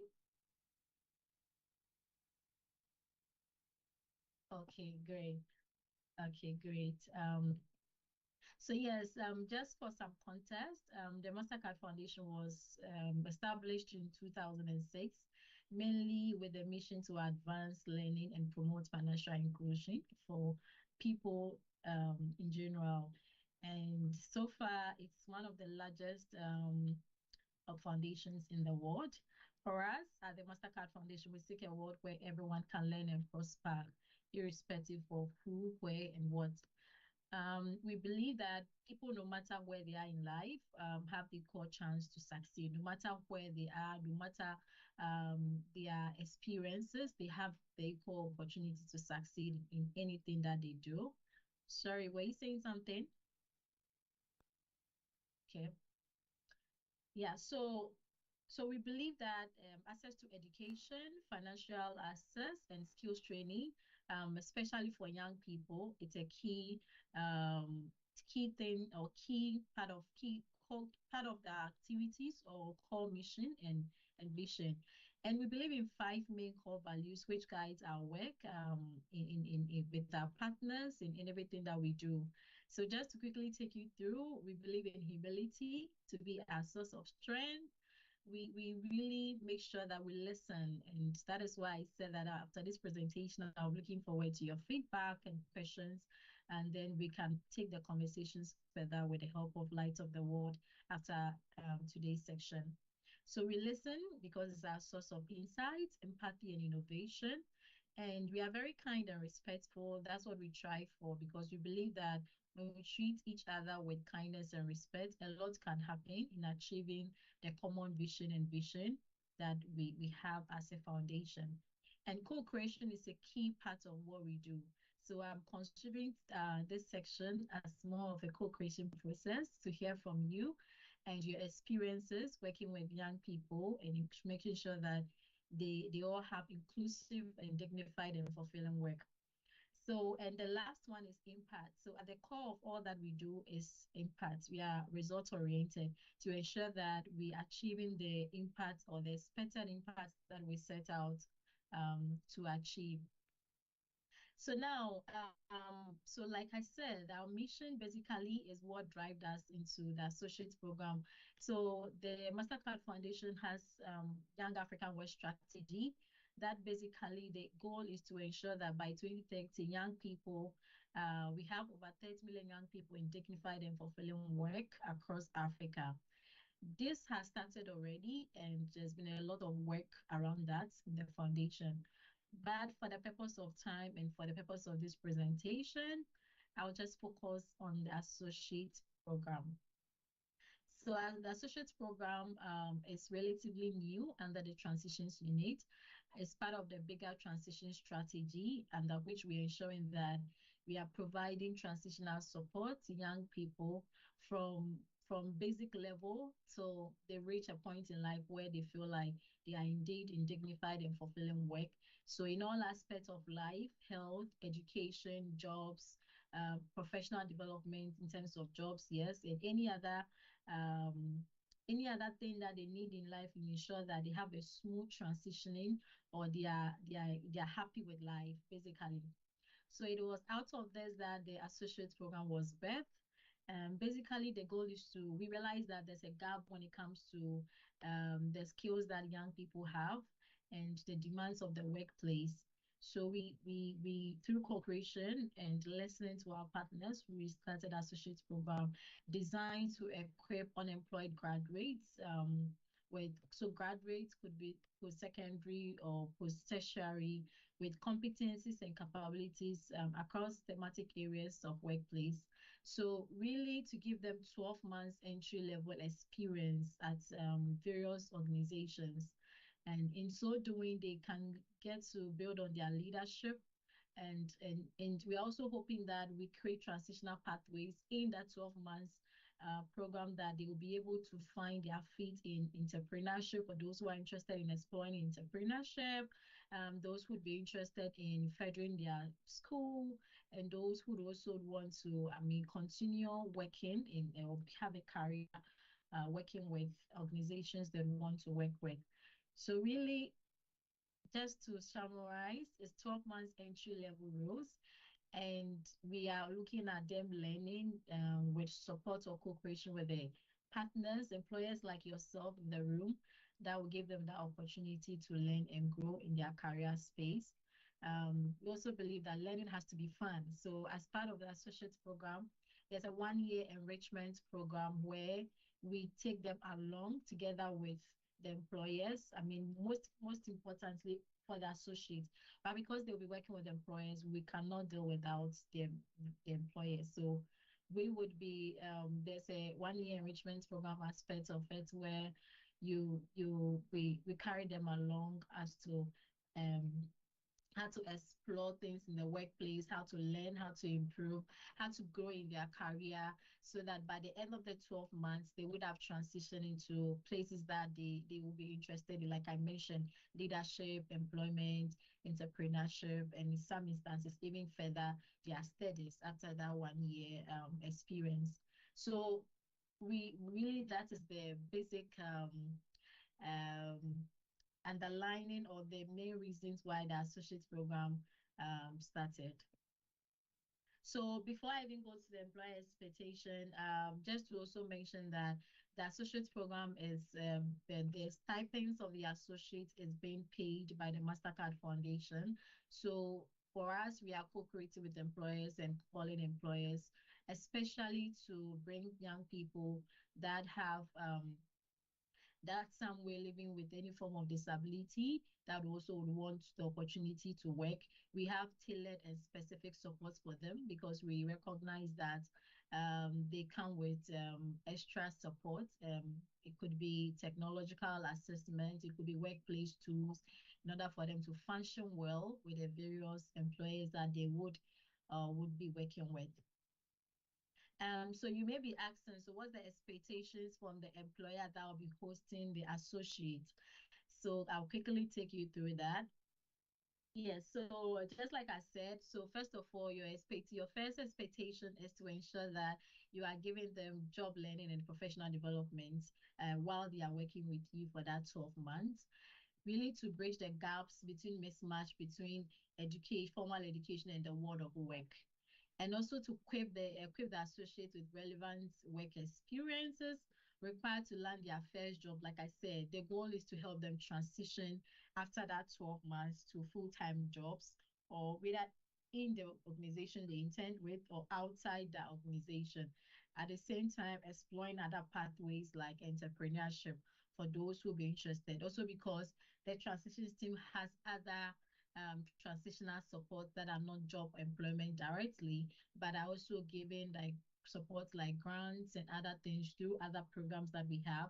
So if there's a way to connect them to, not that there's a way, so you're going to connect them to the foundation-wide programs, both at the country levels and the regional levels to see how those who want to go into entrepreneurship can explore, and those who want to further their studies to the MasterCard Foundation scholarship programs are available, and then we can expose them to that and see how we can support their transition after that. So during and after that 12 months. And most importantly, we are growing a network of young people because we believe that it is when they are together as a network that they can support themselves in terms of transitioning to job, employment, and we can also support them more specifically. So like I said, it's 12 months fully paid by the MasterCard Foundation. After the 12 months, if you decide to keep them or if any employer decide to keep them, which we are encouraging based on their work experiences or work ethics or how the improvements at work, then they can now be used to the employers or the company's payroll because now they'll be working with them as full-time staff. So the mode of work, basically, there's no limit. So it could be in person, it could be hybrid, it could be fully remote roles. Because you've seen that young people, based on our little experience from previous internships, we've seen that young people want remote jobs, especially for young people who may have special needs. I'm sure if they have the opportunity to be set up from home to work, they would be happy. So there's no limit to the roles. It just depends on the organization setup and the ability to adapt any of the three that works for you. And the countries too, there's no country limitation, but majorly the young people that will work with you will all come from Africa. So for instance, they can be an organization in, say, Canada, and they are calling for remote roles. So then we can advertise as part of the associate program and fill that role for them with somebody based on the African continent to work with them remotely.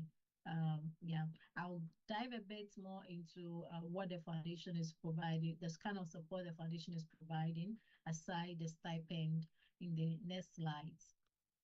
And during the internship and after the internship, very key components of this associate program is to provide professional developments. Like I mentioned, there's going to be a 1-year enrichment program to provide exit plan to stakeholders, both the employers and both the employers and the young people.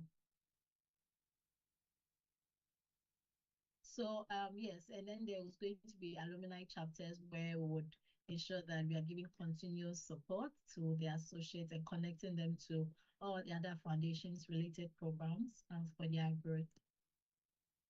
Yes, so this way I'll talk about what else the foundation is offering. So for now, we would be giving stipends, like I said, and two working tools are expected to be provided by the employer, but it could depend. If we have to come in, we'll come in.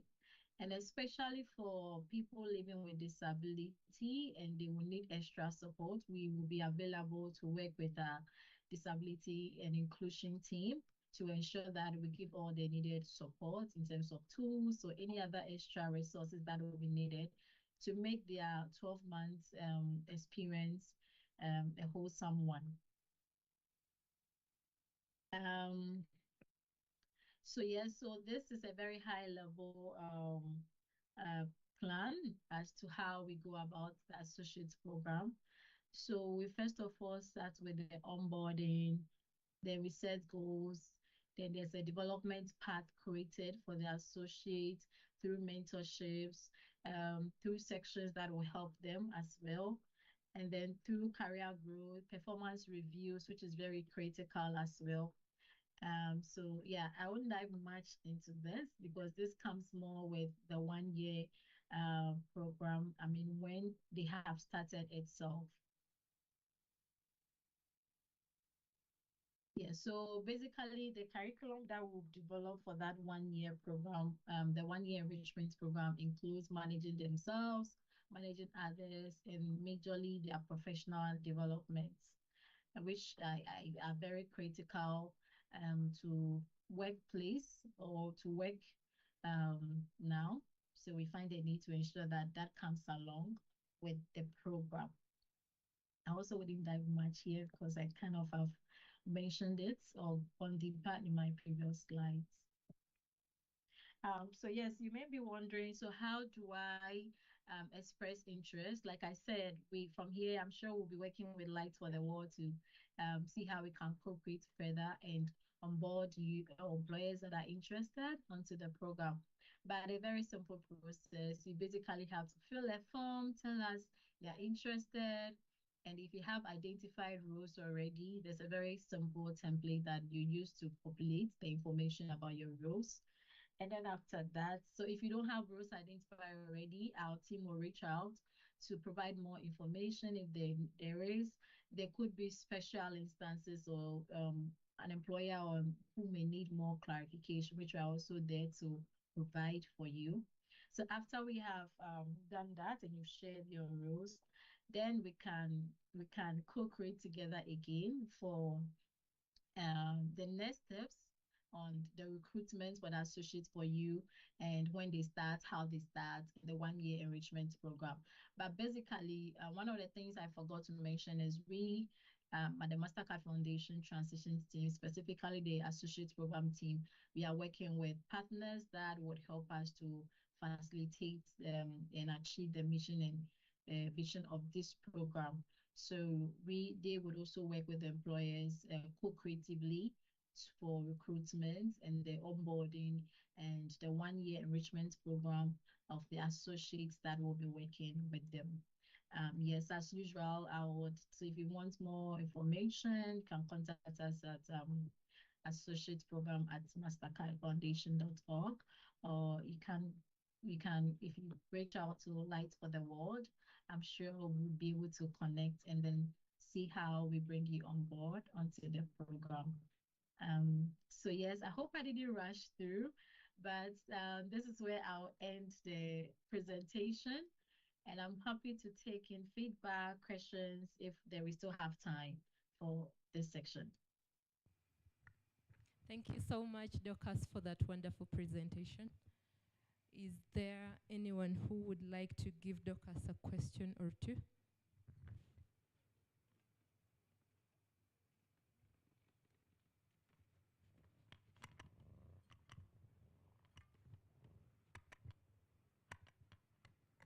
Dorcas, there seems to be no hands here in the hall. Oh, there are many. Okay, I'll take only two because of time purposes.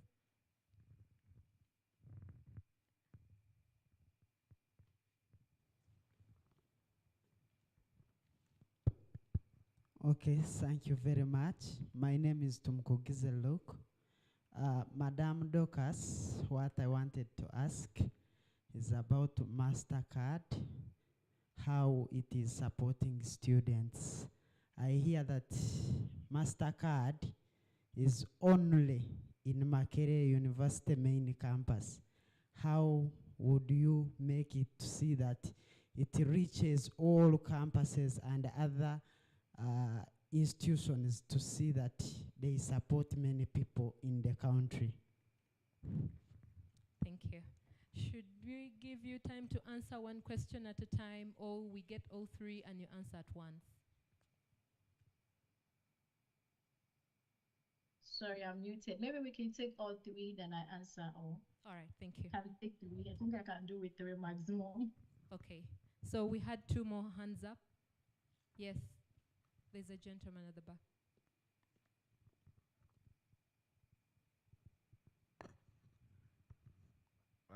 I want to thank Dorcas for the presentation. My name is Biokwas Charles. I work with Uganda National Association of the Blind. I wanted to find out from Dorcas whether MasterCard Foundation can support efforts of establishing new vocational or technical centers.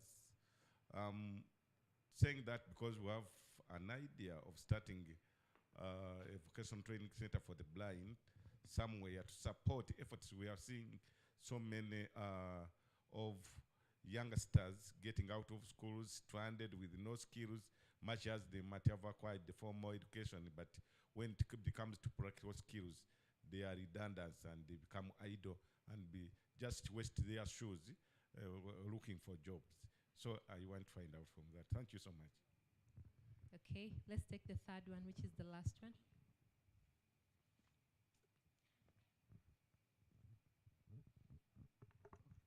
Okay, thank you so much.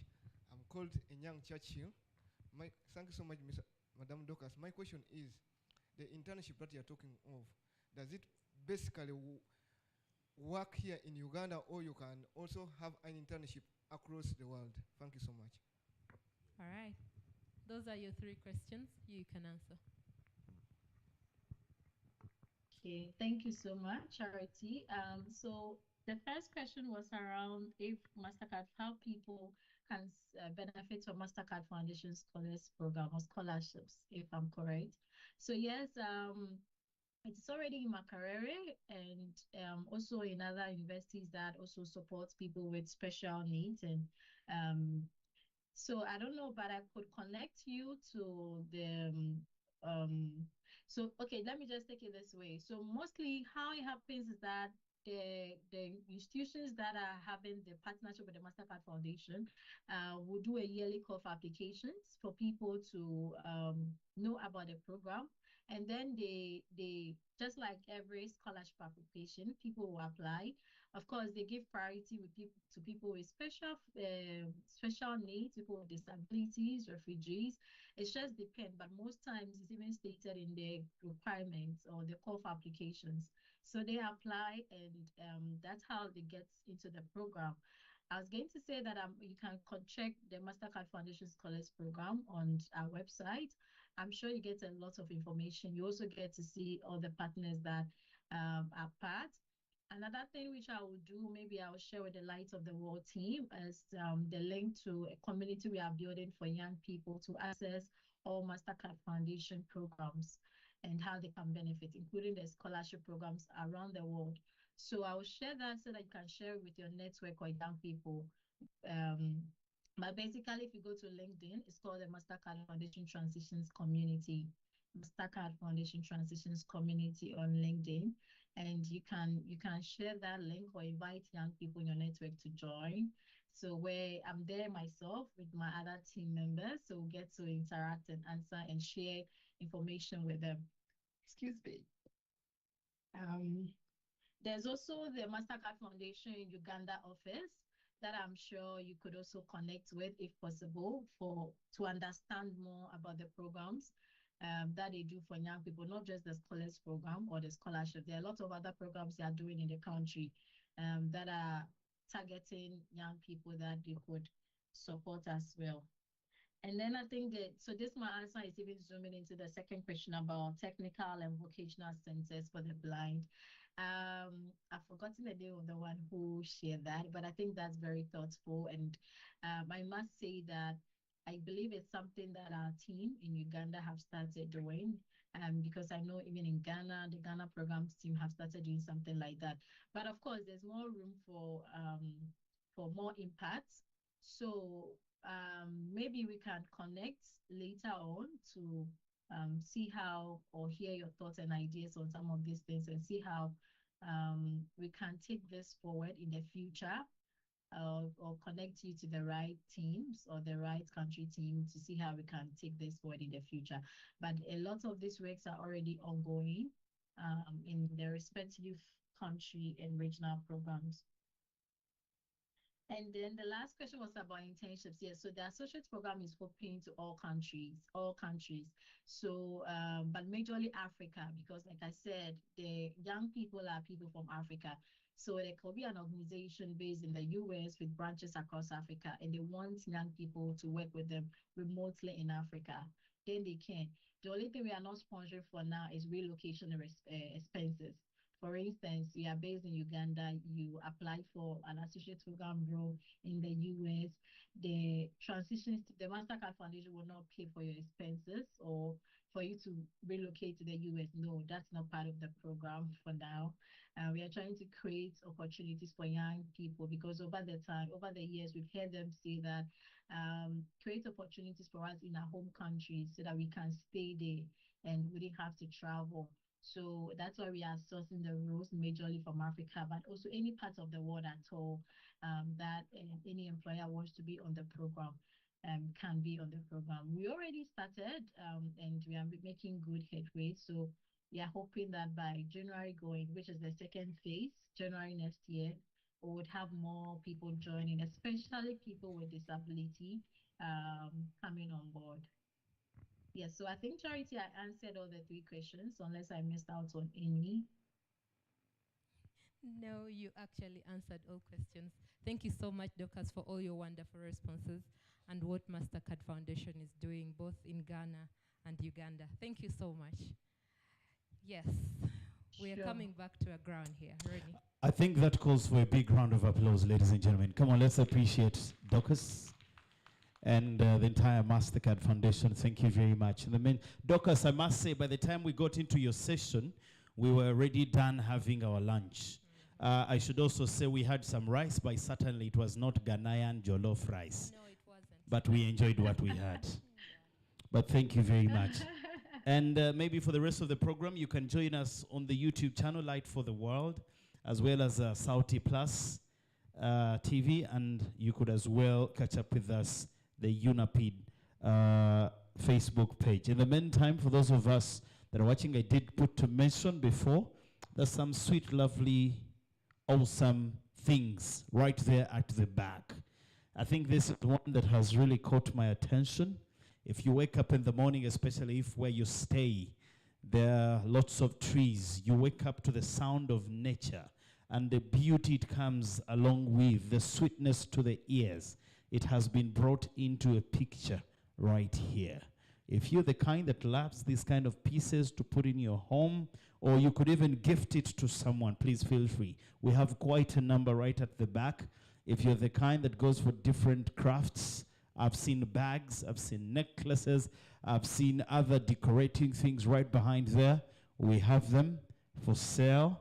It's just not, it's not a lot of money. The conversation will be settled right behind there at the back. But before we leave, please make sure you look through our exhibition behind, and whatever will be catching to your eye, feel free to make a purchase. I felt I needed to confirm this, ladies and gentlemen. Naomi.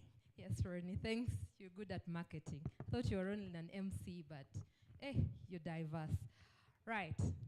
Before we went for lunch, we had the opportunity to hear from job seekers with disabilities and then employees with disabilities. Just a reminder that this program or this collaboration was made possible by Uganda National Action for Physical Disability, Light for the World Uganda, Reach Ahead Uganda, and Federation for Uganda Employers.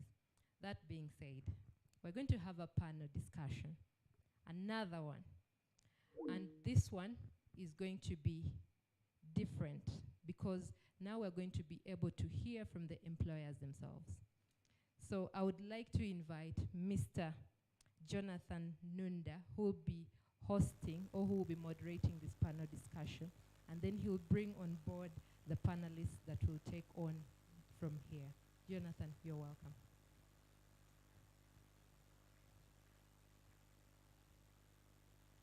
Please, for this session, it is even more important because if you have always desired to work with a certain company, If you see a representative, it is an easier way to start from there.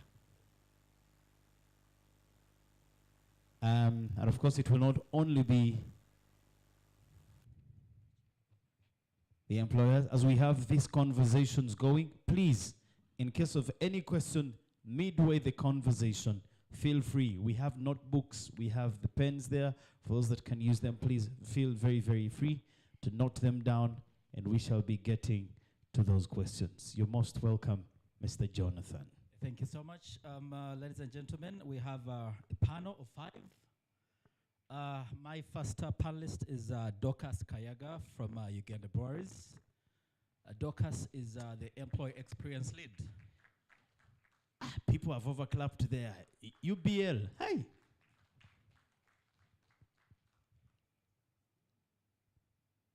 Another round of applause for Dorcas.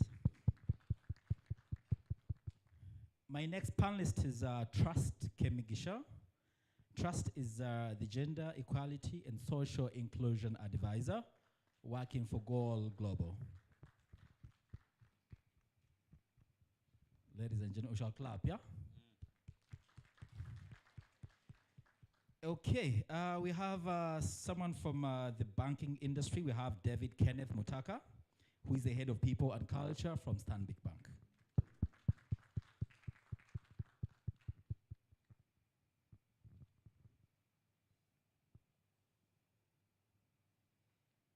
We shall clap until David takes his seat. It can be.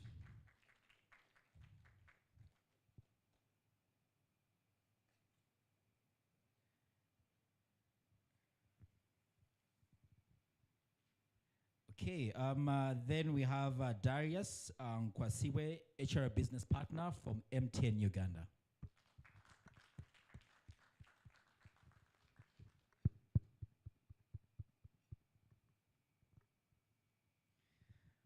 Lastly, we have a lady from Light for the World. She's the program officer in charge of inclusive employment, and that is Lydia Abenaitwe.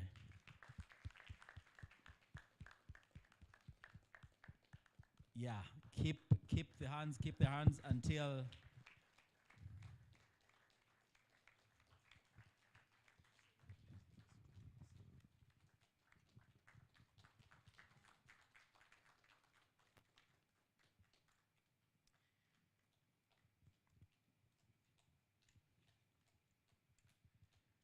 Thank you, ladies and gentlemen.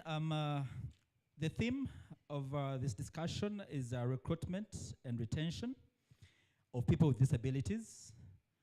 So my understanding is that you don't only recruit me, but you need to retain me from the time I'm a teller up to the point when I sit on the board, probably. Yeah. Okay. I've introduced each of you.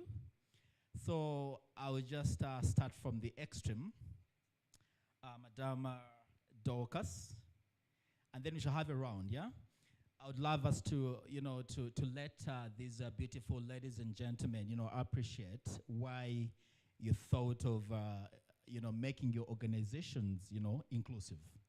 Why did you choose to say, I think we need to have, people like my sister here into your workforce? Thank you very much. Welcome the panel. So good afternoon, ladies and gentlemen. I am happy to be here. As they said, my name is Dorcas Kayaga. I work with Uganda Breweries Limited in the HR department. We usually don't introduce ourselves by titles because titles can confuse people. Say, so what do you do? And then you go into a very long story. So what motivated us to put the disability aspect into all that we do is that we believe everyone who works for us should be able to thrive, yeah, and also contribute to the values of our organization or to our community, and also celebrate what makes them unique, because we embrace diversity in all aspects that is inclusive of disability. And then our purpose as an organization is to celebrate life, yeah? We celebrate life every day, everywhere, so which brings in disability as well. So in 2019, yeah, we signed up, we joined the Uganda Disability Network, and then I think we launched, internally we launched our program in December 2021. Because then, after that, COVID broke, yeah? So we could not do anything. So we decided to discontinue until 2021. Yeah, that's when we started our journey. Yeah, thank you. Yeah, okay, thank you so much. So do you mean to say whoever hasn't signed with the Uganda Disability Network, is not employment disability inclusive? No, not that, but I believe for us as an organization, we were looking for where to start from, and we were definitely looking for partners to work with on how to progress with our projects. And that's how, when we signed up with the Disability Network, is when we also came to learn about Light for the World, and then we made Light for the World as one of our disability partners. Okay, thank you. Yes, Trust. The same question. Yes, please. Thank you so much. My name is Kemij Shamiria Trust Maka, and I'm the Gender Equality and Social Inclusion Advisor with Goal Uganda. What motivates us as Goal Uganda to ensure we are inclusive? As part of our global strategy, Goal Global, inclusion is a main pillar. If I may say, it's one of our main pillar that doesn't stop at the global level, but cascades through annual country plans that is reflected in our implementation, planning, budgeting, to make sure all our implementation processes are inclusive. And because of that, Goal Uganda, we went ahead to develop disability inclusion strategy. This purposely to guide us as a team and also guide our partners, because Goal, our way of partners, to ensure that our partners are also inclusive. We embraced this, and we are inclusive in our way of doing things. Thank you. Okay, thank you so much, Trust. I wanted to ask a very technical question, but you're not in the HR department, but in terms of numbers, yeah? Are you able to tell us the number of disabled persons employed in Goal in terms of percentage, yeah? Thank you so much. My role as an advisor, among the teams I advise, HR is part of them. And Goal, we are really happy. By this time, we have a team of 4 staff who are persons with disability. They are part of our team, they are part of our employees, and 2 of them have personal assistants who are taken care of in terms of payment, salary. They have contracts like any other staff, which is actually a step ahead basing from where we started from. Yeah, that's beautiful. I would have asked you what is the cost, but I will not ask you that question. I'll ask it to David probably. Yes, David. The same question. What motivates Stanbic Bank to become disability inclusive? Thank you so much, and good afternoon, everyone. And thank you for the invitation. The organizers, I think it's a great opportunity to be able to share the platform on a cause that is really noble and is the right thing to do. So what motivated us? It's the right thing to do. For a long time, I think we were blind to it.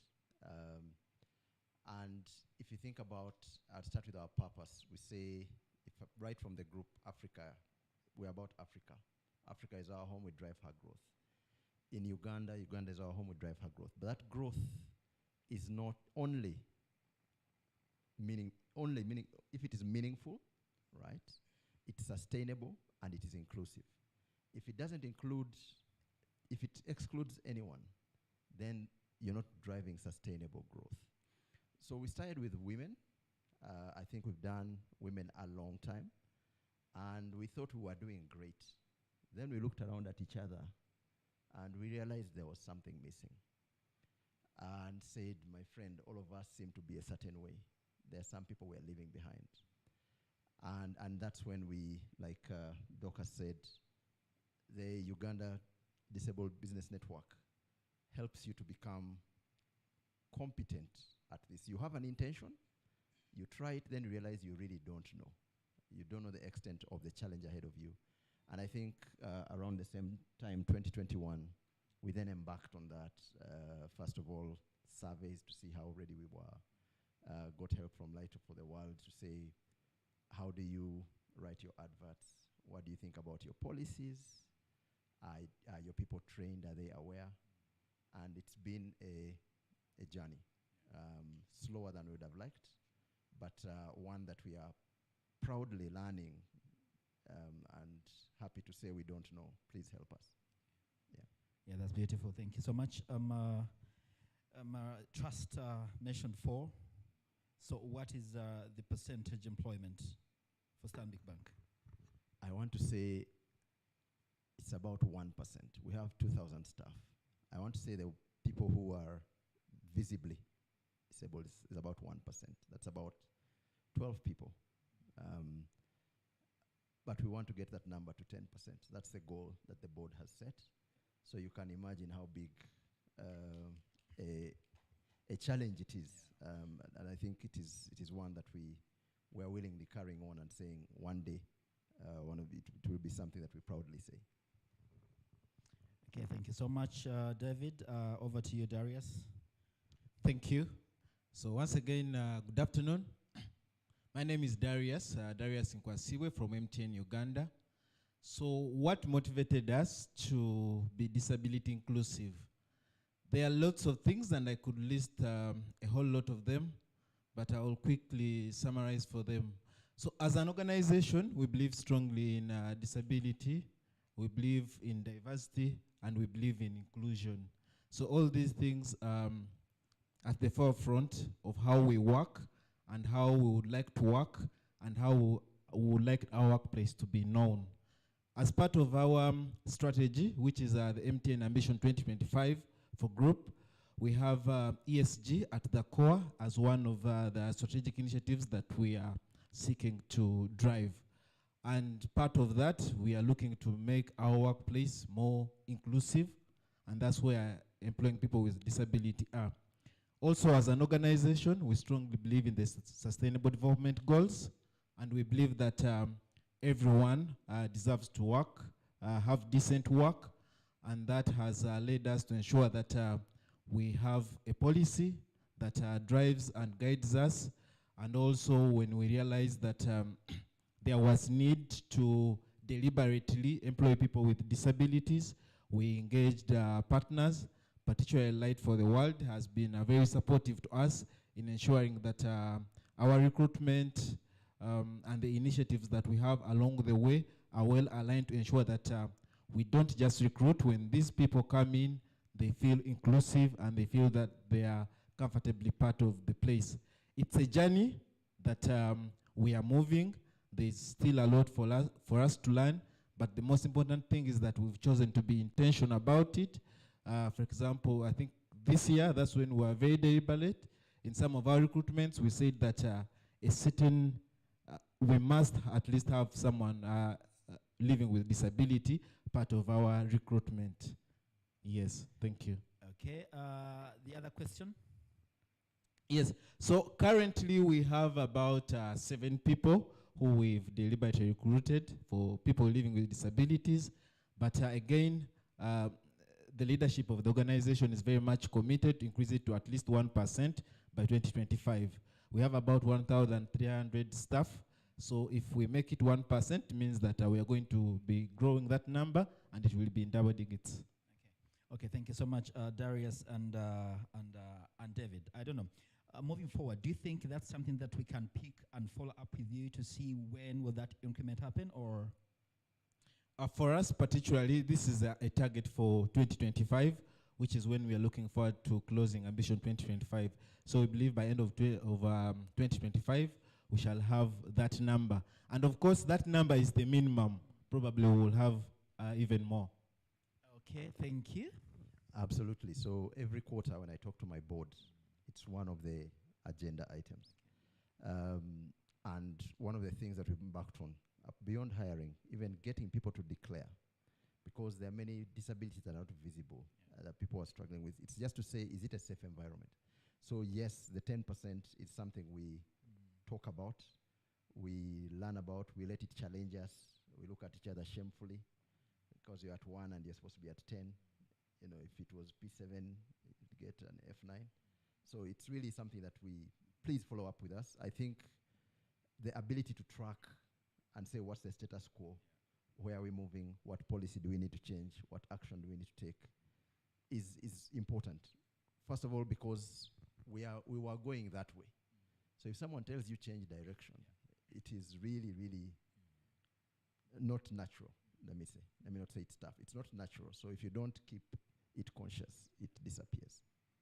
Okay, I think for all of us as we end, when we come to the end of this discussion, yeah, if you could find out the cost of, getting inclusive, because when you mention a 1% of 2,000, so for me, what comes to my mind is that probably it's very expensive, yeah, to employ that constituent, yeah. So at the end of this panel, let's have those answers, yeah. Over to Lydia, but for Lydia, I want to change a little bit. They've mentioned Light for the World. So would you just tell us the relationship between Light for the World, the Federation, and then UBDN? Thank you, Jonathan.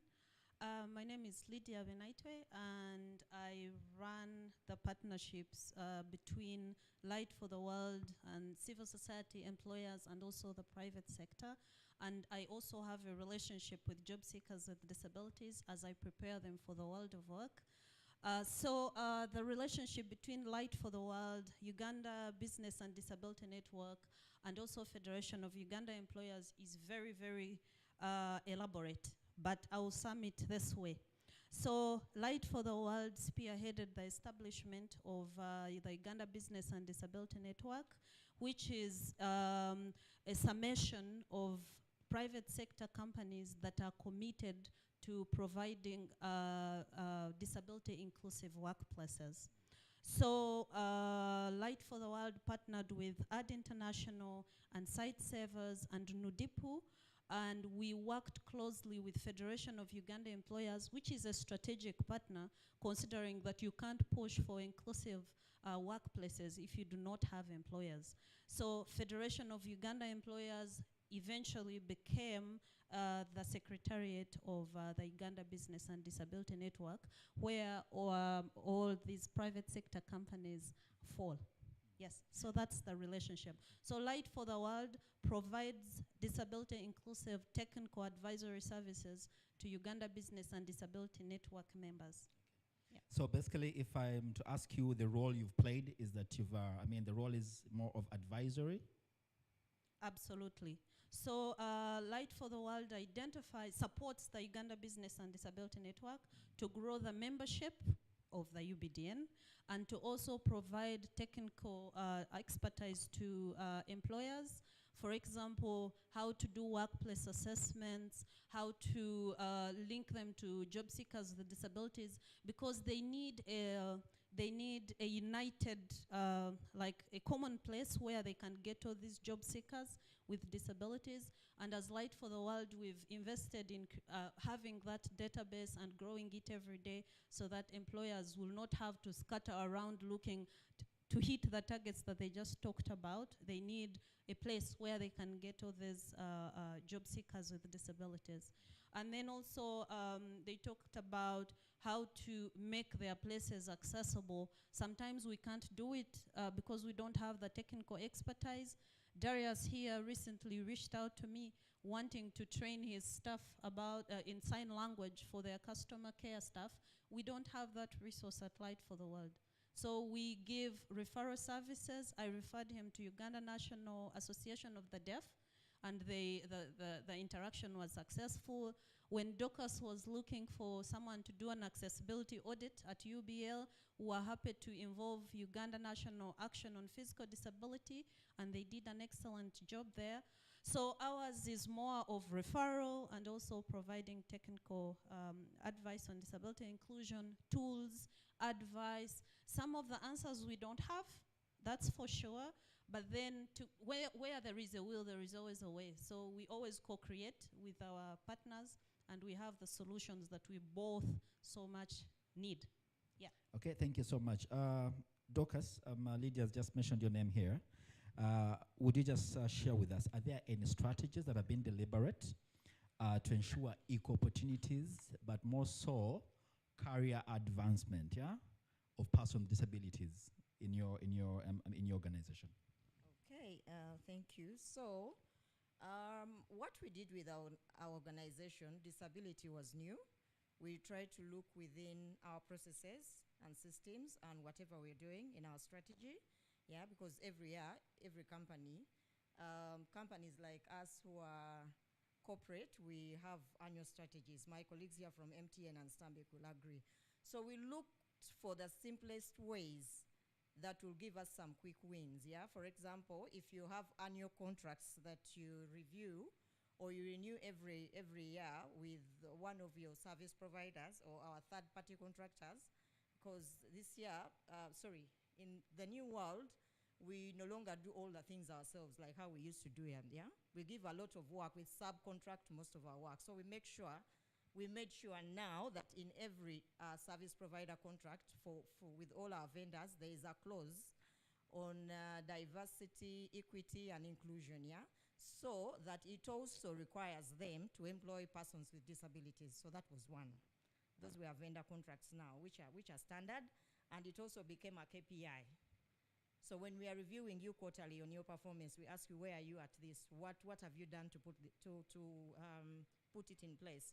So we've actually pushed them to go to Light for the World and also sign up memorandums of understanding, because at least that is a step.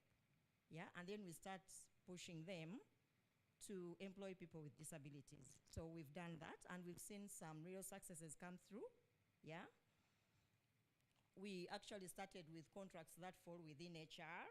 So you start in your house before you start asking your colleagues to do it, and we've clearly managed that. For example, in our offices, we decided that whoever, because manufacturing is not like a bank. Manufacturing has a lot of things to do with health and safety. There are some things that are difficult to explain to a layman unless you're in that environment, yeah? So there are areas where they will say, no, this area you can't, and you clearly see that a person with a wheelchair won't be able to go up the hill or won't be able to go up the tanks, something like that, yeah? So there are different disabilities that work in specific areas. But for example, in our offices, we said, with our cleaning vendor, yeah, the service provider, we told them that half of your staff have to be persons with disabilities. And they're about 25. But I'm happy to say that 9 of them now, and that is just within a year, because it's not easy. And then people don't resign in that cleaning company. You get, so whenever someone resigns, we replace with a person with it. And it's not negotiable, because they are measured, yeah? So we ask them, how many vacancies do you have? They say 3, 2, give. I usually call, you'll ask Lydia and Deborah from Nudip, how I disturb them almost every month. Where are my people? I need to close this within a month, yeah? So we've been there. And then we've done Skills for Life. We have projects like Skills for Life projects. We've recently done hospitality skill. Lydia, what did we call it? Yeah. Yes.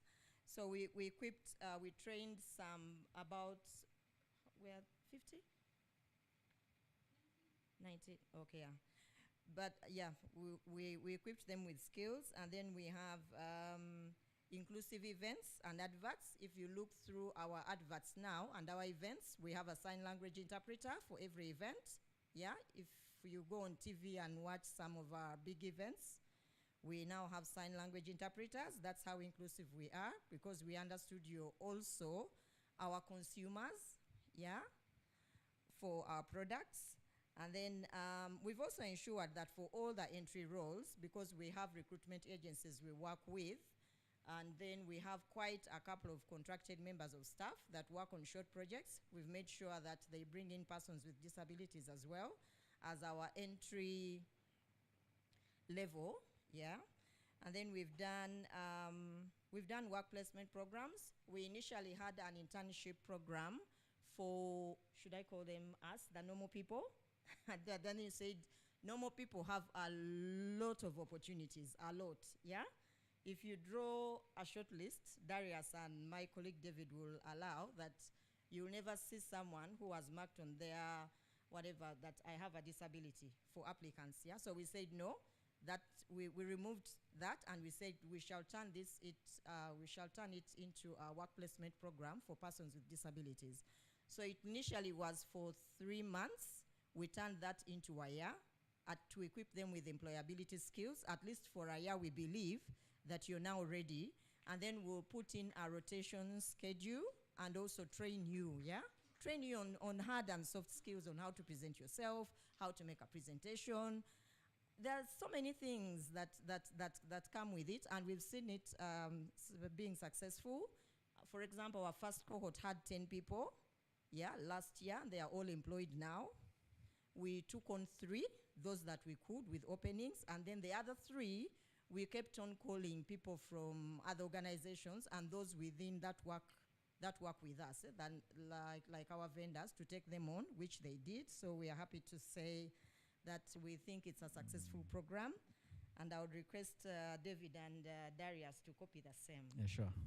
Okay, I think you really share very interesting, interventions. I think I had not yet finished. Give me 2 minutes Okay, and I fine. finish. Okay, Yeah. So fine. we've done also disability awareness trainings to all our members of staff. You need to prepare them. And even the line managers, they need a lot of convincing to take someone on with a disability. So you don't need to my fellow employers, you don't need to win everyone. If you have like 50 line managers, just work on 10. And then the 10 will spread the word. So that's how we started. And it's a positive thing. Yeah. So there's a lot we've done, but let me stop there and give a chance to my colleague. Yeah, I'm David and Dorcas. Is there anything, because 1%, I mean, how busy has it been in terms of planning that you really want to see, career advancement for the 1%?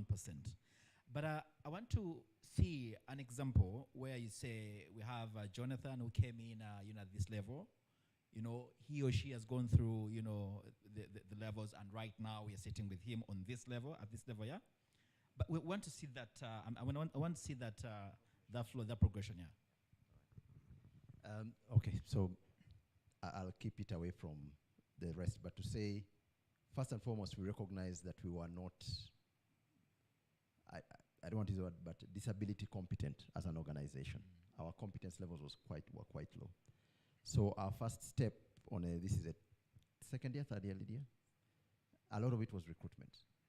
So first and foremost, to get them to be recognized. So there's a gentleman called Abdu in Soroti branch. So he's winning awards for service. He's seeing himself doing different things. How do you make him feel at home? Help him with transport because he's physically impaired. As an action, just to get him to stay, to feel he belongs. He shares his challenges. Some of the challenges, for example, are not in the office. It's going home when it rains. It's being outside when it's, because we close late sometimes, and someone attacks him. He's not going to chase him, or he can't run away from him. So those challenges around, what are your challenges? Not just at your work desk, but beyond, because it's a social thing. So the other one is Sharif. Sharif is in credit. Sharif joined on a 1-year contract. Sharif is in credit as an evaluator. So some of the loans that you're getting, he'd evaluate and say, does this person qualify for the loan? Right now, he's been promoted as a permanent staff. And one of the things we did is to make sure that they feel comfortable, so an opportunity to meet the chief executive, show them that also it's not just about employment. So the conversation, mentoring conversations I have with them is Abdul, Sharif, Benjamin, Shamsa, I don't want you to just stay here. You should be the next head of people and culture, because the policies you write will be very different.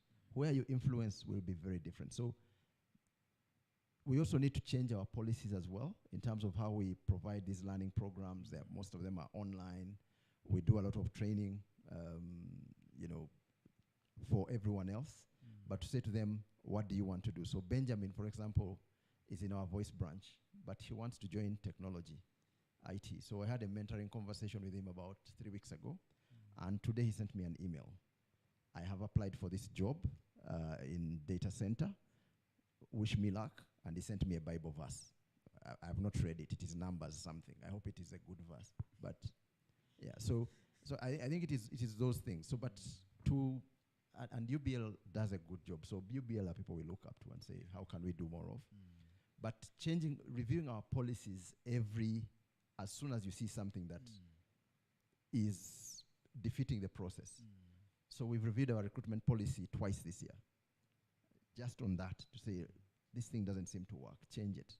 We introduced a disability policy with reasonable accommodation to allow us to accommodate such things, like the mobility, sign language interpreters. One of them he has a hearing impediment, and she also can't do sign language. So she needs someone who speaks so that she can read lips. So we're saying, how do we also then help her get into sign language class so that she can also do more and impact more? Forums for them to share with us their experience of what they are seeing and how they are feeling that we are showing up. So Shamsa was saying, look, when I joined, people would give me the most mundane work. They wouldn't trust me with, but right now I feel like I've made connections. When we speak, because sometimes you speak like this, but she can't see you. So you turn around and you're finished, and so you have to be conscious. So the training for people is very important. But even when you've been trained, until you've lived it, it is very hard to see. We've had some people have accidents and almost semi-impaired, serious accidents. So how you help them recover, rehabilitation, and the likes is really something that we're saying, look, this is what we want to see. But I think the biggest one that we'd make a shift on, that we have not made progress on, is getting people to declare. Because when I declare, what happens to me? Do people see me differently? Do people start saying, this is why you can't perform? So how do we create the competence in the organization, in the empathy, that people say, yes, I feel safe, to the point around equity and inclusion. I feel like I belong. And that's a piece that we are still grappling with. Yeah, thank you. Darius, in 3 minutes, you want to share what Stanbic Bank, MTN, what MTN has done for that big number of staff, that you've retained, not only employed, but also retained, and then want to see the progression. Of course, don't forget to mention to talk about stigma. I know stigma cannot be we cannot do without stigma. I want to see the strategies you've implemented, and then how people are really feeling home. They're feeling at home, them working with you guys. All right, thank you very much. So as MTN, also, it's a journey, and we are still in our baby steps, but we believe that with the strategies that we are implementing, we are going to make great strides.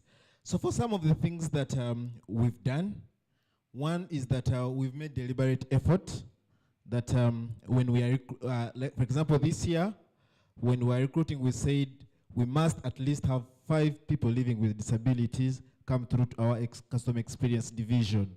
So that was a good starting point for us. So we're deliberate. So even in our future recruitments, we are going to continue to follow these steps.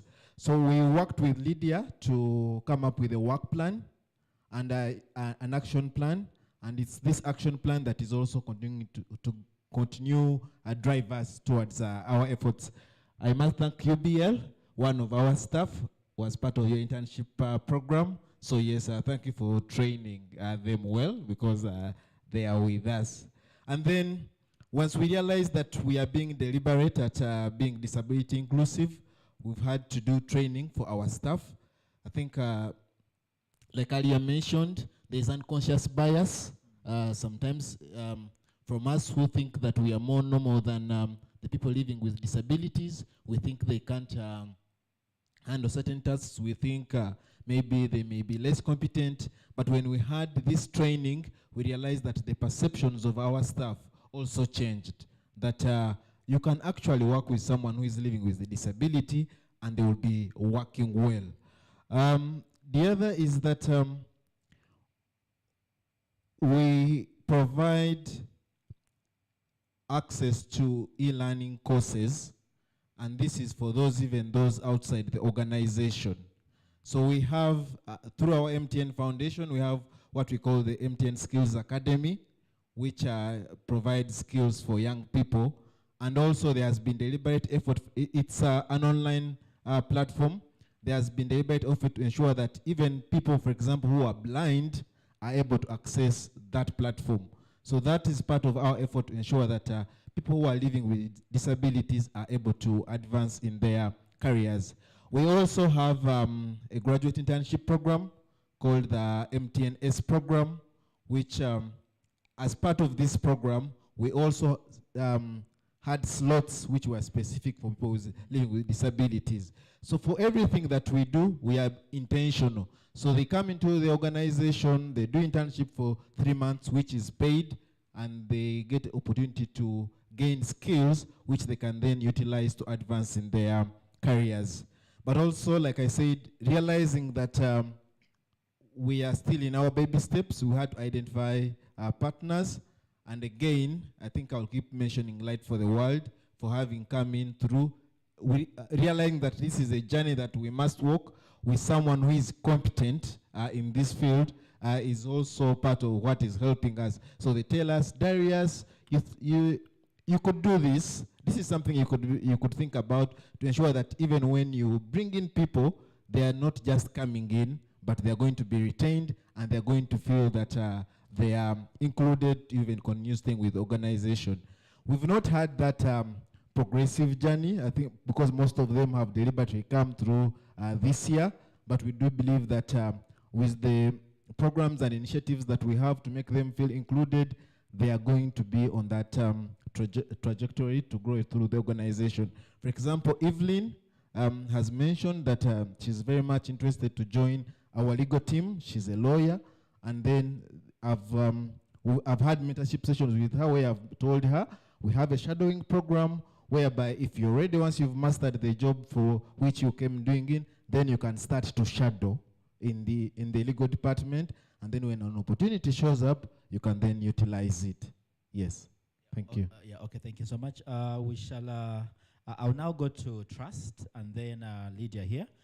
Basically, I know there are strategies you've done in Golia, but I want you to help us understand what challenges, come with access, attitude, choice, inclusive, and equitable employment. What challenges have you registered? Yeah. But before you respond, I want to ask the audience that we shall have the questions. I'll take the questions as well. But what we do is that you write your question, and then you invite the MC to pick those questions, yeah? So I can present them here in the interest of time. I think we shall have, how many questions can you take, Lydia? Okay, we shall have a maximum of 10 questions, yeah? 10 questions. I'll ask the MC to collect these questions. Yes, over to you, Trust. Thank you so much. On the side of challenges, before maybe I mentioned the challenges, Goal Uganda have creating an inclusive culture at workplace has been one of the great milestones that we have achieved. And because of that, we wanted to cascade the same knowledge as I've told you. Goal we work through partners to cascade the same knowledge on disability inclusion to our partners to ensure that we achieve it as a team, even at milestone and goal level. Because of that, we made a target. We set a target in one of our programs that is 15,000 youth with disability to participate in our program.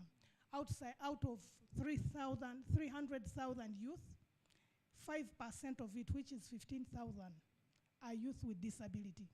This hasn't been just a walkover. It has a lot of challenges attached. And to mitigate the challenges, we went ahead to train disability inclusion champions. After creating an awareness among staff, who are also some champions, cascading this information to our partners up to grassroots level. Why? Why are we doing this? There are a lot of challenges that the youth with disability face. First of all, culture and social norms hinder them a lot to participate in every opportunity that come to them. And we have managed to bring them on board through these youth champions that we trained through routine sensitization and support in different trainings to change the mindset to ensure these youth participate in these activities that we have put in place. Attitude issues. In most cases, community, I don't want to say that in goal we've been where we are. At first it wasn't like how it is now. But attitude issues, you look at someone, you wonder whether the person has the capacity. Little did we know that disability is not inability. But from the teams we have recruited, you can tell they have potential, they participate together with others, they can make decisions, and they can also achieve the set targets with the rest in the organization. Thank you.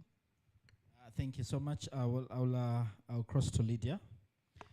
I'll ask a different question. Okay, Lydia, you seem to play, a big advisor role to these guys here. What challenges do you see? Because even when they want to be disability inclusive, yeah? What challenges do you warn of them that much as you want to go there, you might come across this? I'll speak about challenges in general, but before I speak about challenges, I just want to commend the work that employers have done in promoting the employment of people with disabilities. At some point when I just started this journey, I was very much aware of the stereotypes that employers have about people with disabilities. As a person with a disability, I've not been spared what my colleagues here have gone through, where you go to the interview panel and they've shortlisted you willingly, and you reach there and they say, but what can you do? What can you do? And then you wonder, why did you shortlist me to come here if you didn't see potential in my papers? So that is one particular challenge that I've experienced in promoting disability inclusive employment. Some employers are still very negative about the potential of people with disabilities. Some do not even want to give a hearing ear. You call for a meeting, they don't see potential in what you do, they are not willing. And they don't also recognize that by being like that, they are stopping themselves from enjoying the variety of abilities that people with disabilities wield. So mindset change has been a greatest challenge, but we are grateful that with these gentlemen and ladies here sharing their experiences, we believe that other employers are going to have a mindset change. And we also do a lot of disability awareness trainings to make sure that we put the potentials of people with disabilities out, and also the panel discussion that we had earlier today of people who have gone through our, the alumni of the Work Experience Placement Program can also change the mindset of employers about people with disabilities. Then we have employers that commit and then it stops there. They come to such an event, they say, oh yeah, that's a great agenda you're pushing. Please bring the paperwork and we sign it. And then it ends there. You make phone calls until when they block you, unfortunately. So that has also been a challenge. Then we also have vision bearers like David here, and all these people here, they are so committed to what they are doing. But at some point, David will leave for the European Union job, and then you find, oh, he said amen.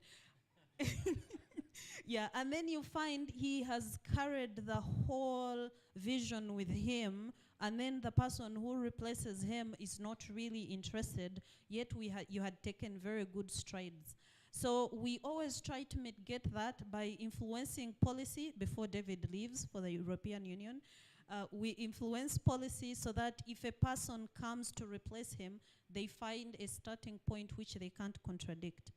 We also have job seekers who are really passive. I understand that the experiences that you have had are really, really not easy, and they cannot promote any kind of esteem. But then I think those who are here today, you can see the commitment that these employers have to providing you opportunities. But if we do not reach out and grab those opportunities, me as Lydia, I can't do anything. I can only bring opportunities close to you, but it's your decision to take them.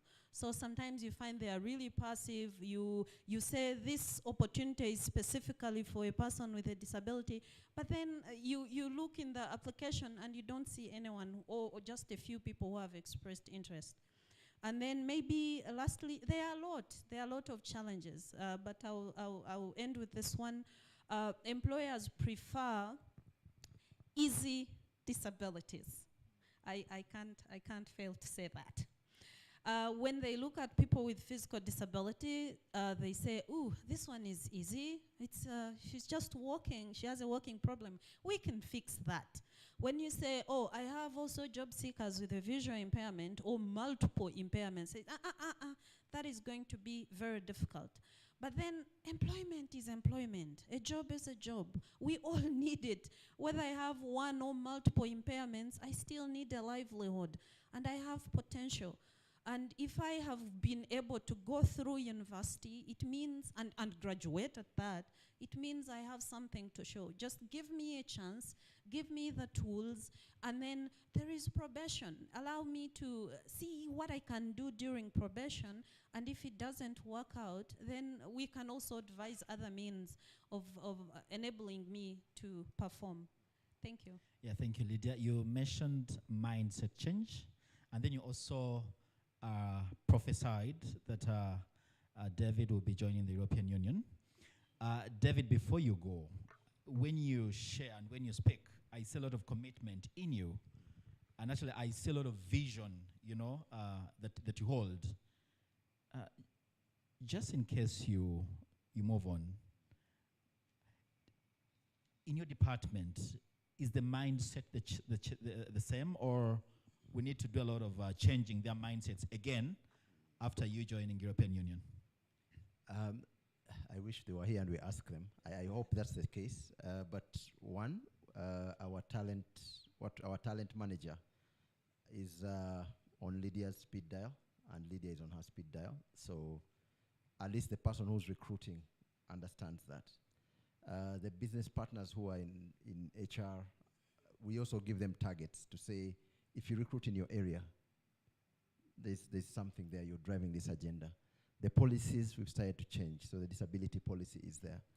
I think the biggest one will be, so we've also employed someone in HR with a disability, and my challenge to her is, you have to take this forward. I think the vision has to live beyond me. If it's for me, then it seems like it's an ego thing, that I went and announced and I did this thing. No, I think it's really providing the opportunities. So maybe the European Union will wait a bit longer, but I think if we get to 10%, it requires everyone. You spoke about challenges. One of the challenges and attitudes, so I recently I tore my Achilles tendon and I was on crutches for 2 months.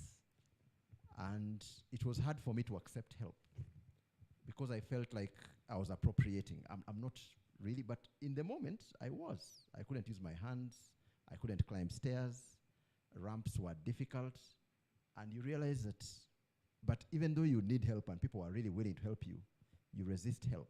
So I can imagine someone who has lived with it much longer, what sort of challenges they're facing. And for me, that was important. So being in that position and speaking to Benjamin and sort of saying, you know, you want to move, what have you done about your career? Are you talking to these people? And I could see that he was looking at me as if I was speaking a different language. It's something that I'm appreciating, and hopefully together with such forums, maybe get more managers up here, because again, they want the low-end jobs for people with disabilities, not the complicated ones. But at least we have someone who's flying the flag in Nassif in credit. Credit is core for the bank. So how do we get them into the core? And my challenge with him is to say, keep growing. I want you to be the next head of credit, because then people who you see in interviews also are less intimidated. Yeah, I think I'll pause there. Yeah, okay, thank you so much. We shall do one more round of questions, then of questioning. Then we'll go to the questions already here, and each of us has two questions. Yeah.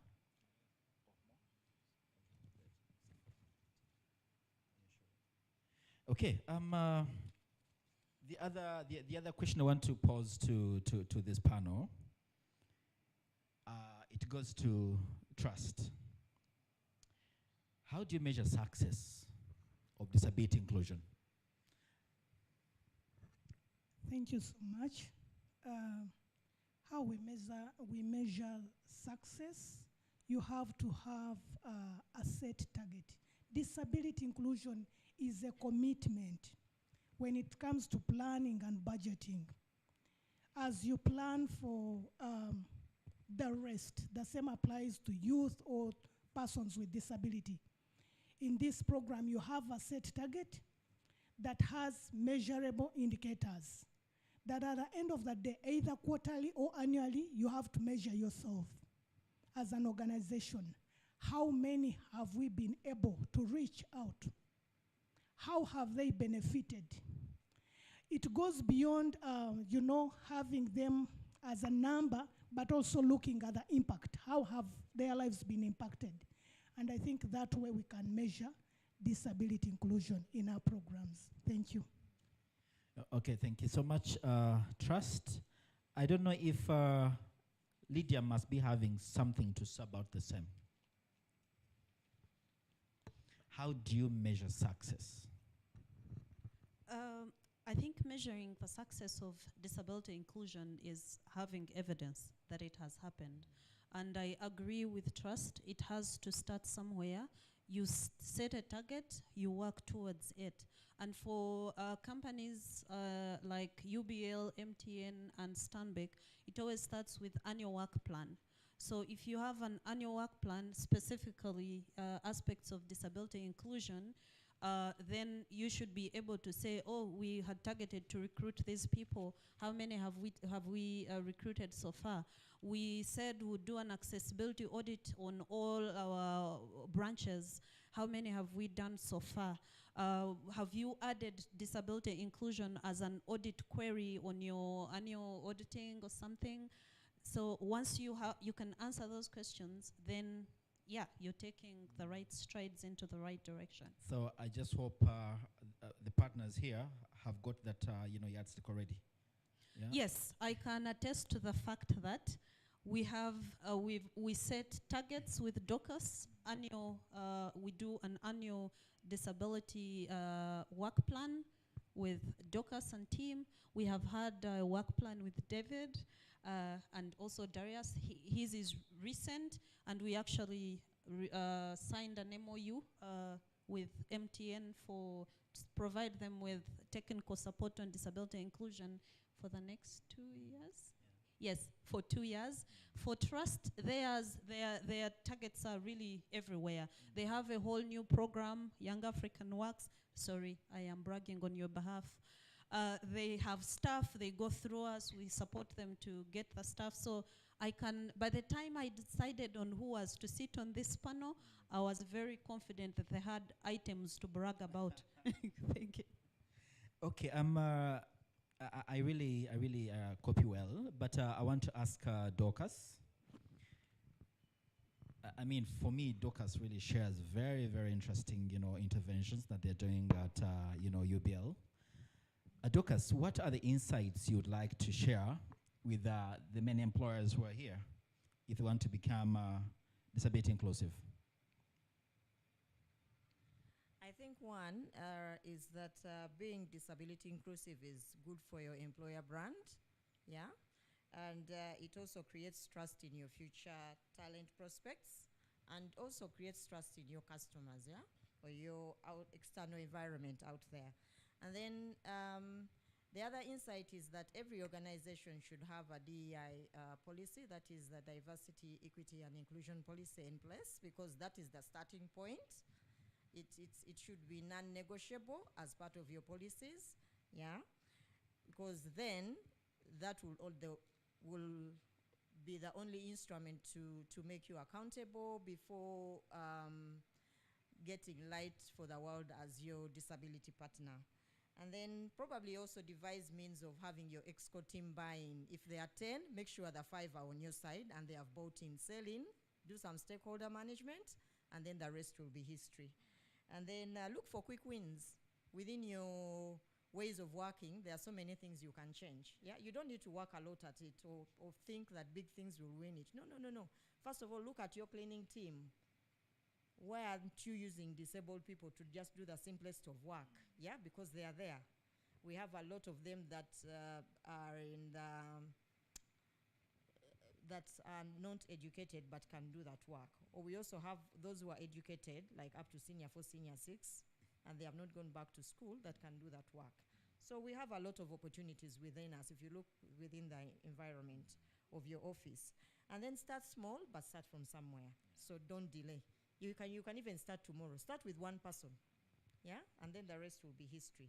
And then probably the other one, as a closing remark, I know the microphone might not come back to me, is that advice to people with disabilities, that the world is a jungle. It's very competitive. No employer here is going to hand over the job like this. Yeah? Because there are so many good people out there. So you need to be good. Work at yourself. Yeah? Don't sit. And network. Mr. Mutaka is here. I've always loved to meet him. I last met him in Gulu, like I think a month ago, and he was on calls. We failed to talk, but I waved. Now he's here, and I'm going to network as well. So you're looking for jobs. I'm also looking for jobs at Mr. Mutaka's, you see? So the world is competitive. It's a jungle. And circulate your CVs. There are so many recruitment agencies, yeah? Make sure whenever you come to town for one thing, have you visited True North? Have you visited NFT? Do you have that list of recruitment agencies? Yeah, be proactive about your life. So yeah, thank you. Yeah. So you actually answer my last question for the panel, because it was for the job seekers here. How do they make sure that they keep? I mean, they keep on top, that when they come for the interview, they'll get the job. Yeah, but I want to ask Darius, if there are any of us here who are looking for jobs, yeah, with you at MTN, what should we do? What is the must do for us to get a job at MTN? All right, thank you very much. Like Dorcas says, the job world is very competitive.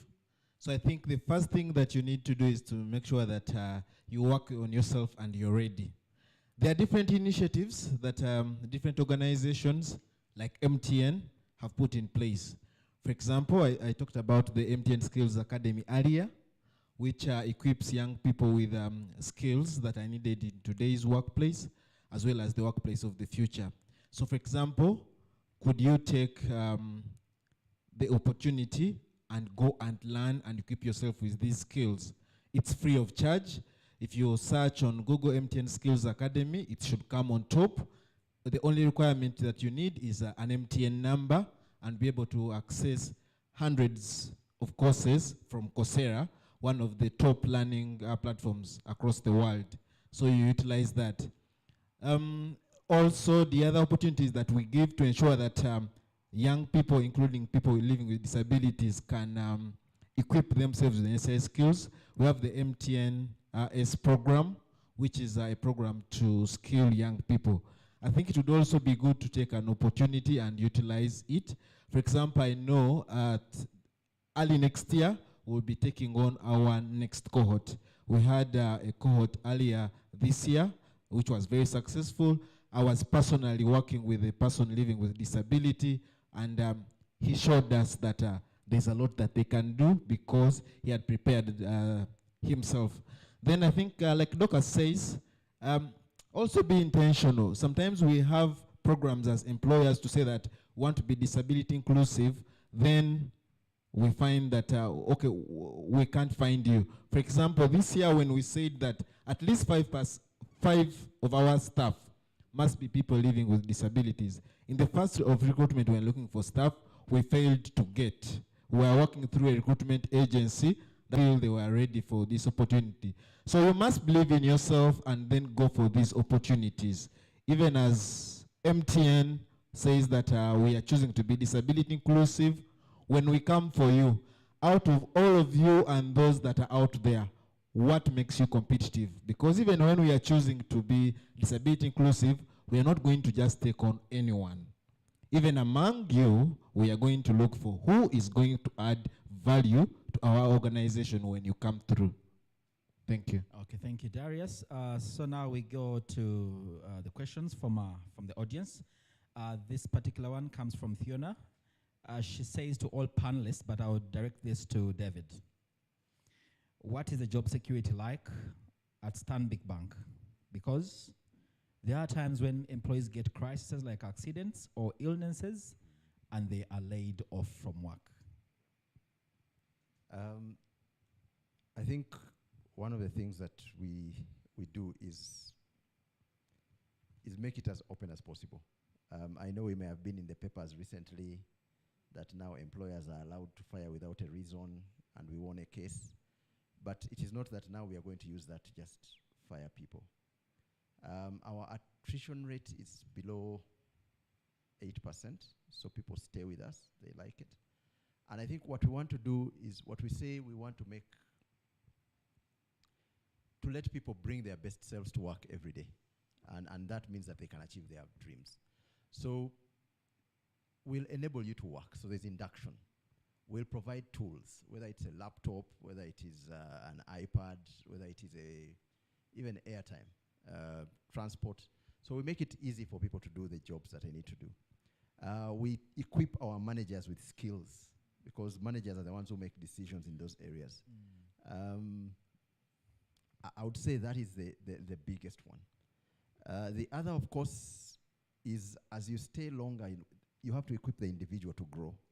Because you come in, day one, you get a job, you're excited. By month 6, you want to kill everyone around you. You're frustrated.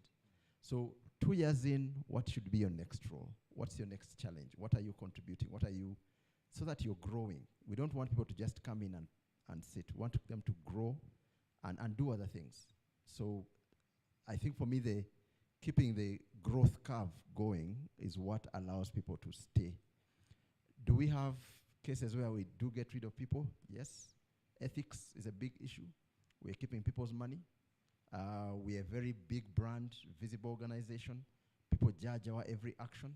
So our people's conduct is above board, right? So I cannot walk around as David Mutaka because now I'm in the village. I still carry the Stanbic brand. So I have to be conscious of that, in and out. So how I treat my customers, how I behave with my business relationships, how do I take care of my conflicts of interest? Because any reputation risk affects the brand. And those are the ones where we may be a bit tough. But otherwise, providing employment, this man talked about the SDGs. Decent work is something we believe in. So providing work is a key goal as part of that. Thank you, Lydia. According to research, 70% of children born with disabilities in Uganda only 10% attain education, meaning the remaining percentage of the children are hidden home and never go to school. Why doesn't Light for the World also focus on access to education? It's a question coming in from Fiona. Thank you for the question, Fiona. To start with, every organization or every project has a scope. And the reason why there is a scope is because of availability of resources. I could say interest or a common problem.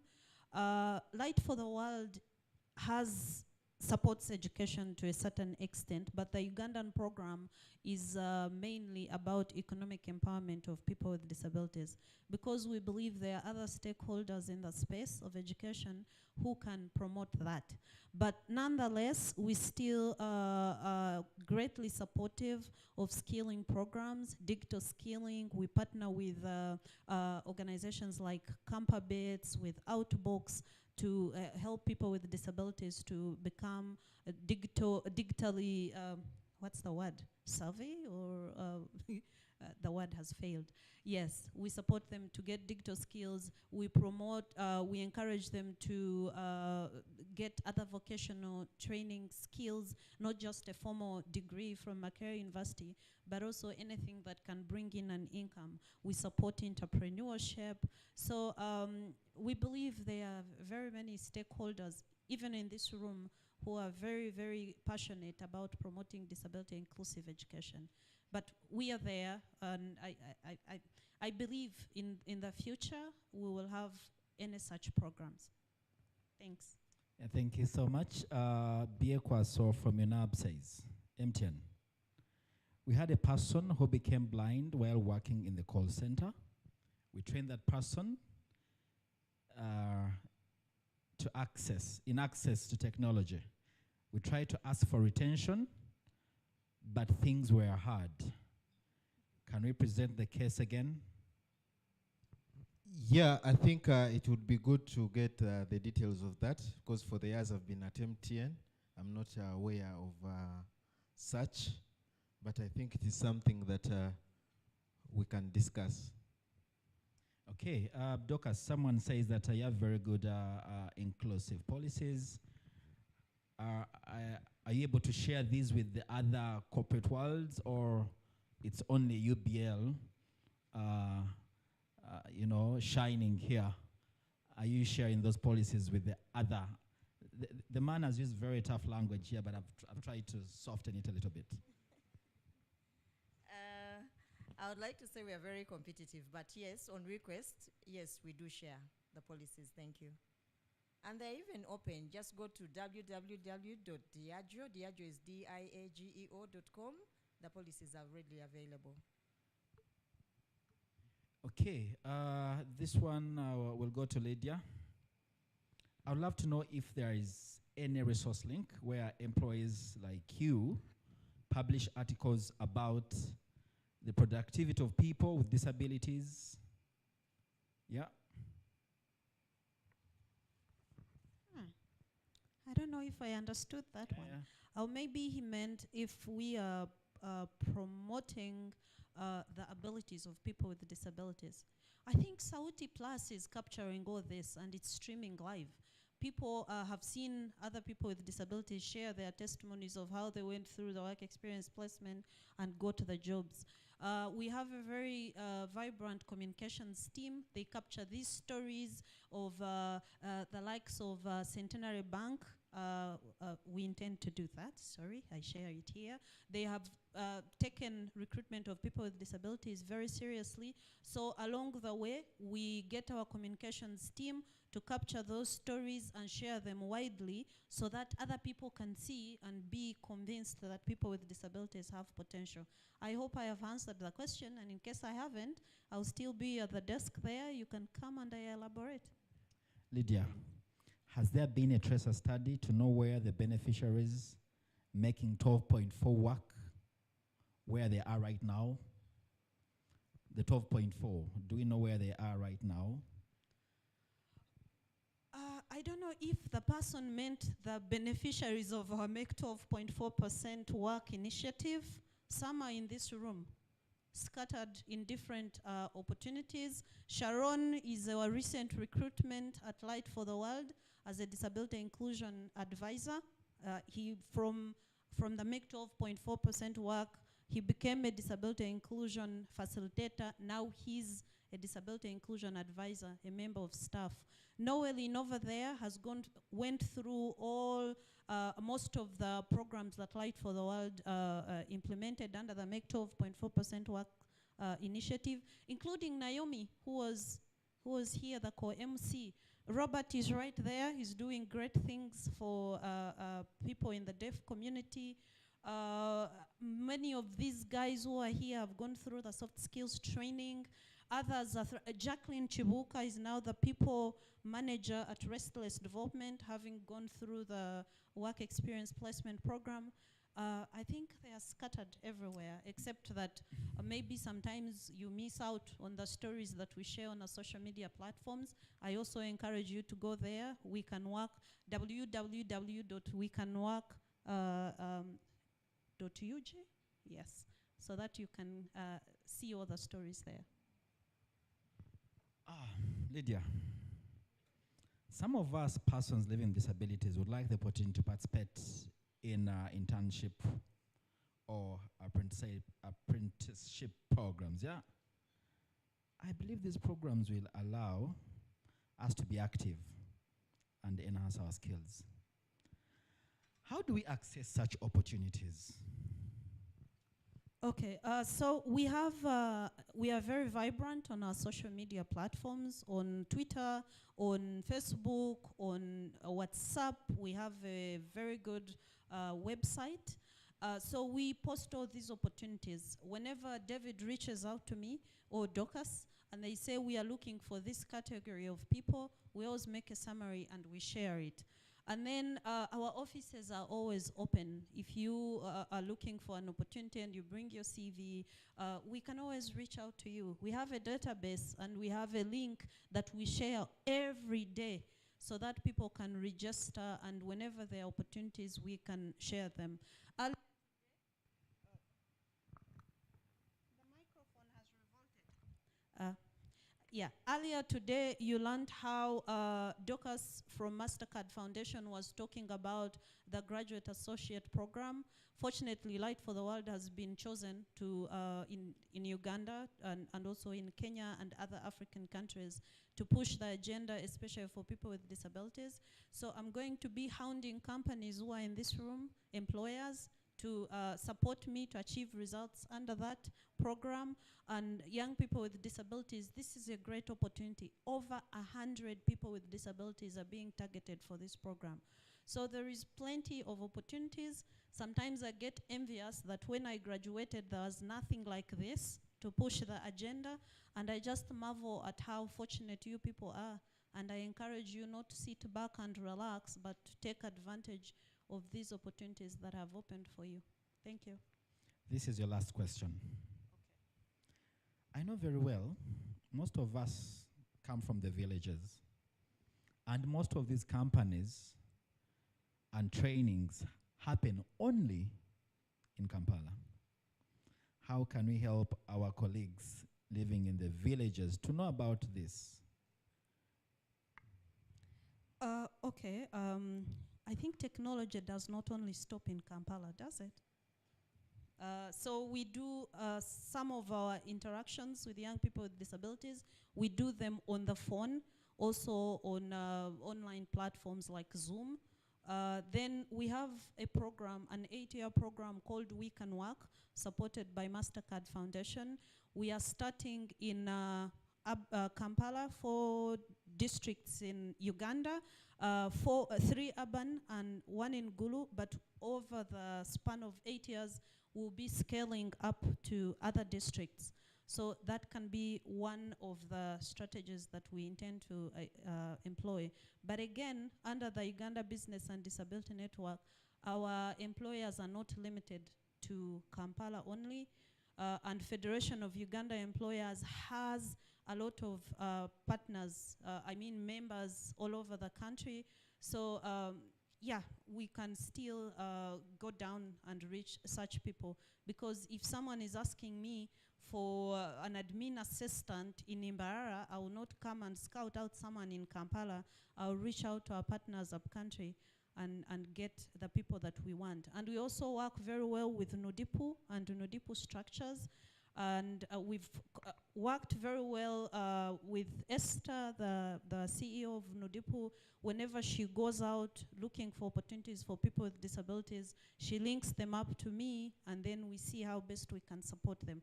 And for information purposes, Nodipu has structures everywhere, all over the country. So people with disabilities are covered, for sure. Okay, thank you so much. Trust. What is the tax policy on people with disabilities, and how have the tax officers been informed on handling people with disabilities as far as tax payments is concerned? Well, thank you so much. Like I said, the staff we have currently that are persons with disability, with their personal assistants, there is what we call equal payment. There is no segregation when it comes to payment. If you're a program manager and this person with disabilities as well a program manager, if the taxes are charged on you, they are the same. We give equal opportunities because we want to have an inclusive environment in terms of employment. Thank you. Thank you so much. Dorcas, do you only employ people who have done internship with you?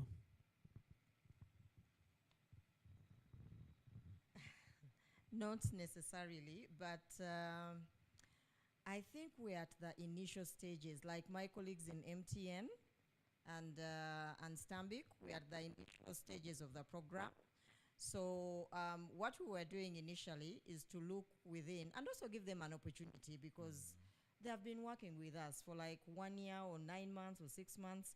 So when an opportunity comes through, you first look at the people you have, because the 1 year internship does not guarantee them jobs. Yeah. So you first look at the people you have, whether they have the qualifications that you're looking for. Then if not, it's when you reach out to Lydia and say, I have this opportunity, please share with me the CVs.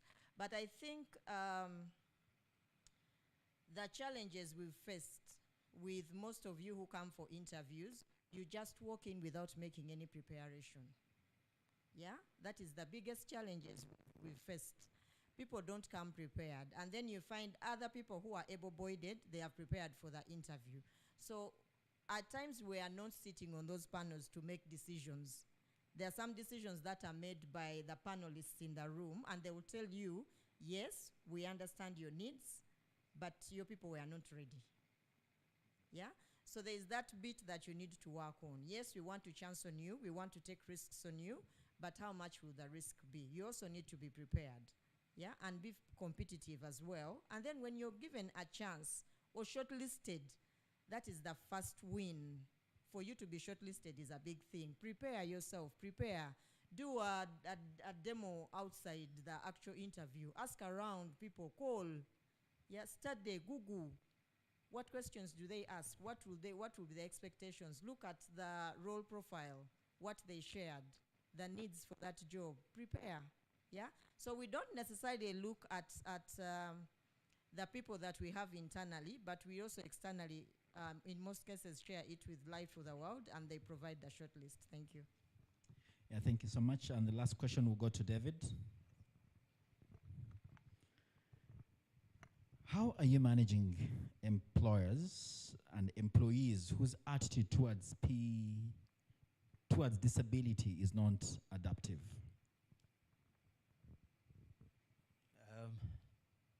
I think we've started with, first and foremost, education. A lot of it seems like people are just bad people, but a lot of it is you didn't even know that you had that attitude. It's only when you realize it that then the education starts. But we don't we actually don't tolerate. One of our values is respecting others, respecting each other. It's in our 8 values. So we must respect each other. We don't even allow for people to scream at people. If they report it, our grievances are still low. So that's one of the things that we want to say. We want you to speak up. It's your responsibility to clean this environment. So education is one. Teach people how to be respectful. How do we drive empathy? How do we build skills that create trust? Those are things that socially building the character will allow for the rest to happen. But I think what I've also found is that people with disabilities increase your own empathy. You realize how much you are entitled in your head, and yet you shouldn't be. So it's one of the things that I think as a value of employers employing people with disabilities, it will improve your culture significantly. So instead of just lecturing and putting up things on the board, just bring people who are different into the organization. It's a real demonstration of this is our culture, and this is what we want to do, and this is how we want to be able to see customers and understand them, and even shift our products. So for me, it's really that. We've not had any major incidents so far. One of the things that maybe we've realized recently, through, again, we realized we didn't have one of those fire escape chairs, right? So you're doing a fire drill, then you realize, oh, how is Nasif going to go down? So it is a constant, you must be ready to learn every day. And we had to get one of those, right? We were lucky that we caught it before something happened. And I think that continuous learning, we must give each other grace, but and not accept any discrimination or any behavior. And it is in our policy.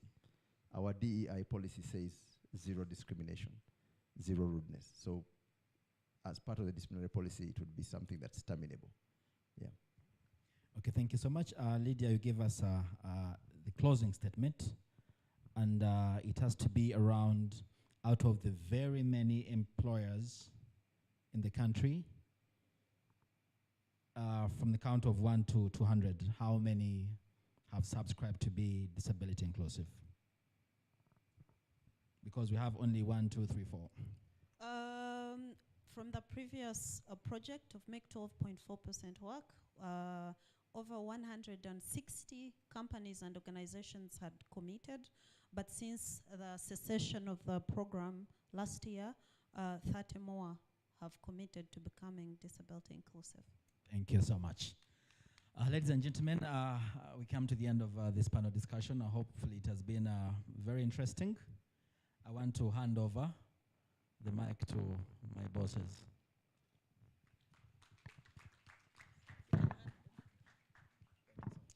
Ladies and gentlemen, I think let's once again appreciate this team right over here, led by Jonathan. Thank you very much for the great and insightful conversations. We want to appreciate you for the great work that you're doing in your respective places with the teams that you lead. Thank you, and thank you so, so much.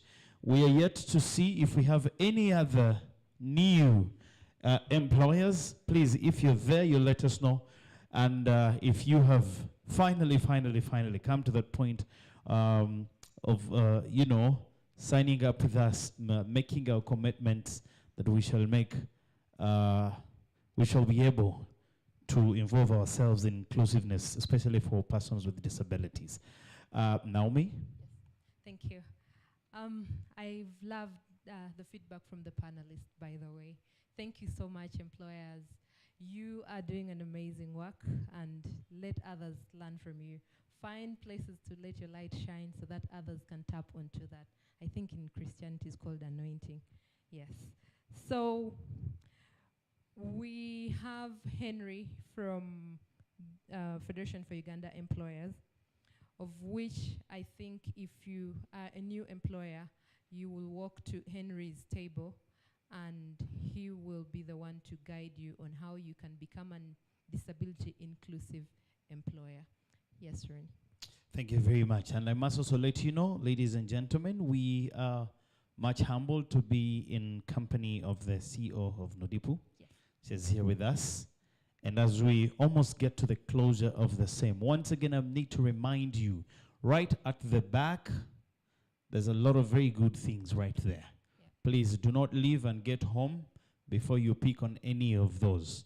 Even if you pick one or two, it will be also very important to get contacts so that if you ever need others, it will be quite easy for you to have access. I will let Naomi welcome our closing remarks. Thank you.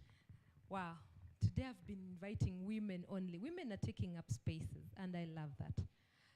So, at this point, I would like to take this humble moment to invite Madam Esther Chozira, our Chief Executive Officer at National Union for Persons with Disabilities in Uganda, Nodipo, to come and grace this moment and also close this symposium. Please give her a round of applause. Ladies and gentlemen, please let's welcome Madame Chozira with, yes, another big round of applause. I know it's been a very long day, so the clapping is also a sort of exercise for us to stretch a little bit. Yeah. But as she makes her way here, I want to appreciate you. Thank you very much. Those that started with us all the way from the from morning up to now. I also would love to appreciate the members of the media who are here. Thank you very much. I want to appreciate Sauti Plus Media. Thank you so much. And of course, you who is watching us right at the comfort of wherever you are online, thank you for having joined us. And now for our closing remarks, ladies and gentlemen.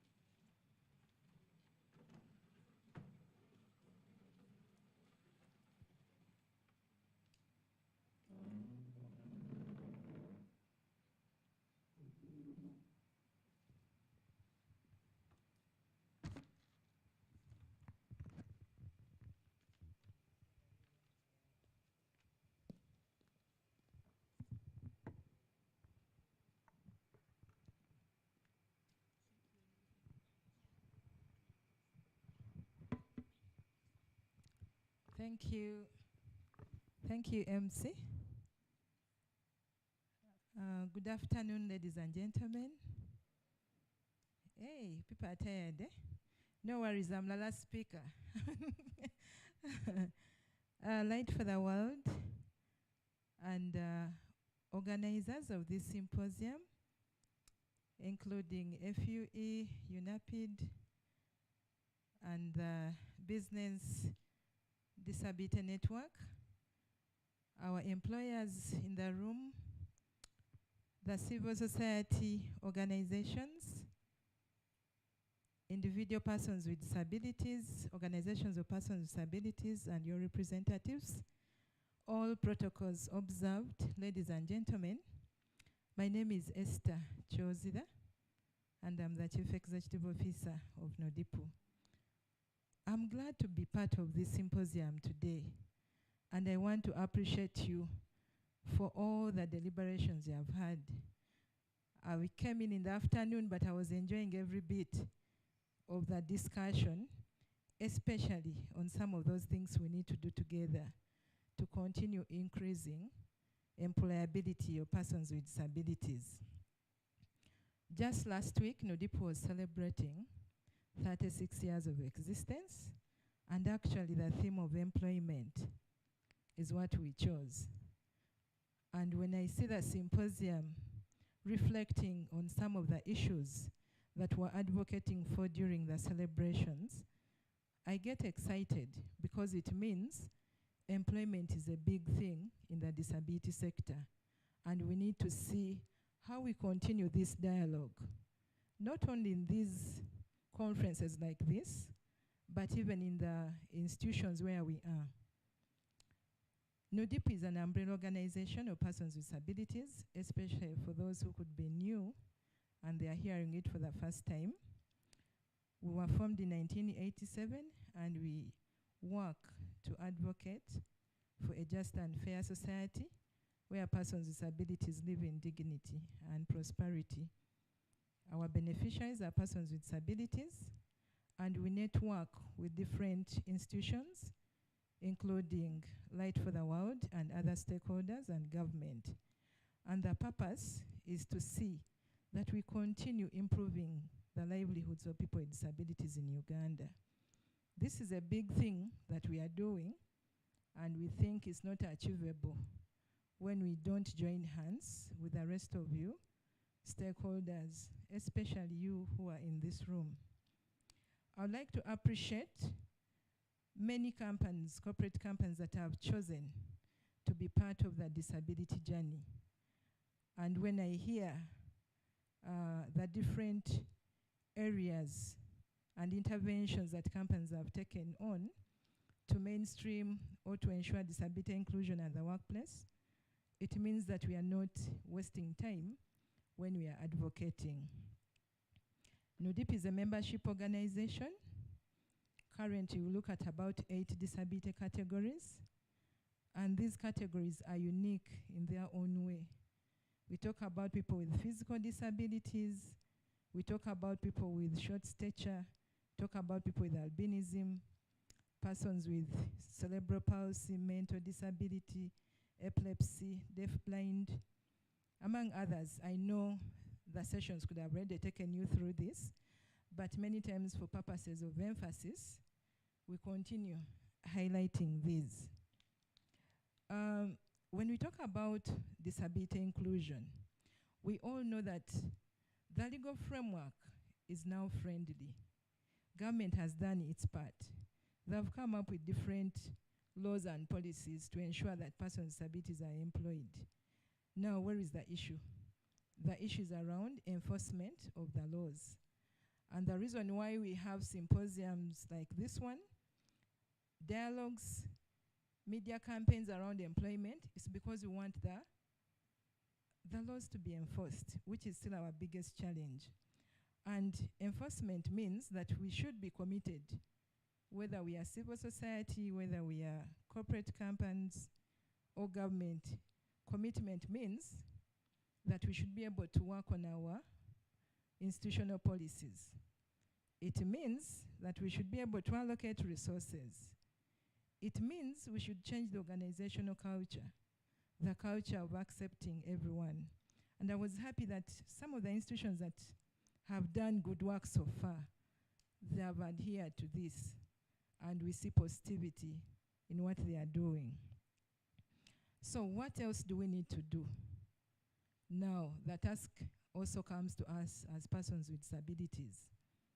One is that maybe I also need to inform the room, the audience, that NUDIP is also an employer. And some of the challenges that the companies are talking about, NUDIP is facing some of those challenges as well. For instance, we normally call out, we want persons with disabilities of a particular qualification to come.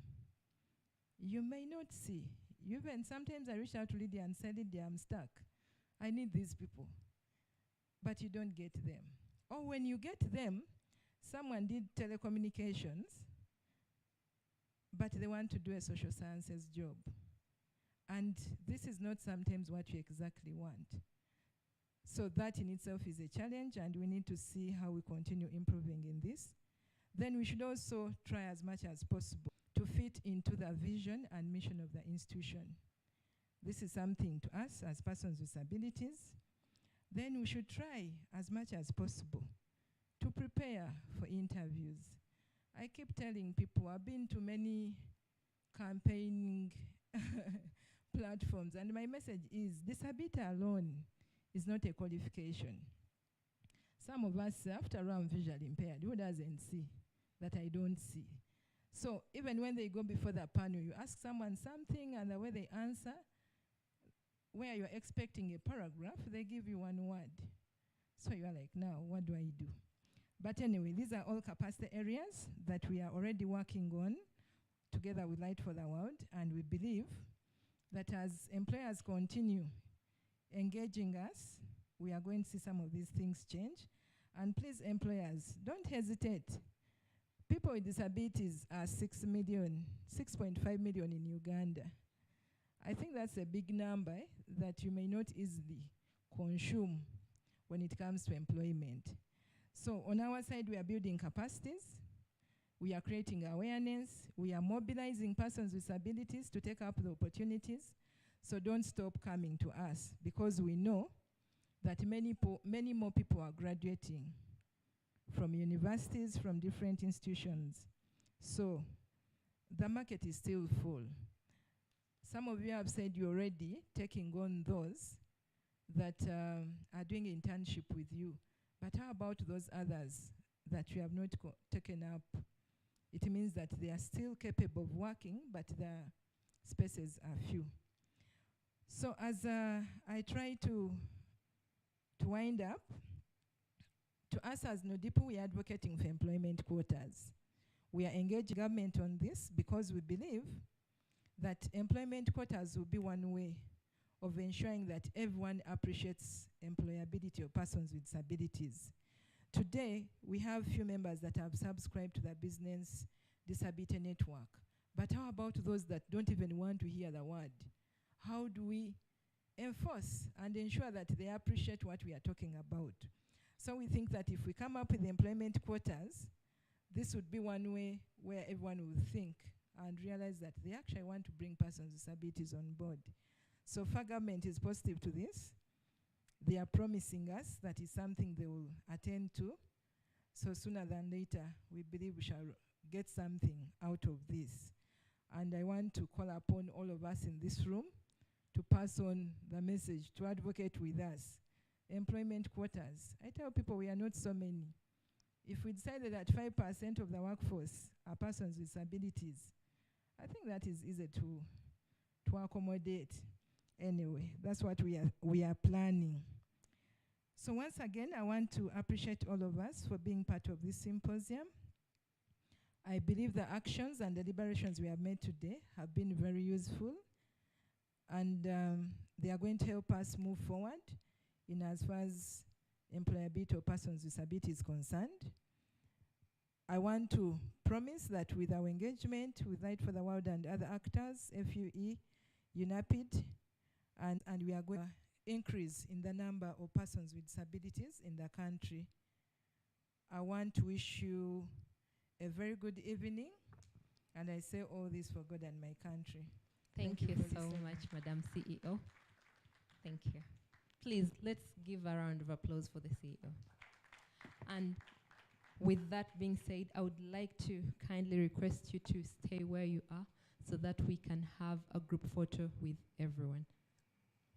Please, if you're in the audience, you were invited, you're still seated, you're here, I would like us to have the last thing that we're going to do here, which is the group photo. So let's walk up here so that we can have the photograph.